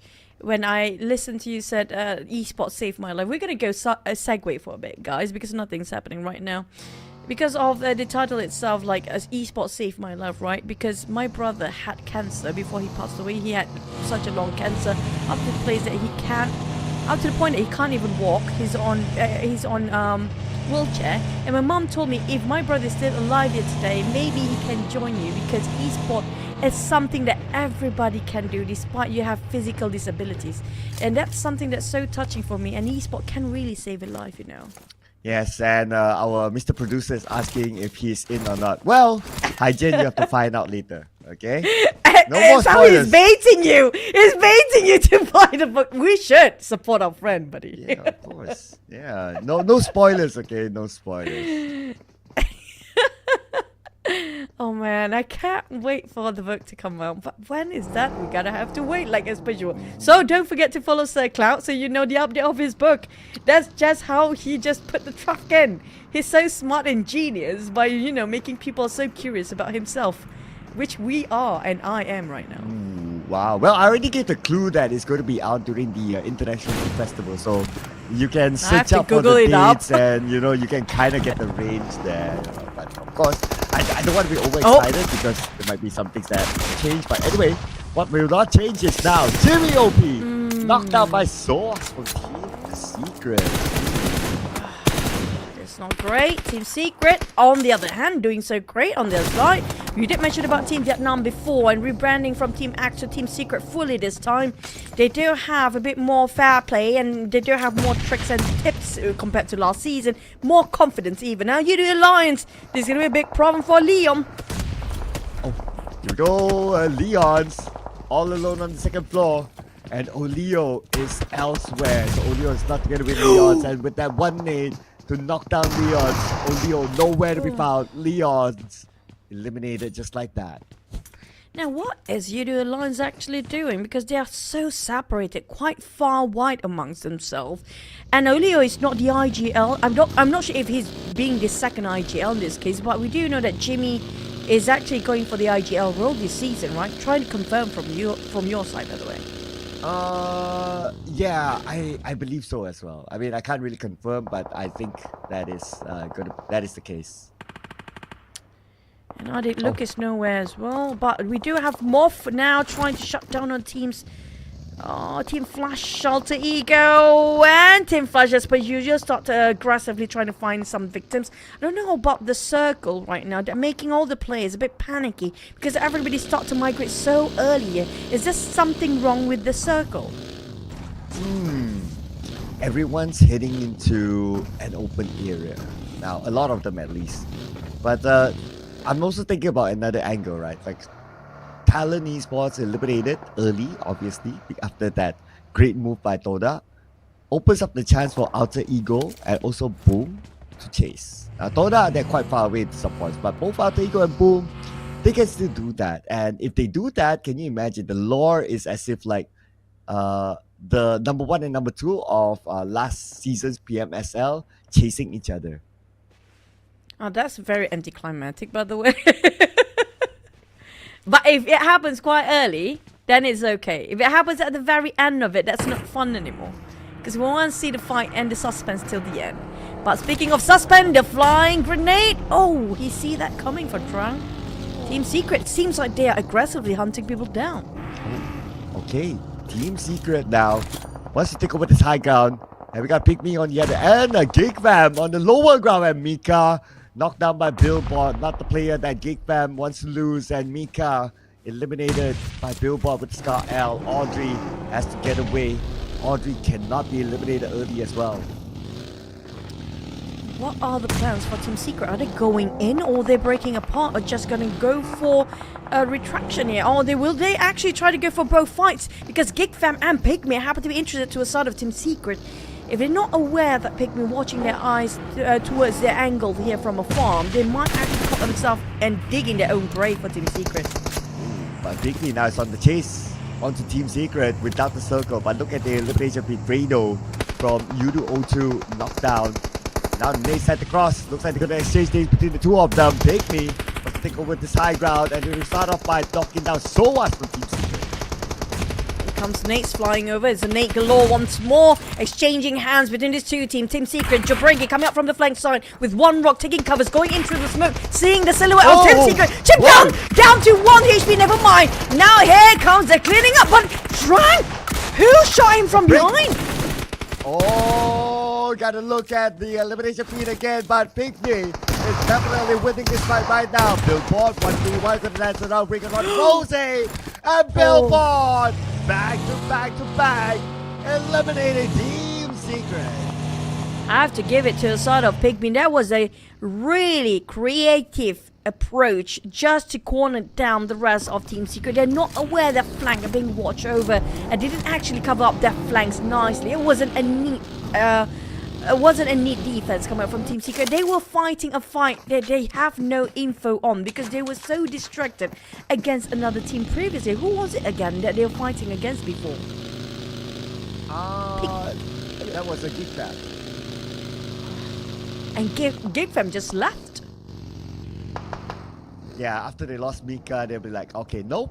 Okay, we don't want to have anything about it. But I think that time GEEK Fam was kind of spread out as well. So it was the pairing of Mika and Audrey. And when Mika went out, then Audrey was alone. So it's like, okay, nope, I'll go back to Daddy Damu. Go back to Daddy. Daddy's always the best choice. But speaking of Damrud, it's been a while. We haven't seen the best of Damrud for quite some time now. He's not being himself like how he was during his peak season. I think it was like, what, 2 seasons ago? Where he was really so good at getting those snipes and getting those shots from afar, being a third party. Feels like he toned down a bit. He's been a bit quiet than before.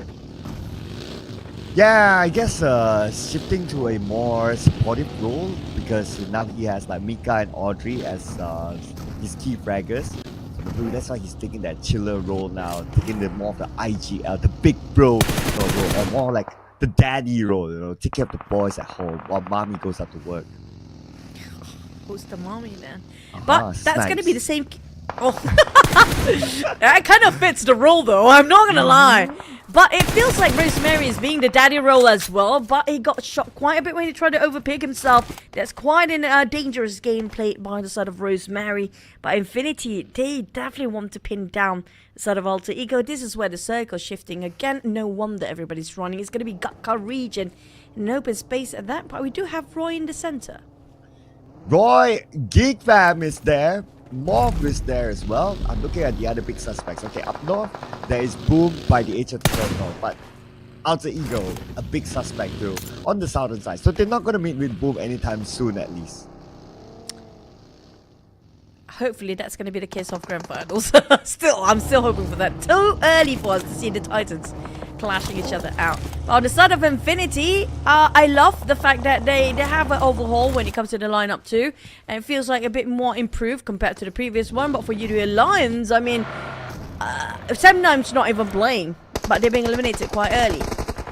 Oh, look at the shots fired onto PIGMY out in the open. And now Geek Fam is there. Dimsy will go down, trade it back onto Damrud. Damrud eliminated by Atul. And Atul will be able to save Dimsy. So it's a worthwhile trade for the secure kill onto that one member of the Geek Fam. We've seen that Shack many times. There's miracle happens. There's also a lot of death back in there. But when it comes to the nades, coming into a side of Audrey, he needs to leave. Geek Fam in trouble. Look at how Boom chasing the tails of Geek Fam, hunting them down. Boom Esports want to look for elimination points to chase onto Alter Ego. Joprenki shot at from afar, by the front, by the back. There are teams surrounding him. But I'll be more interested to see what's going to happen to Geek Fam because they're surrounded by Boom Esports now. Now Geek Fam opens up the smoke and Boom Esports definitely know that Geek Fam is there. They do not know how many members of Geek Fam there are.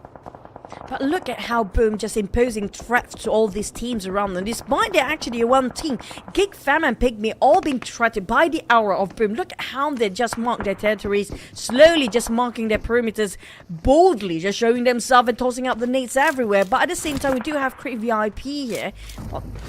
Creep VIP feels like their attention a bit splitted about between the one that actually right across them and the one that actually behind.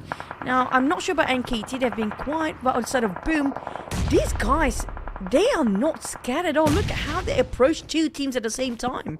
Oh, yeah, and not only 2 teams. Look at this, right? The minimap itself has like, what, 5, 6 teams at some point. You awaken 1 team, you awaken 2 teams, you awaken the rest of them. That is going to be a big warfare that might happen here. Now, I wonder who's going to start off the big fights here. Boom Esports still making their move, but they're going towards Geek Fam. Here we go. Almost a splat. We've seen a lot of splats today, but it's still a splat by the end of the day. That's just how fast and easy for the side of Boom. They're not breaking a sweat, not trading anybody at all, but they finish off the entirety of Geek Fam, who will be the next victim. It feels like Boom, for their last map of Wrangle here, right now, they're just aiming for those eliminations. Oh man, Boom Esports, they know that they need to chase up to Alter Ego with the elimination points because Alter Ego has still not been eliminated. So that's why they're probably motivated to do so. And with that, they managed to take out a Geek Fam and secure a wider position at where they're at. But PIGMY is there, knocking down Yummy. So now they got to pick up Yummy and fight back against PIGMY. Flippy. MORPH, we're waiting for the chicken of the day. But back towards the circle we go. Alter Ego not being favored by the circle this time, but Boom on the other end got himself in the center.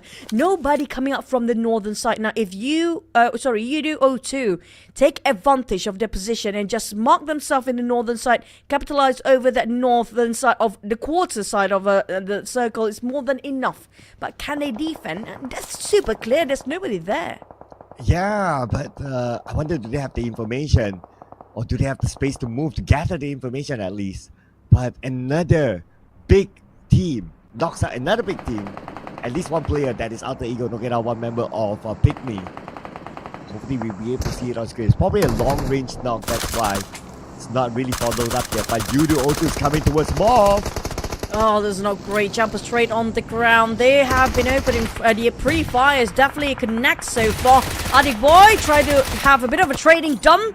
It's going to be Crit VIP also engaging in certain fight, but back to the side, MORPH versus YOODO. Now Zero going in with his AKM in hand, going in to finish off and clear the corners, but wait, what? How? Okay, I guess it was a shot from on the outside. Yes, it is. It's actually real from TODAK shooting onto the house. You see through those windows out of nowhere. I thought there's no way you can friendly fire in here in PUBG Mobile. But definitely TODAK taking advantage, playing it so smart.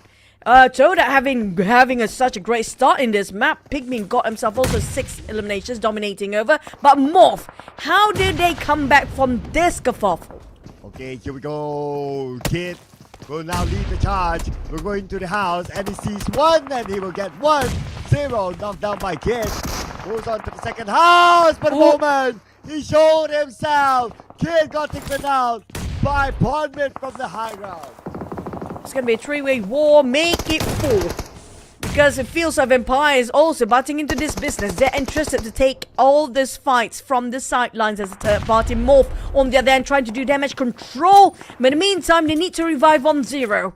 They got stolen quite a number of eliminations by the other teams outside. TODAK, Real and Lynx trying to just shut them down. And look at the nades and the smokes. Oh, the name by Real. So that's Zero, and now it's all about following up for him to secure the elimination points out of the final member of MORPH. On the left side, Real straight into the smoke, but actually he's on the outside. So Real has to relocate out. Hazel is the one going to face up against the 2 members of TODAK, and it is TODAK Langa. Lynx is just so good right now. 5 eliminations by himself alongside with Real, going out with the duo. Shut down a 3v2 situation against MORPH. We're not done yet. Infinity on the other hand, where to run? Turney, where to hide? Oh my god, it's gonna explode. It's gonna explode. But wait a second. Oh man, Gotuni provides him the cover needed. But taking such a big risk to drive that vehicle around. Jabranki taken out by Iron Pro from Crit VIP. I believe that's a long range shot with his M4. Now the Infinity, they are on the other side of the circle, but right in front of them is going to be the high ground holders. Now Roy is up there. Oh, Vampires. The angles was right, it's just the timing of those explosions that need to be altered. Valak from Roy might spot out Tony K. Here comes his stance up. He will spray. He will definitely spray, but Tony K managed to just get it on time. He going up for the support at the back line first, but he bit what more he can chew. Oh, Valak. Oh, Valak fighting back. Be the scary ghost he is. And now on the other side, we have nades being rained down from the ground floor from the Infinity as well. What is up for themselves? While Roy does fights back. Infinity Esports number 9, 3 eliminations. That means they only gained 9 points this round. Valak being knocked down by Alter Ego. It's going to be 4-way. Infinity in trouble. It's going to be a death trap if they walk into this house. This is going to be a dead house. Nobody wants to be in here because too many eyes watching on top of them. But Jiminy barbecued. Boom, down.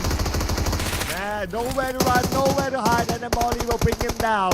And now Noah on the other side. Cartoon is going to come in. It's going to be a clean up for the Infinity to win over this house. And they managed to be by the edge of the circle at least. Oh, this house is where nobody wants to be at. Infinity, they need to get out. This is a cursed place, definitely. Too many eyes watch. Free VIP, never mind that strip. will actually save him. Oh, Pro! That's gonna be the last of them. He's still alive. Whoa! What a nade send across. And a good VIP eliminated at number 6 with 1 elimination. And KT now looking like they are dominating this with 5 eliminations. Well, speaking of numbers, we do have 5, 6, 7, 8 across the board, across all the teams here. PIGMY, Boom, Alter Ego. For the side of Alter Ego, they haven't scored the chicken yet here today, but they still got themselves in the top 3 in the overall rankings here. All they need to do is just get that finishing touch of that chicken dinner to satisfy themselves that all conditions met for them to be in the top 3. Well, what happened to 30k there? Speaker blown up and now he's knocked down, and it happened to be PMSL Esports just across them. That opportunity could be taken by Boom. Now Boom, you can see that probably is on his vehicle. He'll probably charge in onto the Infinity. Going for Beyond. Got Tony. Alter Ego shot from afar. And here comes Rosemary. Octa got himself his 3 eliminations. Alva with none, but he's going on his vehicles trying to find victims. Rosemary even got himself some ghillies, so that's going to be hard to scout out by all the other teams. While Mr. Joe is also on the run with the rest of NKT. Well, look who's in the middle of the circle. Choo-choo is Alter Ego with a full squad and also 5 eliminations. Good so far, but of course PMSL Esports, their closest contender, still a full squad as well. But let's not forget about NKT with a home ground buff. They can potentially bring them up to a chicken dinner. Now forgotten in the Infinity, last man standing. But let's see how far the circle will go away from Gatuni. Actually not that far. He's pretty much in the circle. Still out of 5 teams, we have 2 home country team buff, which is going to be NKT, and as well as Infinity, that's going to be Gatani once more, being the last survivor 2 times now in today, just today in day number 1. But Alter Ego, regardless of how the circle shifted away from them, they know how to get into the circle just numerous times. Boom also coming up from the other side of the angle, trying to shut down an NKT. Happened to be the center, Rosemary didn't actually need to do so much, but he will definitely get the loot for free. Oh, here we go. Alter Ego has the circle. Man, this is still going to be another tight one. Look at this. 3 out of 4. Indonesia again. But this time we have NKT in the mix, waving the Thai flag, the home ground flag, to try to do it for them. NKT, can they make the home country proud right now, since they're playing it the first time in 5 years? We had it back in Thailand. Boom, on the other hand, trying to secure things out, going out from the northern side. They might actually meet face to face with Alter Ego, but the one actually hammed down or being sandwiched between these titans of Boom and also Alter Ego is going to be NKT. PIGMY playing it quiet. They're very good at taking opportunities for PIGMY, but NKT where to run, no place to hide as well. Oh man, NKT, they're on the lower ground as well, so terrain-wise, it's not so much of an advantage for them. They still have to hike up, and the moment they go up, they're going to meet with PMSL Esports, who is one of the powerhouses in the season so far. So NKT got to be up for it. They got to call in the whole buff onto their lineup. Hopefully the home buff will work out for them. PIGMY on the other hand, running away from the blue, burning them alive. Look at the nades coming over. DMC don't have any place to run, nor land to actually just move away from those explosions. Hans for you shutting down on PIGMY, and they will be obliterated at 4th place. We're leaving out to full squad of the top 3. Here we go! Top 3, ladies and gentlemen. Alter Ego, PMSL Esports, and NKT representing Thailand. And they're now in the circle. NKT trying to get as much information as possible with PMSL Esports on their right side and on their left side. It's going to be Alter Ego. All these teams taking their own corner. Speaking of corners, there's no corners at all for NKT. They barely actually get into the circle. You're touching the rim, yes. How to get into it? They will be shut down by Boom and Alter Ego at the same time, but Razy got shot from afar. Octa start open the fires and just happen to be connecting with the sprays. Good God, is just taking the advantage of the situation. They are both shutting down on Boom, but Boom still have those a bit of the curvature of the geography that will hide them for just a tiny bit more. But NKT, they need to march and advance forward, but how? Yeah, they're the furthest away from the circle right now. I guess the next way is to clear out one of the teams, and they're going to put focus on the PMSL Esports. They're rotating towards their side, and now PMSL Esports will need to be prepared while out the Eagles monitoring the situation. Yummy! Goes for to go down to Triple F. Razy tries to hold his ground with the DBS. He comes forward, and there's another member of NKT on the left side, but Triple F will go down to Frenzy. They got as well. Frenzy gets a double elimination. Now down to only Spider left. NKT just gonna play within the smoke, but it's gonna be just a matter of time. But will finally Alter Ego score themselves those chicken. It's down to 4v1. Never mind, NKT eliminated. Down to last player. Boom! Here goes a nade. Oh, Yummy May! What a tragic ending, but finally Alter Ego can get their chicken taste. Yummy. But hey, Rosemary and Alter Ego, what a round it is for the Indonesians in general. But you know what? The main factor for Alter Ego to get the chicken dinner was because NKT focused on the Boom. If NKT somehow focused on the Alter Ego, maybe it could have been Boom getting the chicken dinner. So it was just a matter of choice. That's kind of true, but I don't blame NKT. It's such a difficult choice for them to make because of how they want to divide it. They were divided into two parts here.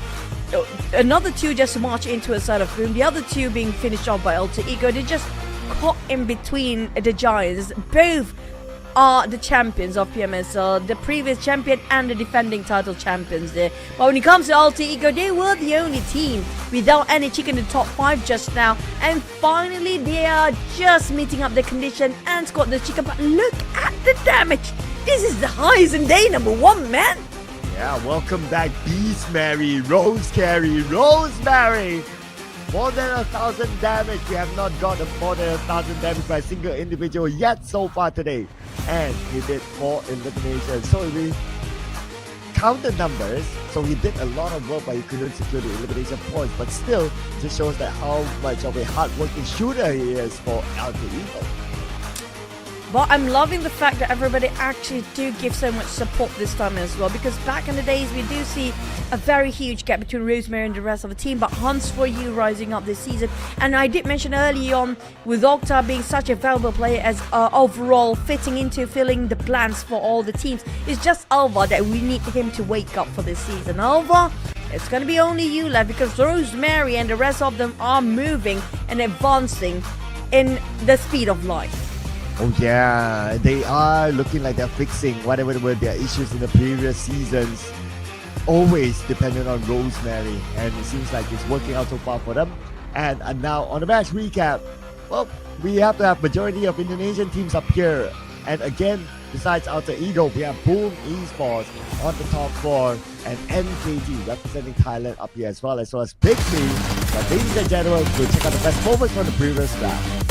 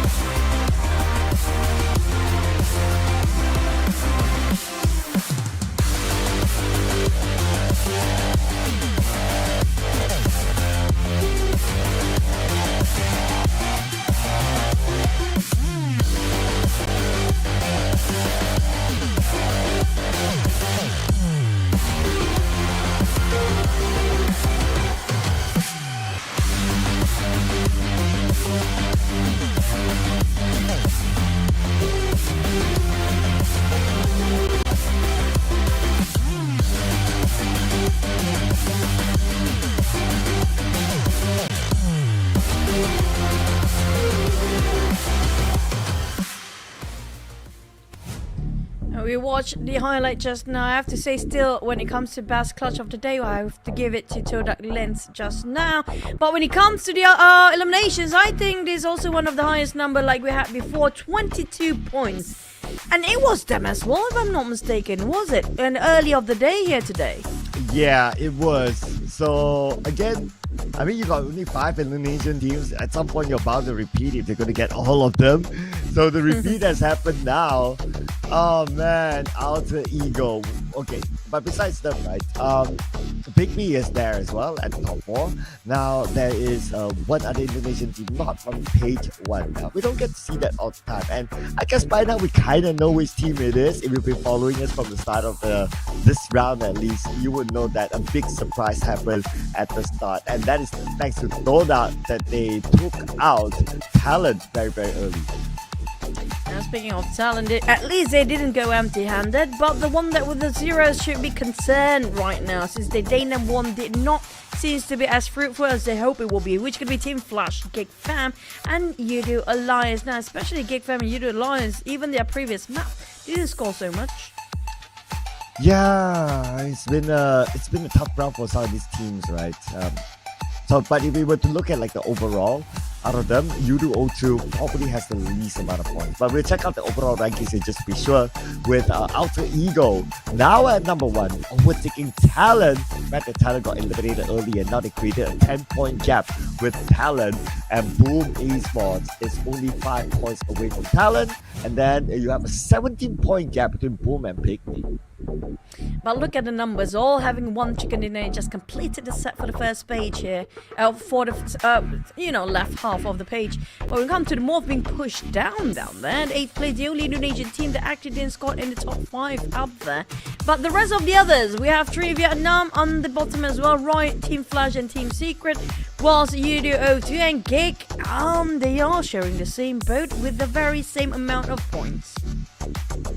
Ooh. Only 7 points after 4 rounds. Even Team Secret is also another team in the single-digit bracket. So we got 3 teams with the single-digit bracket at the start.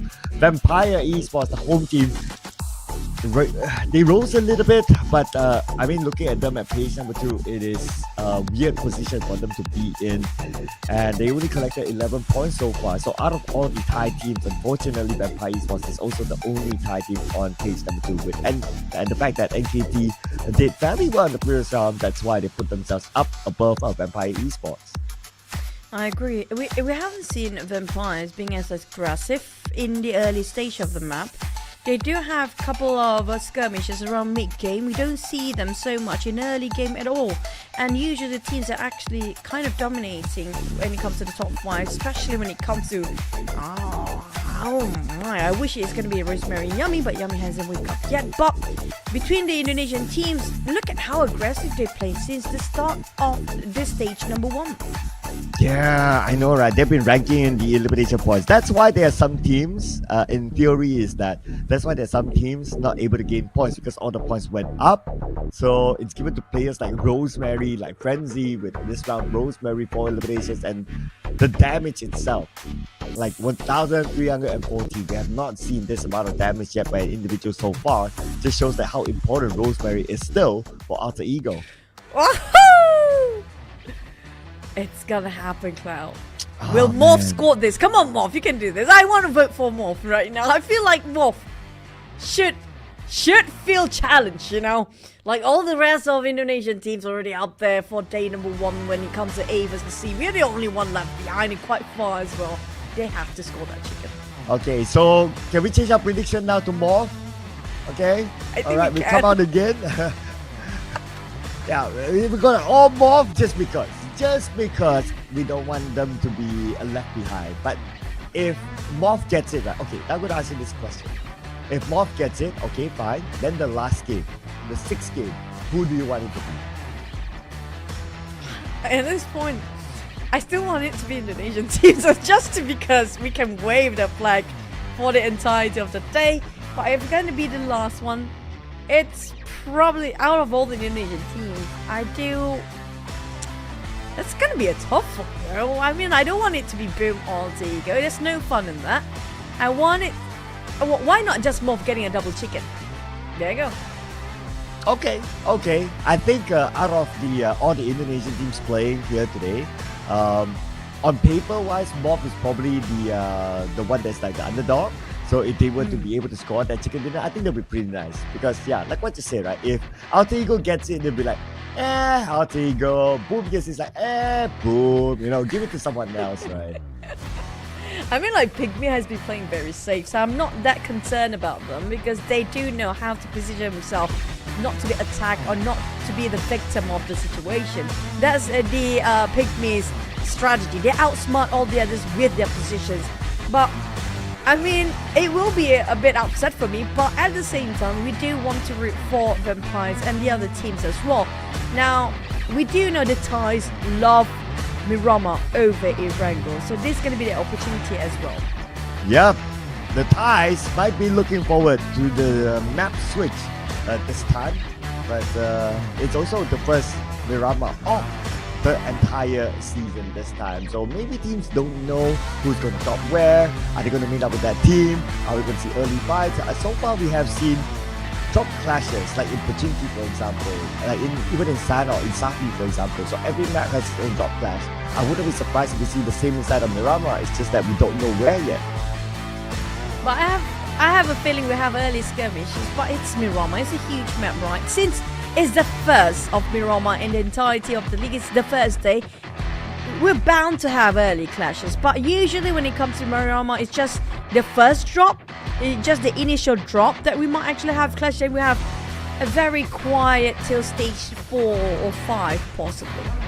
Yeah, because it's a bigger map, right? So maybe. Unless those early clashes mean that might or might not happen. So that is the only thing. But even if there's an early clash, maybe there's like, okay, one, and then it's going to be a quiet one for a couple of stages like what you said. But let's see, whichever happens, whichever combination happens, it is still the first Miramar. No expectations. Here we go.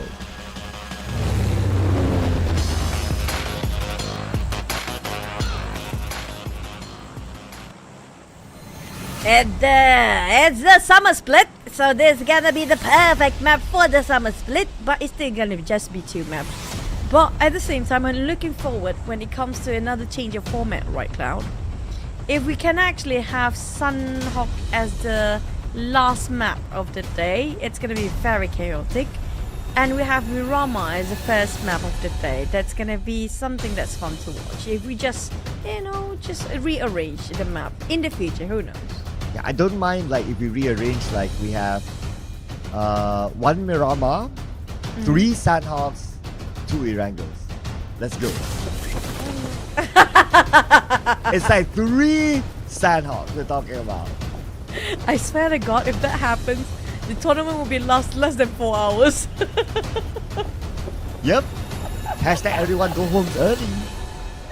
Hashtag everyone can sleep early. Still the same amount of map. Yep, and maybe the players don't mind that. Or maybe they do, because yeah, Sanhao is always that EP map, right? Very circle dependent. But we also talked about like the possibility of an early clash here. I'm keeping my eye on maybe Lost Learners now, but we have seen Lost Learners housed a couple of teams before, so no biggie there. Circle up north, and yeah, I guess like what you said, because it's a bigger map, so it's gonna be a chill-ish start.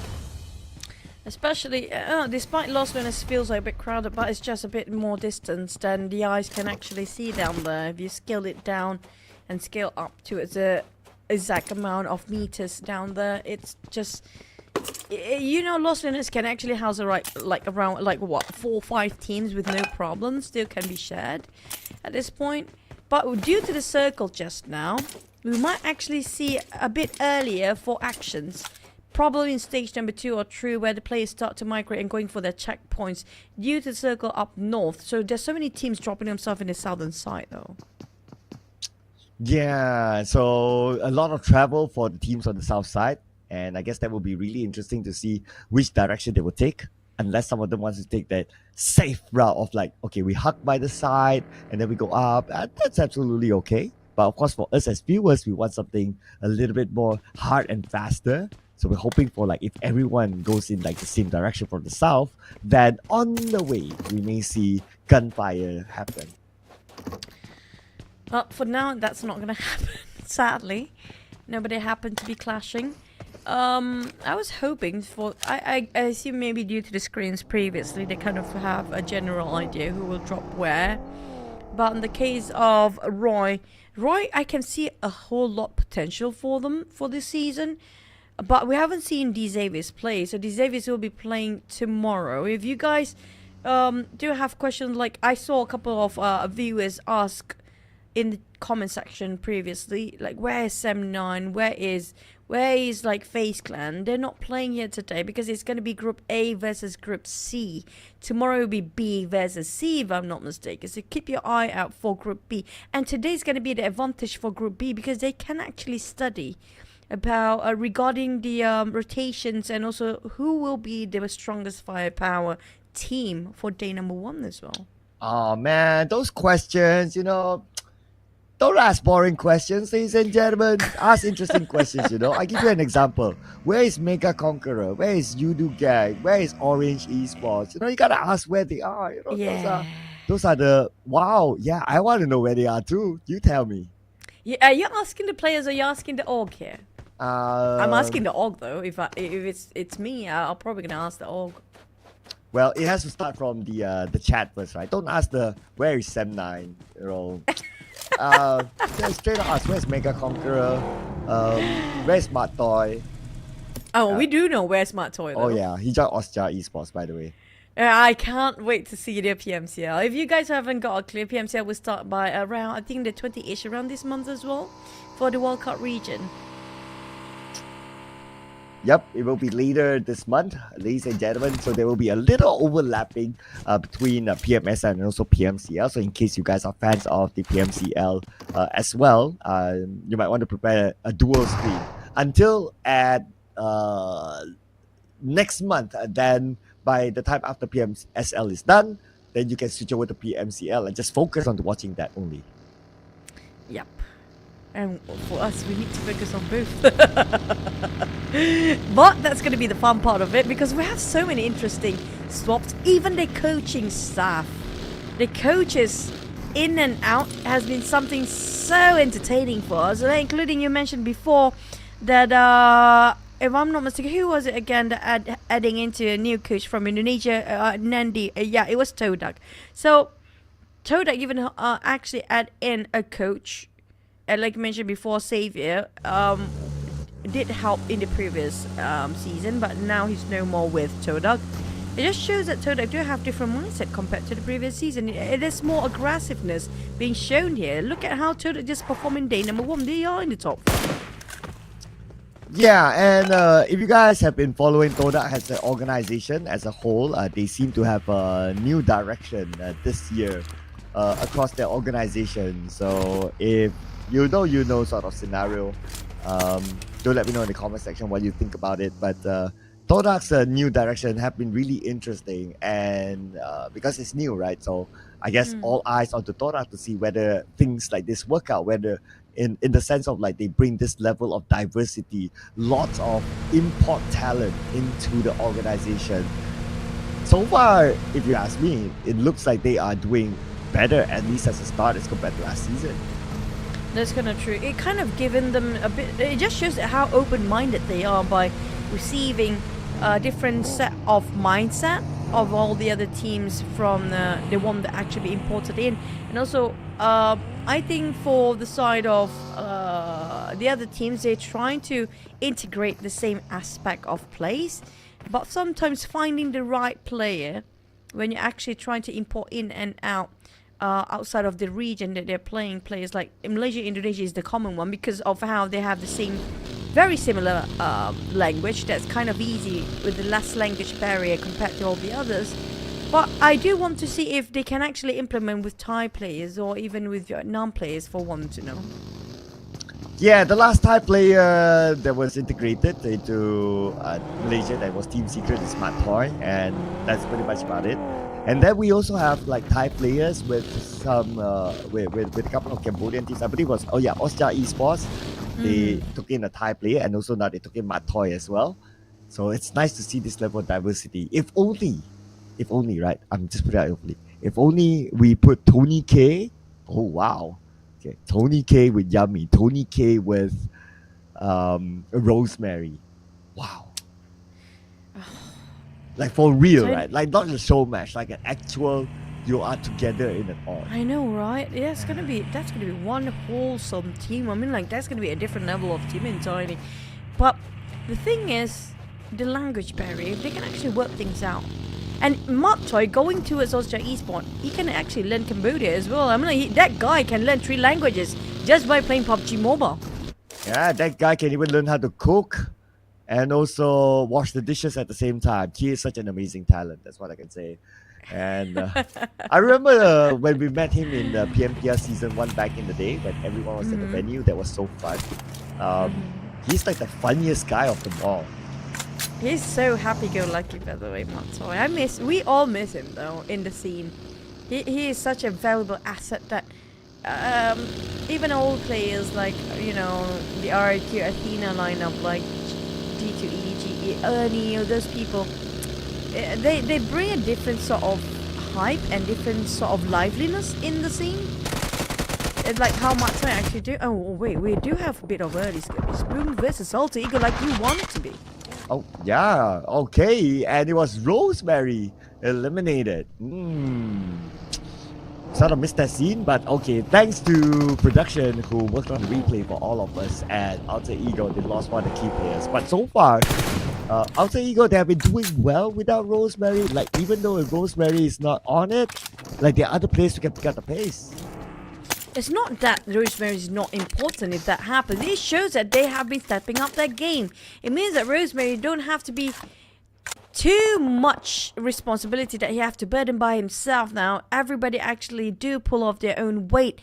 And he doesn't feel bad, you know. It feels so bad that you are the sole player that have to be relied by the entire team or the roster. And when you get eliminated, it feels like everything is all your fault if that happens. Now, that's sort of a relief for the side of Alter Ego when it comes to this season. And like you mentioned before, yes, in an interview they did mention about they sorted out the some sort of lack of chemistry or maybe communication in the last season that they have some issues about. They feel like everything being sorted out. So I want to see their best version of Alter Ego this season. Yep, though it's only day 1. It's only day 1, so we got to see how consistent they can be for a team like this, right? Who almost became champions for the 3rd time in a row. But for MORPH, okay, the team that we are now sort of losing just because now they are out of the FaZe and KT always the teams that want to fight but always caught themselves in a trap. And in the end of the day, they are the one who are being eliminated first and out of the equation of this map. Flippy and the rest of MORPH, on the other hand, trying to finish off the job. But will they commit into the Blues just for the sake of the eliminations? No, not really. They're not that greedy, but they're greedy enough to gatekeep them from the inside. Willing to tank out a little bit of the blue, but MORPH looks like they want to play with the circle advantage. They are moving in, and at the same time not letting go their opponent. Now, TALON, the team that's not happy the fact that Alter Ego overtook them. Now they were trying to overtake GEEK Fam. GEEK Fam having a tough time here today, only across all the board. Average 2 points in the map. But we do have, like it or not, Mirama or not, DBS and shotgun's always going to be the best weapon these days. But we do have sort of a circle that favors on the northern side of Infinity Esports. But the circle today has been crazy enough. So we don't know will it hard shift or not. But NKT MORPH coming up from the northern side here. They take in so much blue. I'm not sure, but their first take will last long enough for them to survive to get into the circle. The good news is that stage 3 should still be alright, unless they bump into another team. That's going to be a whole different story. Speaking about bumping teams, PIGMY, Infinity in the same area. At least they are within the circle. So water treatment is going to be the home ground for now. It's going to hold on to this. Now, interesting is that we're at stage 3 and we're moving on to stage 4, but we still have all 16 teams intact. Nobody willing to be the first one out, but a couple of players being finished off, and KT especially with heavy casualty on the side. Great VIP tried to take advantage of those high grounds, but the thing is, due to the vastness of a map, there's still a lot of space between them, and it's just so difficult for them to have a very close quarter combat. everybody just keeping their distance out, but Red FaZe, he doesn't care. Oh, Red FaZe being shot at. Gotta be careful. Leos will be eliminated by Misery. That is YOODO Alliance losing not only Leos but also Jimmy OP. Even Olio and Ade look. Oh no, and they still don't have the circle. Try to cut across this land into the circle. Linux long range put pressure onto Ade look. And YOODO Alliance. Where can they go from here? Well, they're definitely not going to go to a side of Talon. Going away is one of the options, yes, but Linux and the rest of Talon will not let them flee easily. They will try to surround them the other way around, taking the advantage and taking the high ground as well, knowing exactly how the terrain and the geography works here at the very same map they are playing, which is going to be Murama.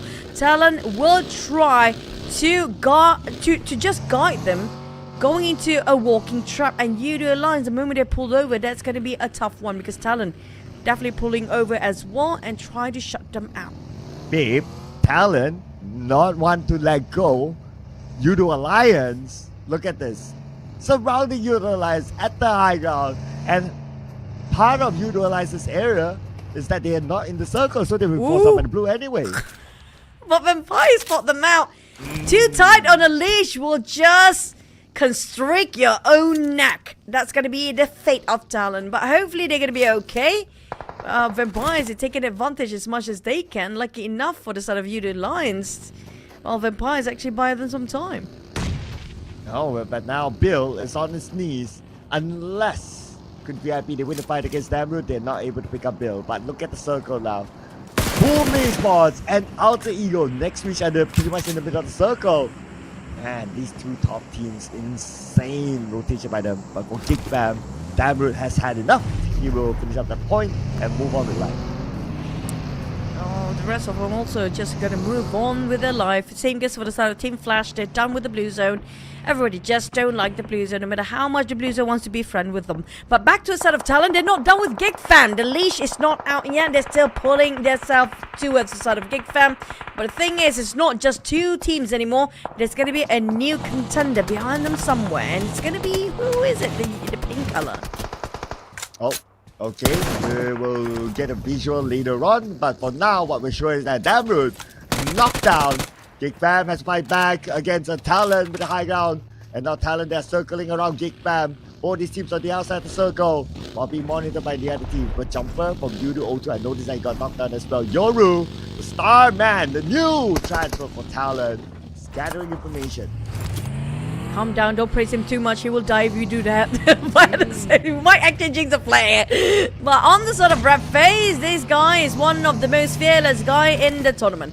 He always go frantically going forward by himself, being the front line, but Talon, oh my, they really love GEEK Fam too much. Oh yeah, Talon wants to try to get as many points as possible because they want to overtake Alter Ego again. But I guess the priority is going to be the circle and the position, so they're going to let this one go for now. So after stage 4, we are still at 16 teams. And Vampires, a lot of fans. A lot of fans up there.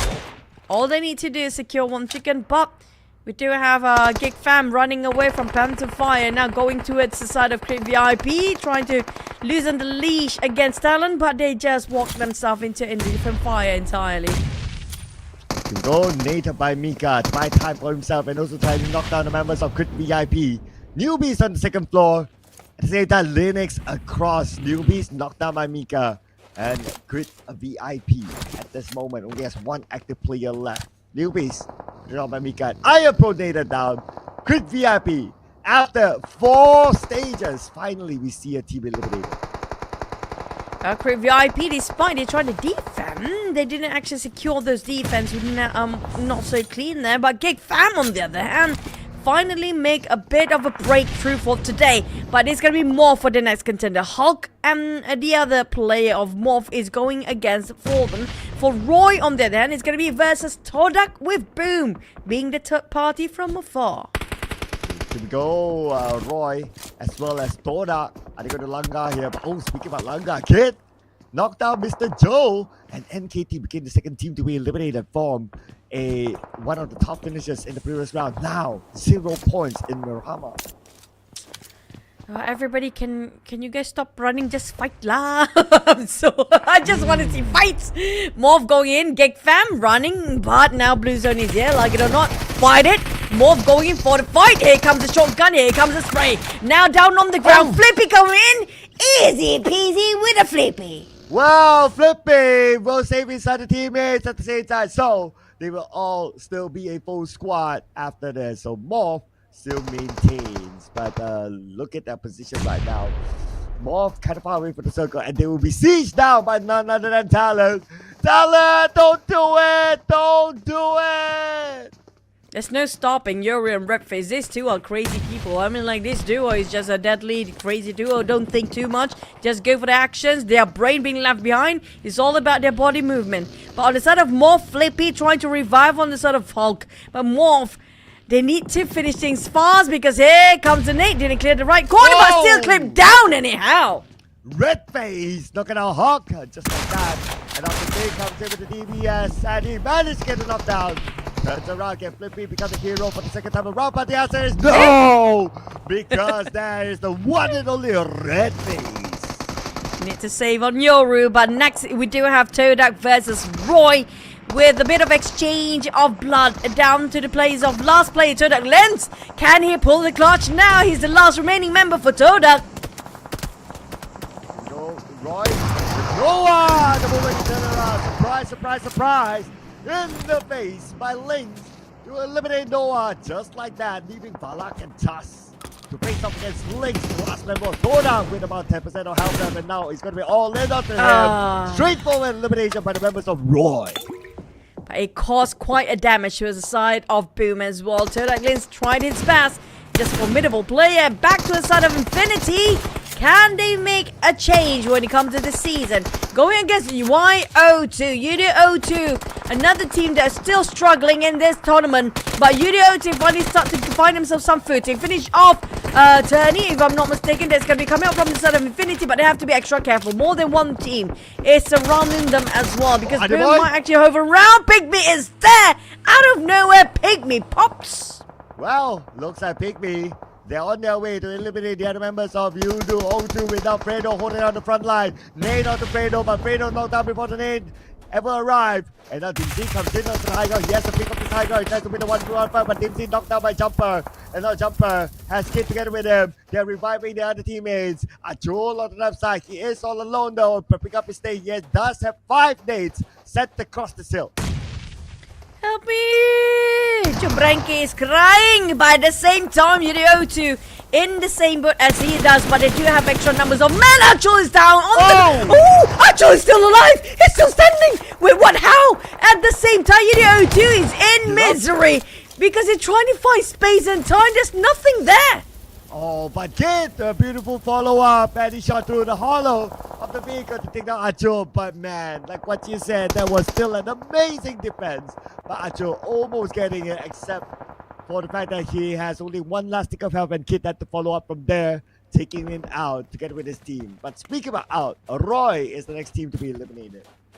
Now, this is going to be the first time in today's map where we don't have 4 out of top 5 Indonesian teams for finale when it comes to the first Miramar of the day here. We do have a mix of everything, but now this time YOODO also being eliminated. This is yet YOODO's best performance and round for today. Yeah, decent round for them. 7 eliminations in the process for YOODO. But now for Break, where he's going to go. Olio's going to toss another nade. A Break, where he's to reposition Changsin. Changsin together with Steel, but it look. We'll make sure that Break is broken. Comes Olio tossing out to a side of Team Secret. Seems like a perfect trajectory.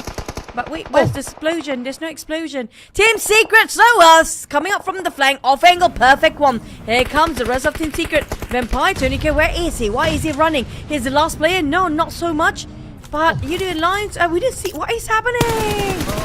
Nade by Tonika to eliminate the YOODO Alliance, but now so much fires back onto Vampire Esports. Struts moving off down. Tony K's on the other side. Stone is on his team as well. What Trunks in? Fired back by Alter Ego Alpha! That was quite a fast snipe from Alpha, by the way. Very fine indeed. Team Secret, we're down to only top 4. 2 Vietnam and to Indonesian. Indonesia still gonna dominate or not? Alter Ego and Boom have been fighting, but Boom do have a bit more percentage when it comes to chicken dinner with full squad living and still breathing. Frenzy shut down possibly by Alva, but not so much. Alva going so great with his long range shots. Juju, guess who is still up there? Alter Ego and Boom is still in this game. And now with Alter Ego, 5 eliminations dominated. Team Flash left with 1 player. Team Seeker eliminated. It's again the rivalry between Alter Ego and Boom Esports for sure. This is the grand finals, guys. It's not the first day of summer. What is the first day of PMSL? This is the grand finals between Alter Ego and Boom, who will take the trophy away. But hey, still got Team Flash, the last player. Where is that one particular player of Team Flash? Where is he hiding? Not on screen yet though. He's on the minimap. You can see him quite far away from Boom on the Eagle. Wang without a vehicle. And earlier it was like what? Stage 4 we had every team still alive. Like 16 teams still in this. Now at stage 6, 2 stages later, we're down to 3 teams. That is how crazy it is, right?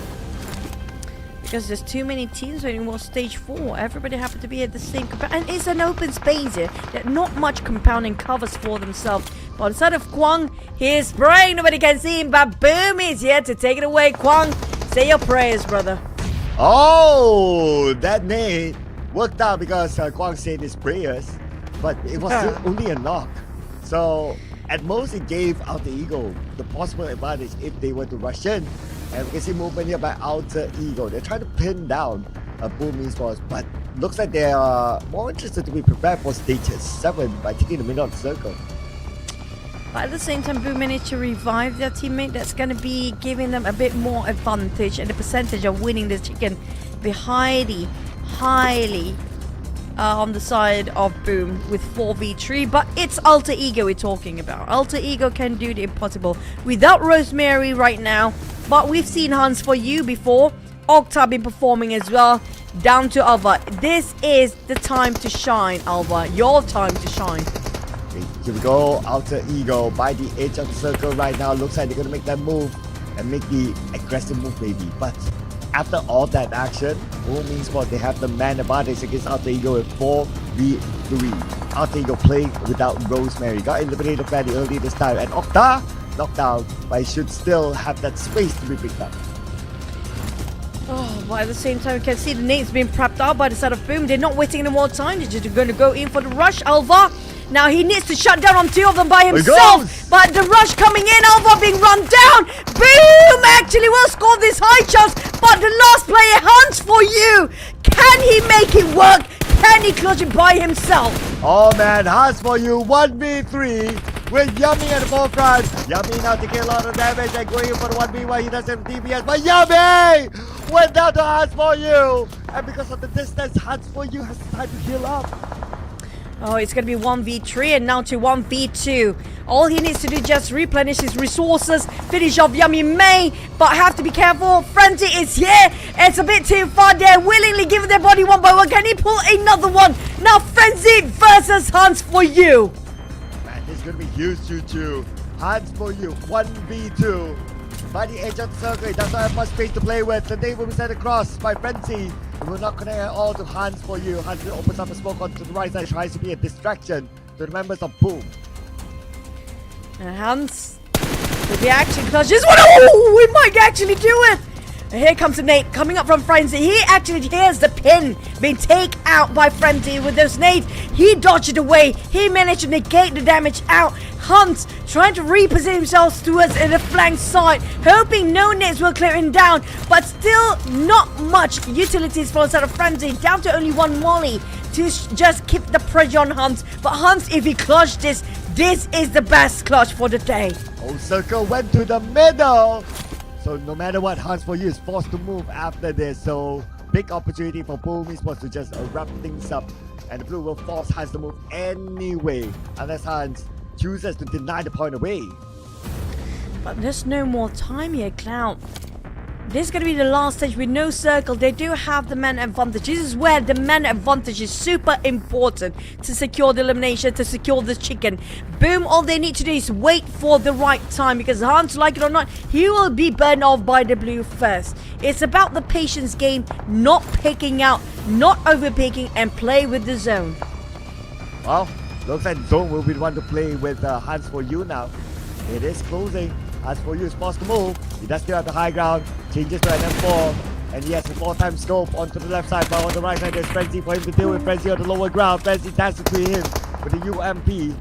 But now, Hans for you. Come on, wherever you are. Hans for you. Here we go. Frenzy's like, no, I'm not going to pick up. I'm not going to give you freely. But at the same time, show so much respect. Oh, boom.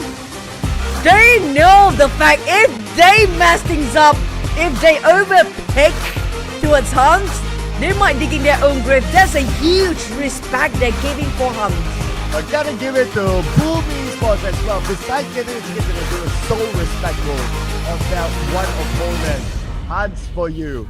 You know, as a team that has the numbers, they have the momentum and all that, they could just like, okay, let's set everybody in, crash in, and try to knock him down, try to run him over and all that. But no, they still had a lot of respect for Hans for you.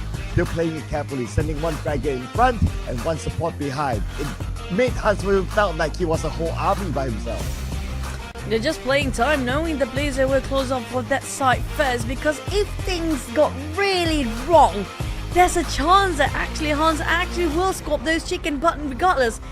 It's the same team for today. Again, double chicken for today for Boom. I think this is their second chicken. Yeah, the first team to score a double chicken. But look at the damage output coming out from Frenzy. This is his time and his highlight as well. Yummy May and the rest of the team like Pombe and Razy, everyone dish in those numbers towards the contribution of the scores. Yeah, everyone has their own eliminations, so that's 14 eliminations in total for BOOM Esports. With the chicken dinner, it's going to be 24 points. And for sure, or very likely, they will overtake their opponents from Outer Eagle. Frenzy, the MVP this round, 7 eliminations, 202 damage received, 703 damage dished out for the number of eliminations. That is pretty much whoever he shoots, whoever he scores. At the same time, when it comes to percentage of the damage distribution, his headshot a bit lower compared to his body shot with 53%. Mainly, it's going to be the body shot here, maybe due to the distance of the huge map when it comes to Miramar. But when it comes to the match recap, well, no surprise for us. It's going to be Boom versus AE. Definitely, they are the top contenders for this championship again. But YOODO too, this is going to be their best performance map. Oh yeah, finally. 7 eliminations at number 7. This is definitely their best so far. And besides that, Team Clash, welcome to the top 4 as well. But let's check out the best moments from this round.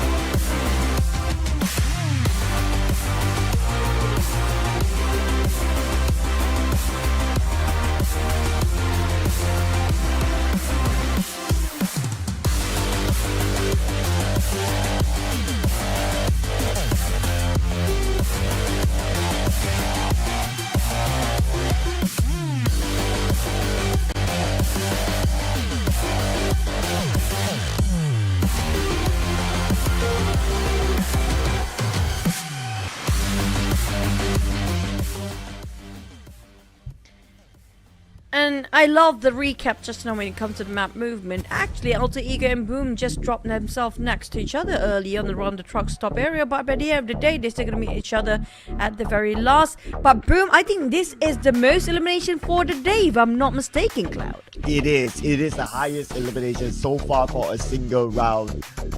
Looking good as usual, and all 5 Indonesian teams are on page 1. Though there's a gap because of the improvement of YOODO O2 this time, managed to get 8 elimination points. But Team Flash as well, up there with 7 points, and also Team Secret 7 points, the 2 Vietnamese teams. Vampire Esports also had improvement for them this time, 6 points. Now, is it enough for them to be on page number 1 in the overalls? We need to wait and see later on. But the fact is that our top 2 teams still stole away a lot of points. Oh, I personally feel like it's not going to be enough due to how much the points are being gained by the team in the top 4, and especially the Indonesian teams. Aside for PIGMY for this round, as well as I think MORPH is having it quite decent as well. But now we do have almost complete this set of the entirety of Indonesian teams for day number 1.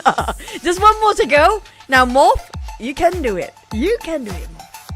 MORPH. Okay, we'll be waiting for that. We do have something special for you, ladies and gentlemen, thanks to our buddy behind the scenes, Egan. So we'll bring it up later when we come back to the Castle Seat. But for now, the other few teams that didn't really do well, MKT as well as Quick VIP, unfortunately not able to gain any points this round. But this way all matters. The overall rankings, look at these 2 teams on top. They're in their own world now. They're on different level entirely. This is a different tier of teams right now between Alter Ego and Boom. They are at their own race, at their own pace, compared with TALON and PIGMY. We did mention about the domination of Indonesian team, but if you look at the gap between the second and third place, it's just huge. And MORPH start to climb up back slowly, going up to 6th place. But when it comes to Boom and Alter Ego, I agree, they are otherworldly. Oh yeah, and plus they do share the same color scheme, right? Just so happened. But let's see here. Vampire Esports with a decent round. They rose up a little bit, but that is also because YOODO Alliance went down below them. But speaking about below, GEEK Fam, YOODO Alliance, YOODO O2 as well as Grid VIP, the 3 teams representing the Malaysian region down there. And of course, we gotta have Boom Esports and Alter Ego as any of our top stats. I mean, and add in TALON as well. TALON just squeezed in at 3rd and 4th place. But the highlight and the spotlight is always on the Boom and Alter Ego, because it's going to be them taking over the domination and capitalize over all the stats, all the numbers. It's going to be them, because just you saw how aggressive they played. You saw how fast they were rotating. Despite Boom and Alter Ego were dropping next to each other, they just passed by earlier, and I don't think they even realized they're dropping next to each other.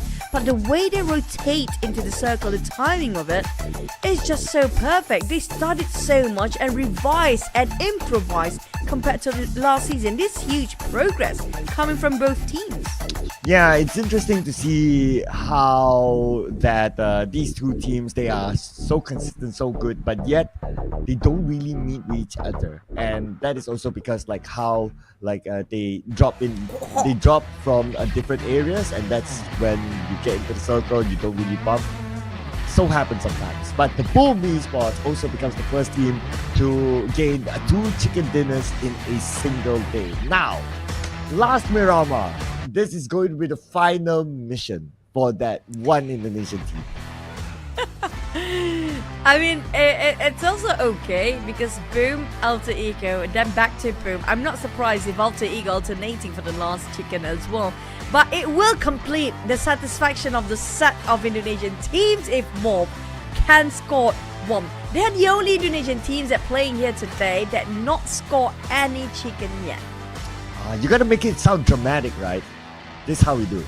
You know, always, all this while, the producers control us in terms of our timing. This time we control the producer. So producer, bring up. You see? There you go. That's how you make it dramatic, right? Yeah, and I think this new logo just not working for their own, you know? The auspiciousness. They need to revert it back. This is like a lot of mountains challenges. So it just didn't work right. I don't know, but it just MORPH is so different without BARUZ and YOODO.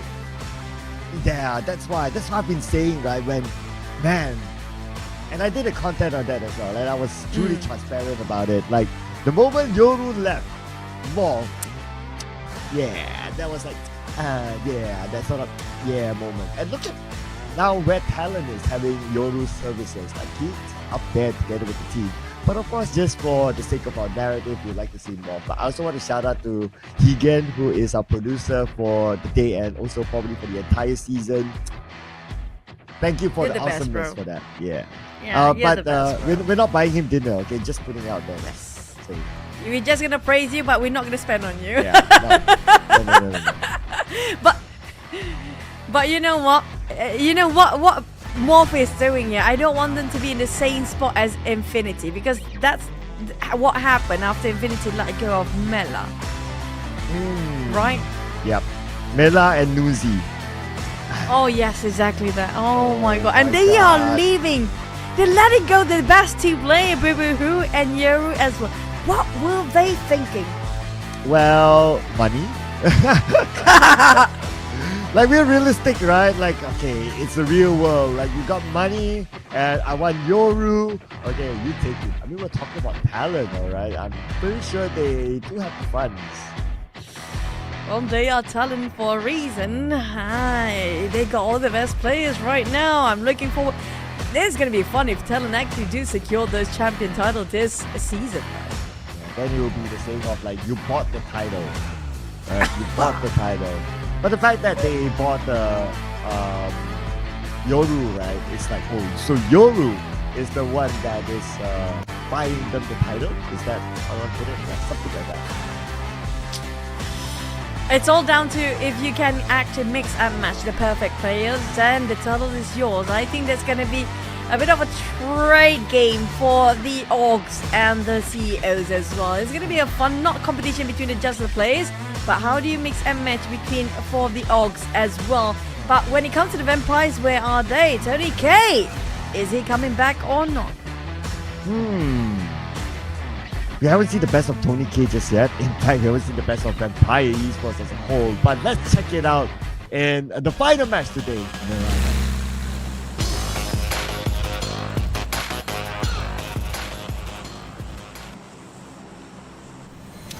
Speaking of the last minute Rama, truck stop is going to be the addition. If you compare with the previous seasons, it's never been there before, but finally we have a name down certain spot.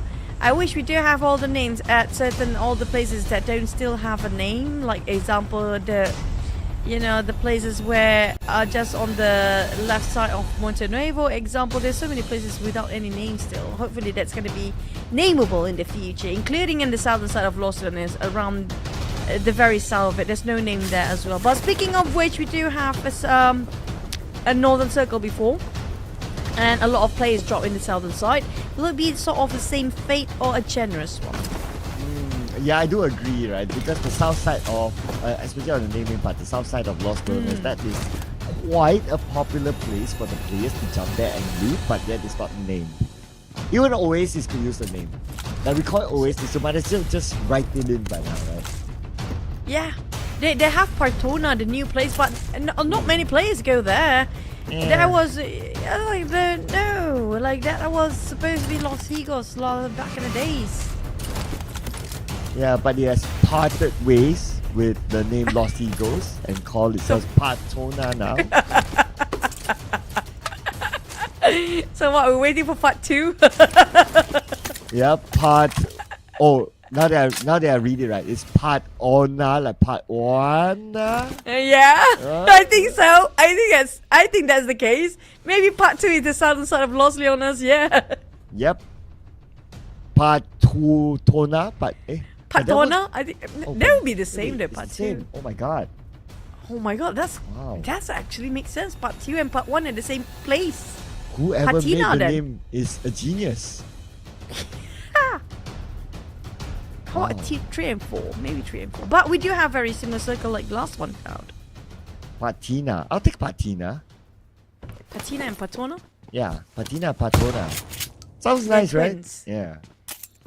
So if ever PUBG Mobile puts in Patina, you know where it came from. And again, another new season, another new idea that we need to copyright so we get money out of it. I personally don't think they will put Patina because unless it's then going to be a different map though, because it confuses the players, especially when they're giving the IGL giving out information and possibly directions or instructions. If he mispronounced Patina and Patina, then it's going to be a problem. Well, then somebody has to work on their pronunciation, right? Patona, Patina, come on, it's very different. They can't even do that, you know. I have a lot of questions on what are you doing in the team? Why are you IGL? Why are you IGL? Why are you IGL, right? You can't even say the call-outs right. Come on. That's kind of true. But speaking of which, we might actually do have a very quiet start, just like how we did before. Unless Alter Ego going to lose Rosemary once more. But I love the fact that despite... I mean, like, everybody loves Rosemary. He's a very nice player, very good guy even in real life. But the fact that Alter Ego is not heavily dependent on Rosemary in this season, despite his being eliminated early on, still they scored second place in the last one. It shows that it's just such a big relief for Rosemary, really. Finding the formula to not be over-dependent on Rosemary, I absolutely agree with that. Like, that is the only thing that Alter Ego needed to do. It's like, if they can unlock that, like, how do we find a way to not be Rosemary Esports? We could. And I like what I'm seeing right now. But of course, Boom is also doing the same thing with not only Yummy Esports. So both of them found the same formula, right? But I feel like Boom actually did the formula way early on than Alter Ego. That's how and that's why they won the last season. Because they had, you remember I think it was the last season, where they keep on rotating the players in and out. That was them trying to figure out how to not depending on one particular player too much and just exposing every single player to have the same sort of amount of experience in the game. Oh yeah, I remember that one. Even Yummy was rested for some of the rounds. And oh yeah, that reminds me of something, right? Remember back in the day, I believe it was like at least 2 seasons ago, Boom Esports is the team that comes up with the most substitutions of all, like every round. We don't see that at all now. That's the reason. They actually figure out the formula, like the final formulation, how to make all the players so good at the very same level, playing at the same pace, on the same pitch. And that was during that time. They took the risk. They gambled it for one season. It feels like, oh, this team is crazy. What are they doing? They're doing some crazy things, keep on swapping the players with no objective, with no guidance or whatsoever. But actually, they do have a target, and the target is actually for the long run. And now it just shows. Yeah, I imagine it to be like the coach is like in a lab and he puts in sugar, spice, and everything nice. And now they are Boom Esports. Boom Esports. Boom girls. Hey, wait, what? Okay, maybe the ladies division soon. Probably. I don't know. But power Boom girls, Power Boom girls. Okay, I'll take that. Boom girls. And that sounds so wrong though. I'm sorry. No. We don't want to get cancelled, okay? I'm sorry. I really unintentionally did that. I'm so sorry. Okay, I'll take the Power Boom Boys. Okay, Power Boom Boys. Let's go. That sounds pretty good. Boom Boys. I love the double Boom B's. Boys. Yeah, the BBs. Boom Boys. The Boom Boys. Yeah, it's like B. Oh, that can be their new theme song, you know. Oh, there's another song. The boom box.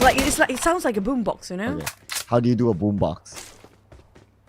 Boom boom boom boom. I don't know. I was trying to bait you, but okay. I almost got it. I was trying to sing a boombox song, but I forgot how the song goes. That's the only thing that I can come out of my mind. I'm sorry. Fail. Next, we watch TODAK versus MORPH. Now, okay, MORPH is the team that we are looking at. It would be fun to see Yoru, like how Lynx did against TALON before. Yuri actually wiped out the entire team of MORPH. Now that's a different story entirely. That'll be so interesting though. That'll be so interesting. Okay, so MORPH is just next to TODAK, but I guess because it's like kind of like a hill slash valley-ish, like that bit of a gap between them. We don't see the big moves yet, so looks like we're gonna stick to like the entire stage 1. No single player is eliminated. Yeah, in Malaysia we call it they 1-1 but they shy. Yeah, just like my relationship. You won! I didn't know! Ooh!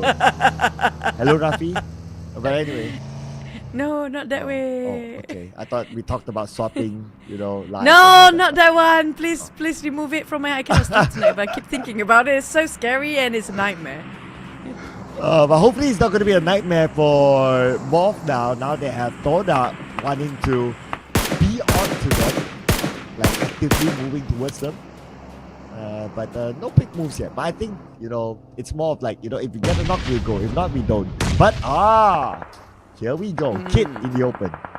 Now this is gonna be Kid trying to prove himself. If he's actually as how they rumored to be high quality player, can Kid actually prove us wrong? Prove us right this time. But Achul, also a new player, rookie coming in for this season as well, pick up by PIGMY. Trying to, it's gonna be a rookie war between Kid and also Adi Boy versus PIGMY entire crews there. Oh, well, Kids and Nate did not connect at all onto Jabrinki, and Jabrinki wants to move anyway behind this building. Very prepping up his own nade. Will he be able to concentrate on the Kid? But no Kid will proceed himself, but Jabrinki only needs step forward to knock down and eliminate Kid. But they're not done yet, Jabranki. They need to flee at the same time. They don't know where the shot's coming out from afar. They need to take covers at the time being. But we do spot our Boom start to fight quite early on. Oh, here we go against MORPH. Oh man, Boom, don't like that, don't like that. We have a mission here, okay?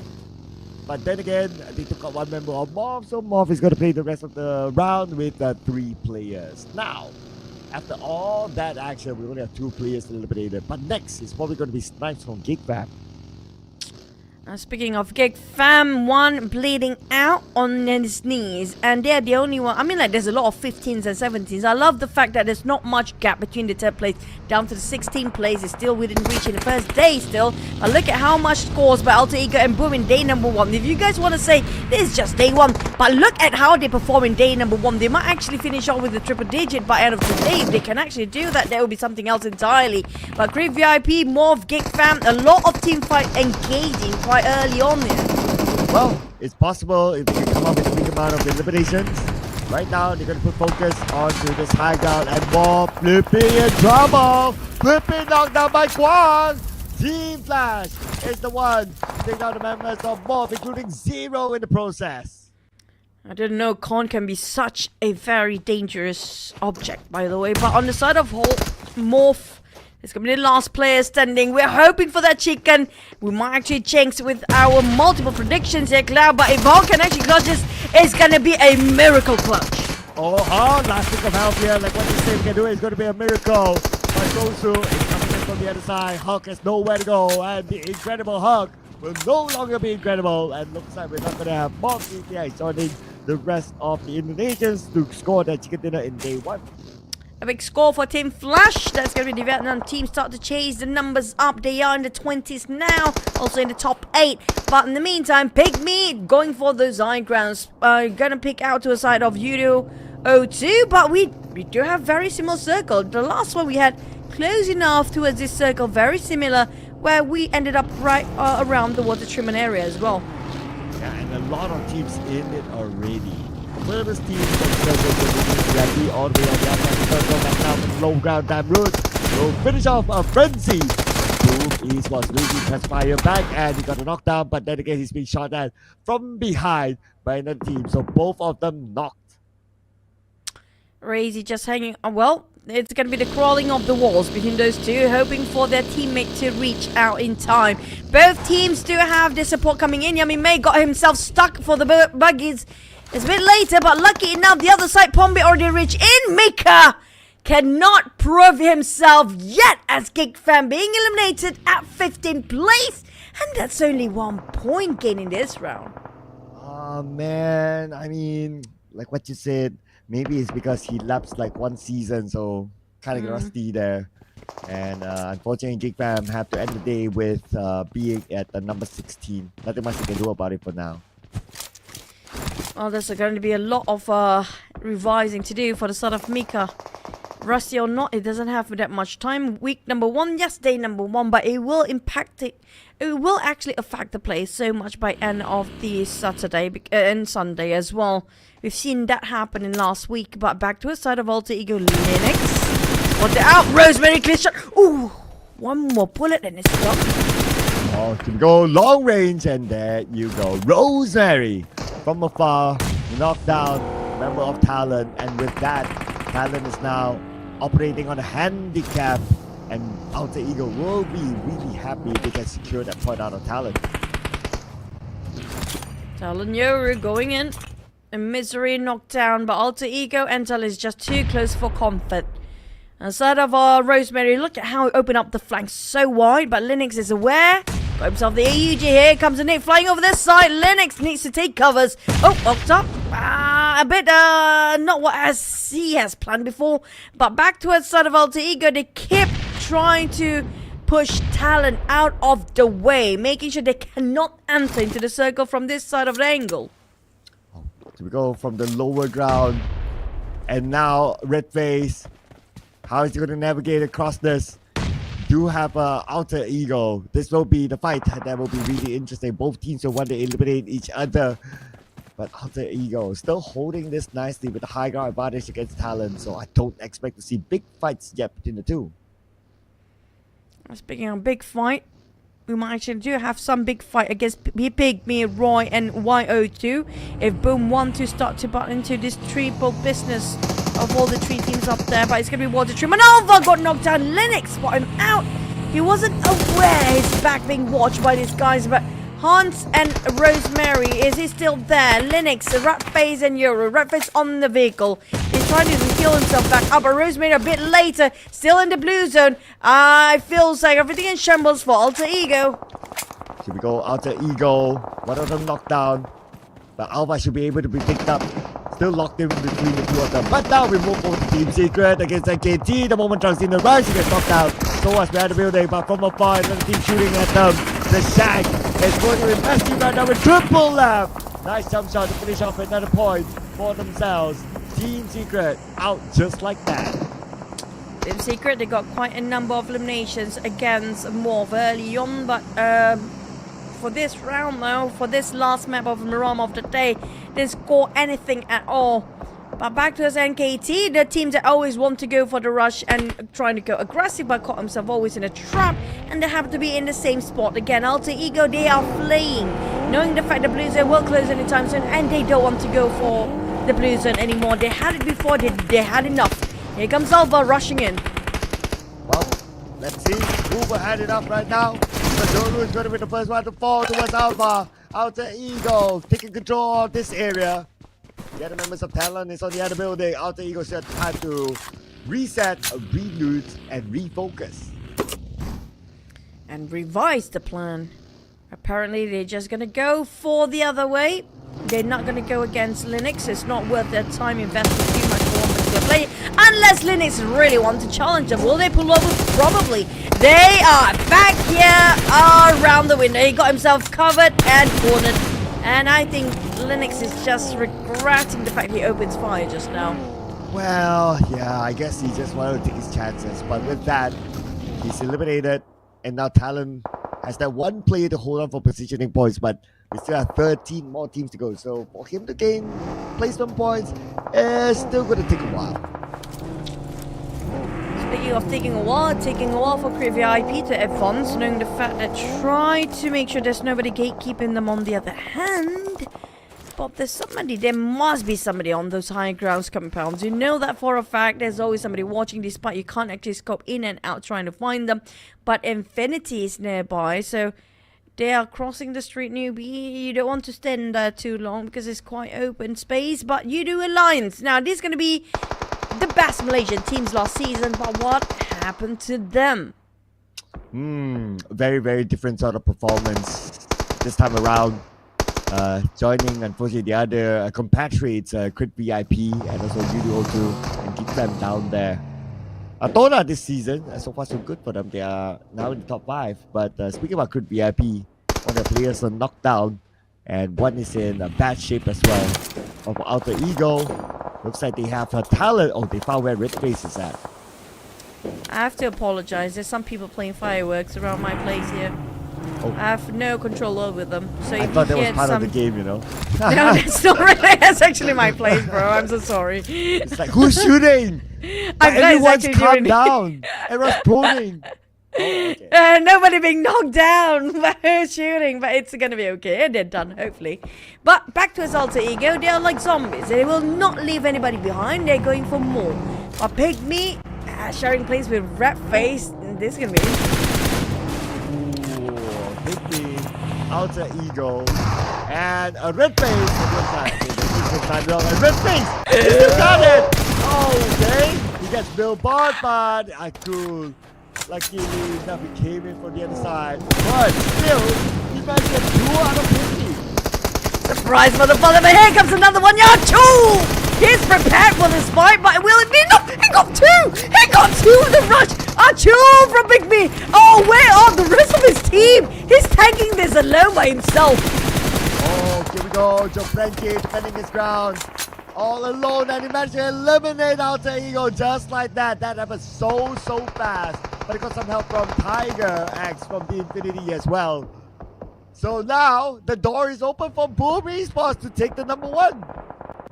It's definitely them already taking over number 1 here. If they just keep it alive for a tiny bit, and definitely will push down Alter Ego. But next we do have Empires. I mean, don't fret for the viewers. TODAK is trying to fight back, but NKT, will they stay alive? Because Team Flash also fighting Crit VIP at the same time. YOODO Alliance trying to bombard down the rest of TODAK while they're trying to revive their teammate. They got a couple of nades right at the perfect spot. Looking for more nades to follow up, but Leon is out of the nades. Fredo, we taken out by Yami, are they bought out as well? So number 11 for YOODO 02, only managed to collect 1 point this time. While PMSL Esports, on the other hand, is dominating. 6 eliminations so far, but they're only left with 2 players. 2 players just trying to stay alive right now, running away from all the fires against them. But YOODO Alliance is just being clustered as heck in the center. TODAK Gifter a bit too focused on spraying what's in front. He needs to leave because the blue zone is burning him off quite alive, down to only 10% of HP left. Going to continue what he left before. Going for the sprays. Here you go, Iftar, but that's quite a risk. Downwards, below to upward. It's not the best angle to shoot for Iftar. Oh, Crit VIP eliminated number 10 with 2 elimination points. That will root them down at number 12, and as YOODO Alliance can overtake them. They are pretty close right now between 2 teams to take the points, but are they? Look out! Iftar take it out as well. That's the final member of TODAK eliminated at number 9, opening up the space for the Infinity, NKT, and Team Flash to potentially overtake TODAK. But for TODAK, they're doing pretty decent for day number 1. But for Shadow Alter Ego and Boom, they're a different level entirely. Look at the scores. Can Boom finish off with a bang for the last match of the day with Triple F and KT trying to challenge on Infinity? Now, this is going to be the Infinity that we're not used to know back in the days. It's a different Infinity entirely. But will they come back? The moment we try to hope for their comeback, YOODO Alliance just shut them down. Here we go. YOODO Alliance still in the game. Team Flash. Also on the outside of the circle, they are 50-50 now between YOODO Alliance as well as the Team Flash. Nate sent across, but Batman says that nope, I'm done with this. Going back to his teammates and probably going to take a northern rotation into the circle. It's quite an open space for YOODO Alliance. Team Flash at least they've got some covers due to the uneven terrain right across them. But YOODO Alliance, there's nothing. It's barren land. There's nothing to cover. Not even one single tree. But at least they got NKT, which in a worse position than they are right now. And they're being eliminated at 8th place. Now we're down to 7 teams. But 2 Indonesian teams still up there. Boom and PIGMY will try to score the chicken. While YOODO Alliance trying to make a 1 last-minute comeback for day number 1 there. Oh, but look at this, Juju. They are 50-50 now between the Team Flash and the Team Infinity. Boom and PIGMY. Both teams are still alive. Both teams are still alive. But YOODO Alliance, they are 50-50 now between the Team Flash and the Team Infinity. Oh, but look at this, Juju. How are they going to get across? No vehicles, have to get an open space, and the Infinity looking at them. The only way is probably that IQOO to play the support role to try to provide cover fire while the other two members run across. That is the best way for YOODO Alliance now. You have to do it fast. It'll be fast enough though. They do have only less than 2 minutes away for next stage, but they have to cross the street. They have to climb up. There's so many work to do for YOODO Alliance. Feels impossible at this stage. Yeah, but at least the cover fire for IQOO helped Leon's as well as Leo to get across. So you still got somebody in the circle. Not that bad, but it's bad for Yummy. The fact that he got eliminated by Gosu. But anyway, PMSL Esports with the 6 eliminations still have a very happy supper. And not just that, they might actually get themselves an 80s with their placement points as well. So, not surprised they will ended up in first place. But tomorrow is going to be a different race between Alter Ego and Boom, as well as TALON possibly. But PIGMY, can they play the catch-up game to close the gap between them and TALON for this last map with one player left? Can Achol revive Jabranki? He built up the bridge of smoke. Nobody actually keep an eye on him. It's the best time for him to actually go and flee. But Vampires do have the advantage over the vintage point. And will this be finally the comeback of Vampires? They might score the chicken. Ooh, looking good at least. 3 players still alive. And now with this high ground, at the start, Achol has nowhere to go. And Schwabs will make sure that they secure that point. PIGMY eliminated number 6 with 3 eliminations. And now we're in the top 5. And Vampire Esports is already dominating. But Team Flash, look at the numbers of elimination, 10 eliminations, and we don't have that much spotlight on them yet. The camera is not onto a side of Team Flash. They have been trying to tap it from the sidelines. It's just how great Team Flash taking advantage when it comes to the final map of the day. We're down to only top 5 teams, but Team Flash already scored a chicken just by the eliminations. Oh yeah, look at this. 10 eliminations and they still have a full squad. So, are they on the roll? Are they going to be the one to break the Indonesian streaks? In fact, the streak has been broken. It's just a matter of which team will score that one and only non-Indonesian chicken today.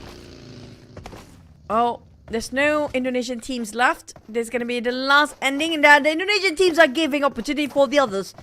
All the other flags to wave in the very last. Just to say this is the PMSL Southeast Asia and not PMSL IT, by the way.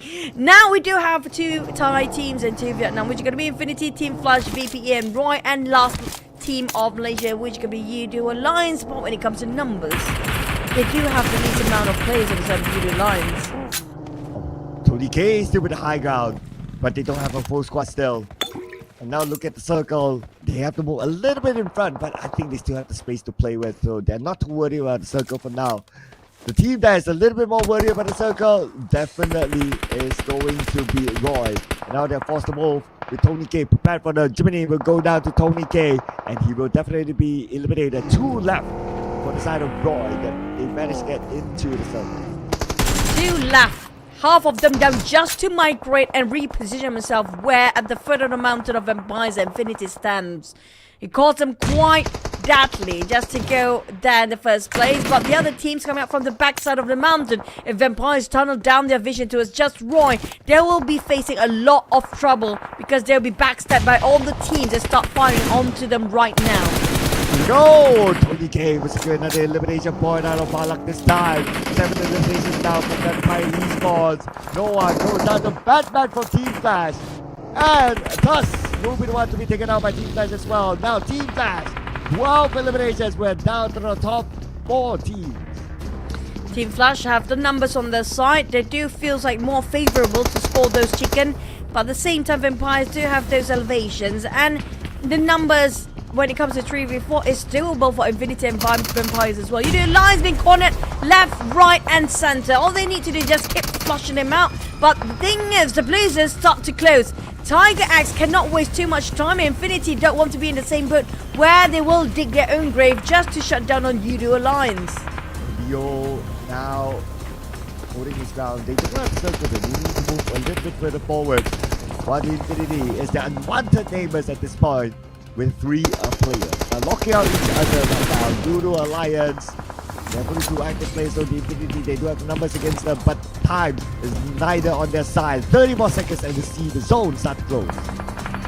Infinity, they need to wrap things up. Just leave it. It's not worth it because they might actually got themselves the shot of chicken dinner. If they keep lurking around this area just to shut down YOODO lines, yes, it scores 2 points for them, but they actually will have trouble to be in the center if they're a bit later, because look at how the division between Team Flash, they're split into two formation just to conquer the northern side of the circle. But the problem for Team Flash, they have a bit of a lower and mid ground, not the highest ground there is. But let's see which ground will still be held down by the teams. Now we're at stage 8, moving on to stage 9, and that's where the circle will close entirely. Stage 8 for teams. This is how crazy the season PMSL is. And the name from Gosu, almost onto the face of Tony K. Team Flash is below Vampire Esports. Now it's a matter of also how Vampire will manage this despite having this high ground advantage. Gosu, keep the tap onto the set of invites. Hoping it will connect somehow, but they dodge it in a very graceful manner for the set of Empires. You cannot pin them easily in this angle. From down below upwards, just the most difficult shots angle, and just hoping it will connect. But now it might be it, but just a tiny bit. But the one that actually burning down and just going down is going to be too fast. A bit of trading. Batman, that spray was actually golden.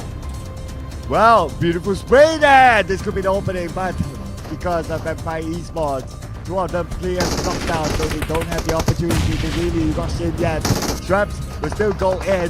Batman is still holding the front line. Sending Nathan straight onto Swamp! And then a Swamp! Take out the OTK, and Batman is the one to eliminate Swamp's beautiful pinpointing. That was just incredible, despite they got those high elevations, but did not put it to best work because they were too focused on one particular angle. But Team Flash, can they finish off, or will they have to bow down with 14 elimination? Can they finish with a 17 as the most highest elimination, or will they be shut down by Infinity? And that it is!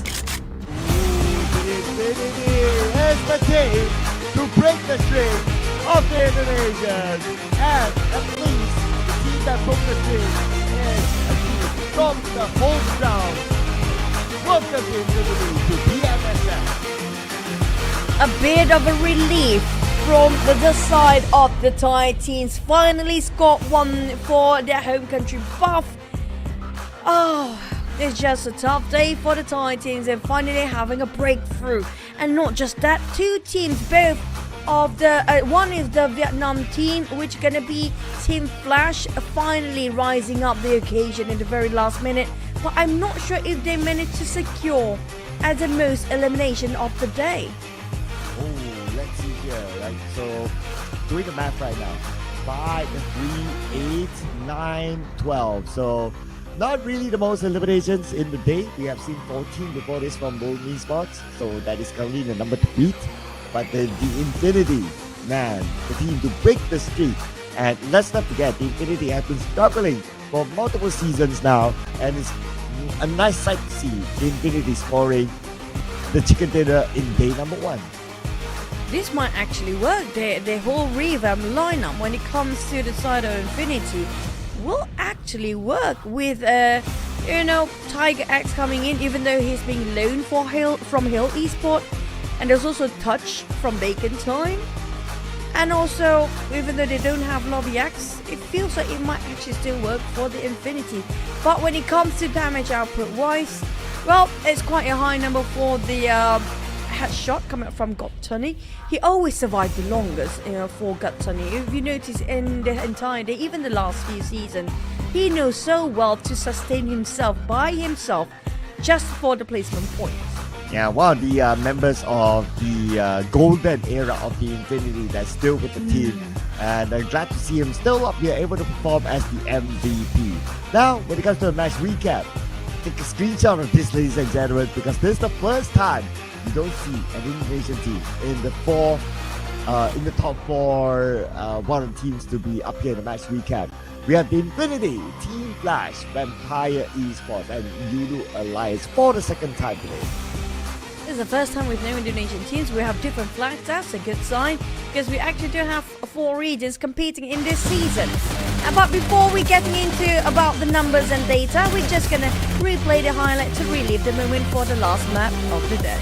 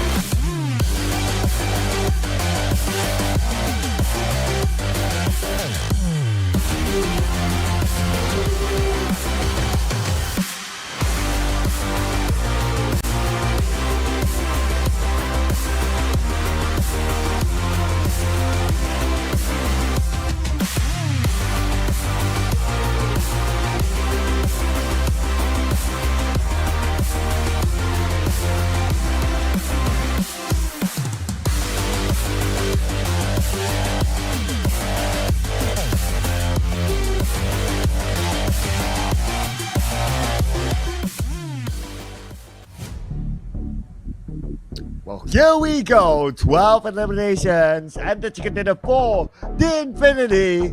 The team that broke the Indonesian streak. 22 points collected in total. Other than that, Team Flash is up there as well with 20 points. And welcome Vampire Esports, the most points collected by themselves in this round. In a single round, it is this round with 12 points. So 3 teams with a double digit up there. And for the Indonesian teams, the closest one or the highest one is Boom Esports with 7 points, and we got PIGMY with 5. And speaking of which, 14 is also the golden number for today. That's going to be the most eliminations by Team Flash, Boom, as well as Alter Ego. All of them scored 14 the most. For today, we haven't got anything more than 14. It was actually a good opportunity for Team Flash if they can actually secure 17 if they finish off Infinity, but Infinity, due to the home ground and the pride that they're playing on the home ground as well, they need to secure the last chicken dinner. But when it comes to the second page, Cloud, Team Secret, MORPH, we were hoping for the chicken, but they ended up with the egg of the chicken, not the chicken itself. Yeah, a lot of chickens up there, and somebody has to lay an egg, right? And yeah, it has to be MORPH, unfortunately, but you know, in general, it has been an okay day for MORPH, but it's just the last round. But hey, that's a big bonus if that happened anyway. But other than that, Team Secret, unfortunately, no points as well.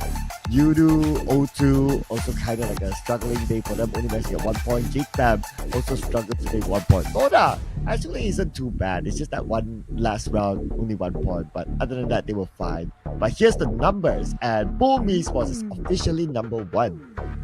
Wait a minute. When it comes to the numbers, it feels like it's actually you're sharing that first place. You're sharing the throne. It doesn't feel like you're number 1. Yes, it's due to the second and the tiebreak and so on. But the 17-8 tomorrow is going to be a different race again. Yeah, tomorrow we're gonna bring in a group B, of course. So the numbers will definitely be kind of messed up, but yeah, it will be all fine after the first 3 days. So out of these teams, you can see that 4 teams from Indonesia, they're on page number 1. Boom Esports, Alter Ego, TALON, as well as PIGMY, they're all up there. But for MORPH, I thought that they would at least be able to maintain page 1, but I guess because of the 0 point round, they got pushed down to page 2. Infinity, with that one round, managed to push quite far ahead at 4th place as well. But the one that actually having the least progress is going to be Team GEEK Fam down there. Across all the maps here, 6 maps, they only get an average of 2.1, possibly 2.2 points per map. While YOODO Lions are supposedly the best teams from Malaysia still struggles to get themselves their footing in this season. MORPH is the only Indonesian team on the second page throughout the entire day. Yeah, MORPH number 10, but 23 points, not too bad I must say for day number 1 for them. Hopefully they'll be able to catch up or at least maintain their pace on the following day that they'll be playing in order not to be relegated into the Saturday show and they can qualify directly onto the Super Sunday. But for YOODO 02 and a great VIP, if you remember last season, it was quite a struggle for them. This season, day 1, it seems to be pretty much the same story. Hopefully it's not the same ending. The start of the story and the epilogue might be similar somewhat to last season, but it's all about how you finish, not how you started when it comes to the teams as well as our life, by the way, guys. It's going to be a deep message just for you guys out there. But speaking of which, I think we do have another interview later on. But so far, I feel like this is the most powerful start by these players and Boom as well. And dominated by Alter Ego. Hunt for you with the highest average eliminations at 3.5. Rosemary with the average damage, highest average damage 613. And Octa, highest average assist 1.7. And obviously they're all different players from Alter Ego, so they make up an amazing combination together to bring Alter Ego up there. I'm not surprised for this, but I was expecting it's going to be 1 or 2 Boom play, but we're going to head into the interview for now.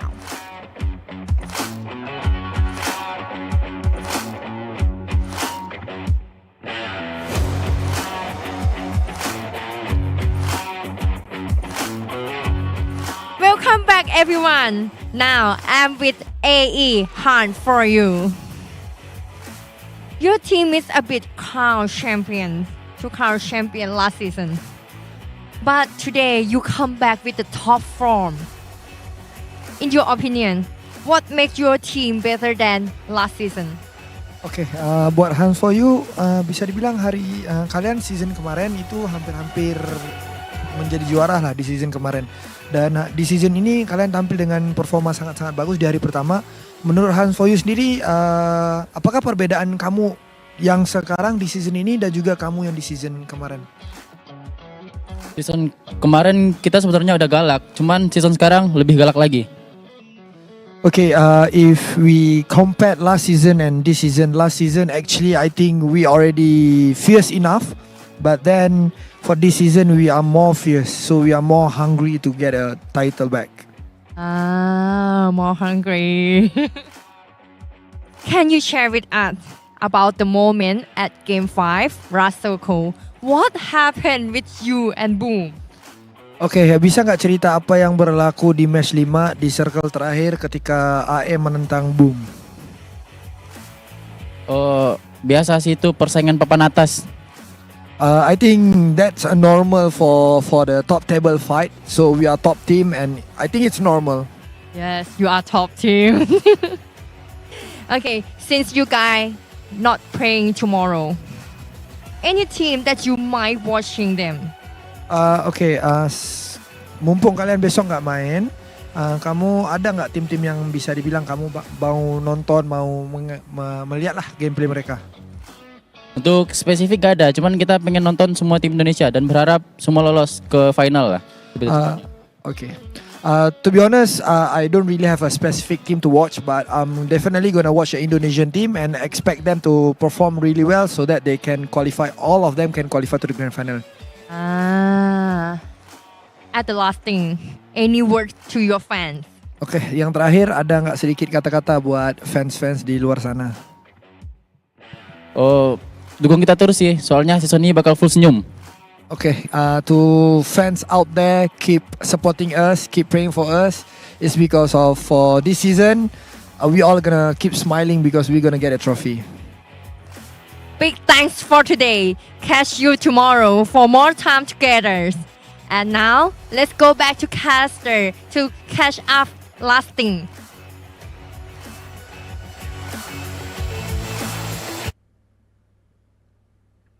We're gonna make you smile, he says, and that is Hans for you. He started off with the taunt earlier today.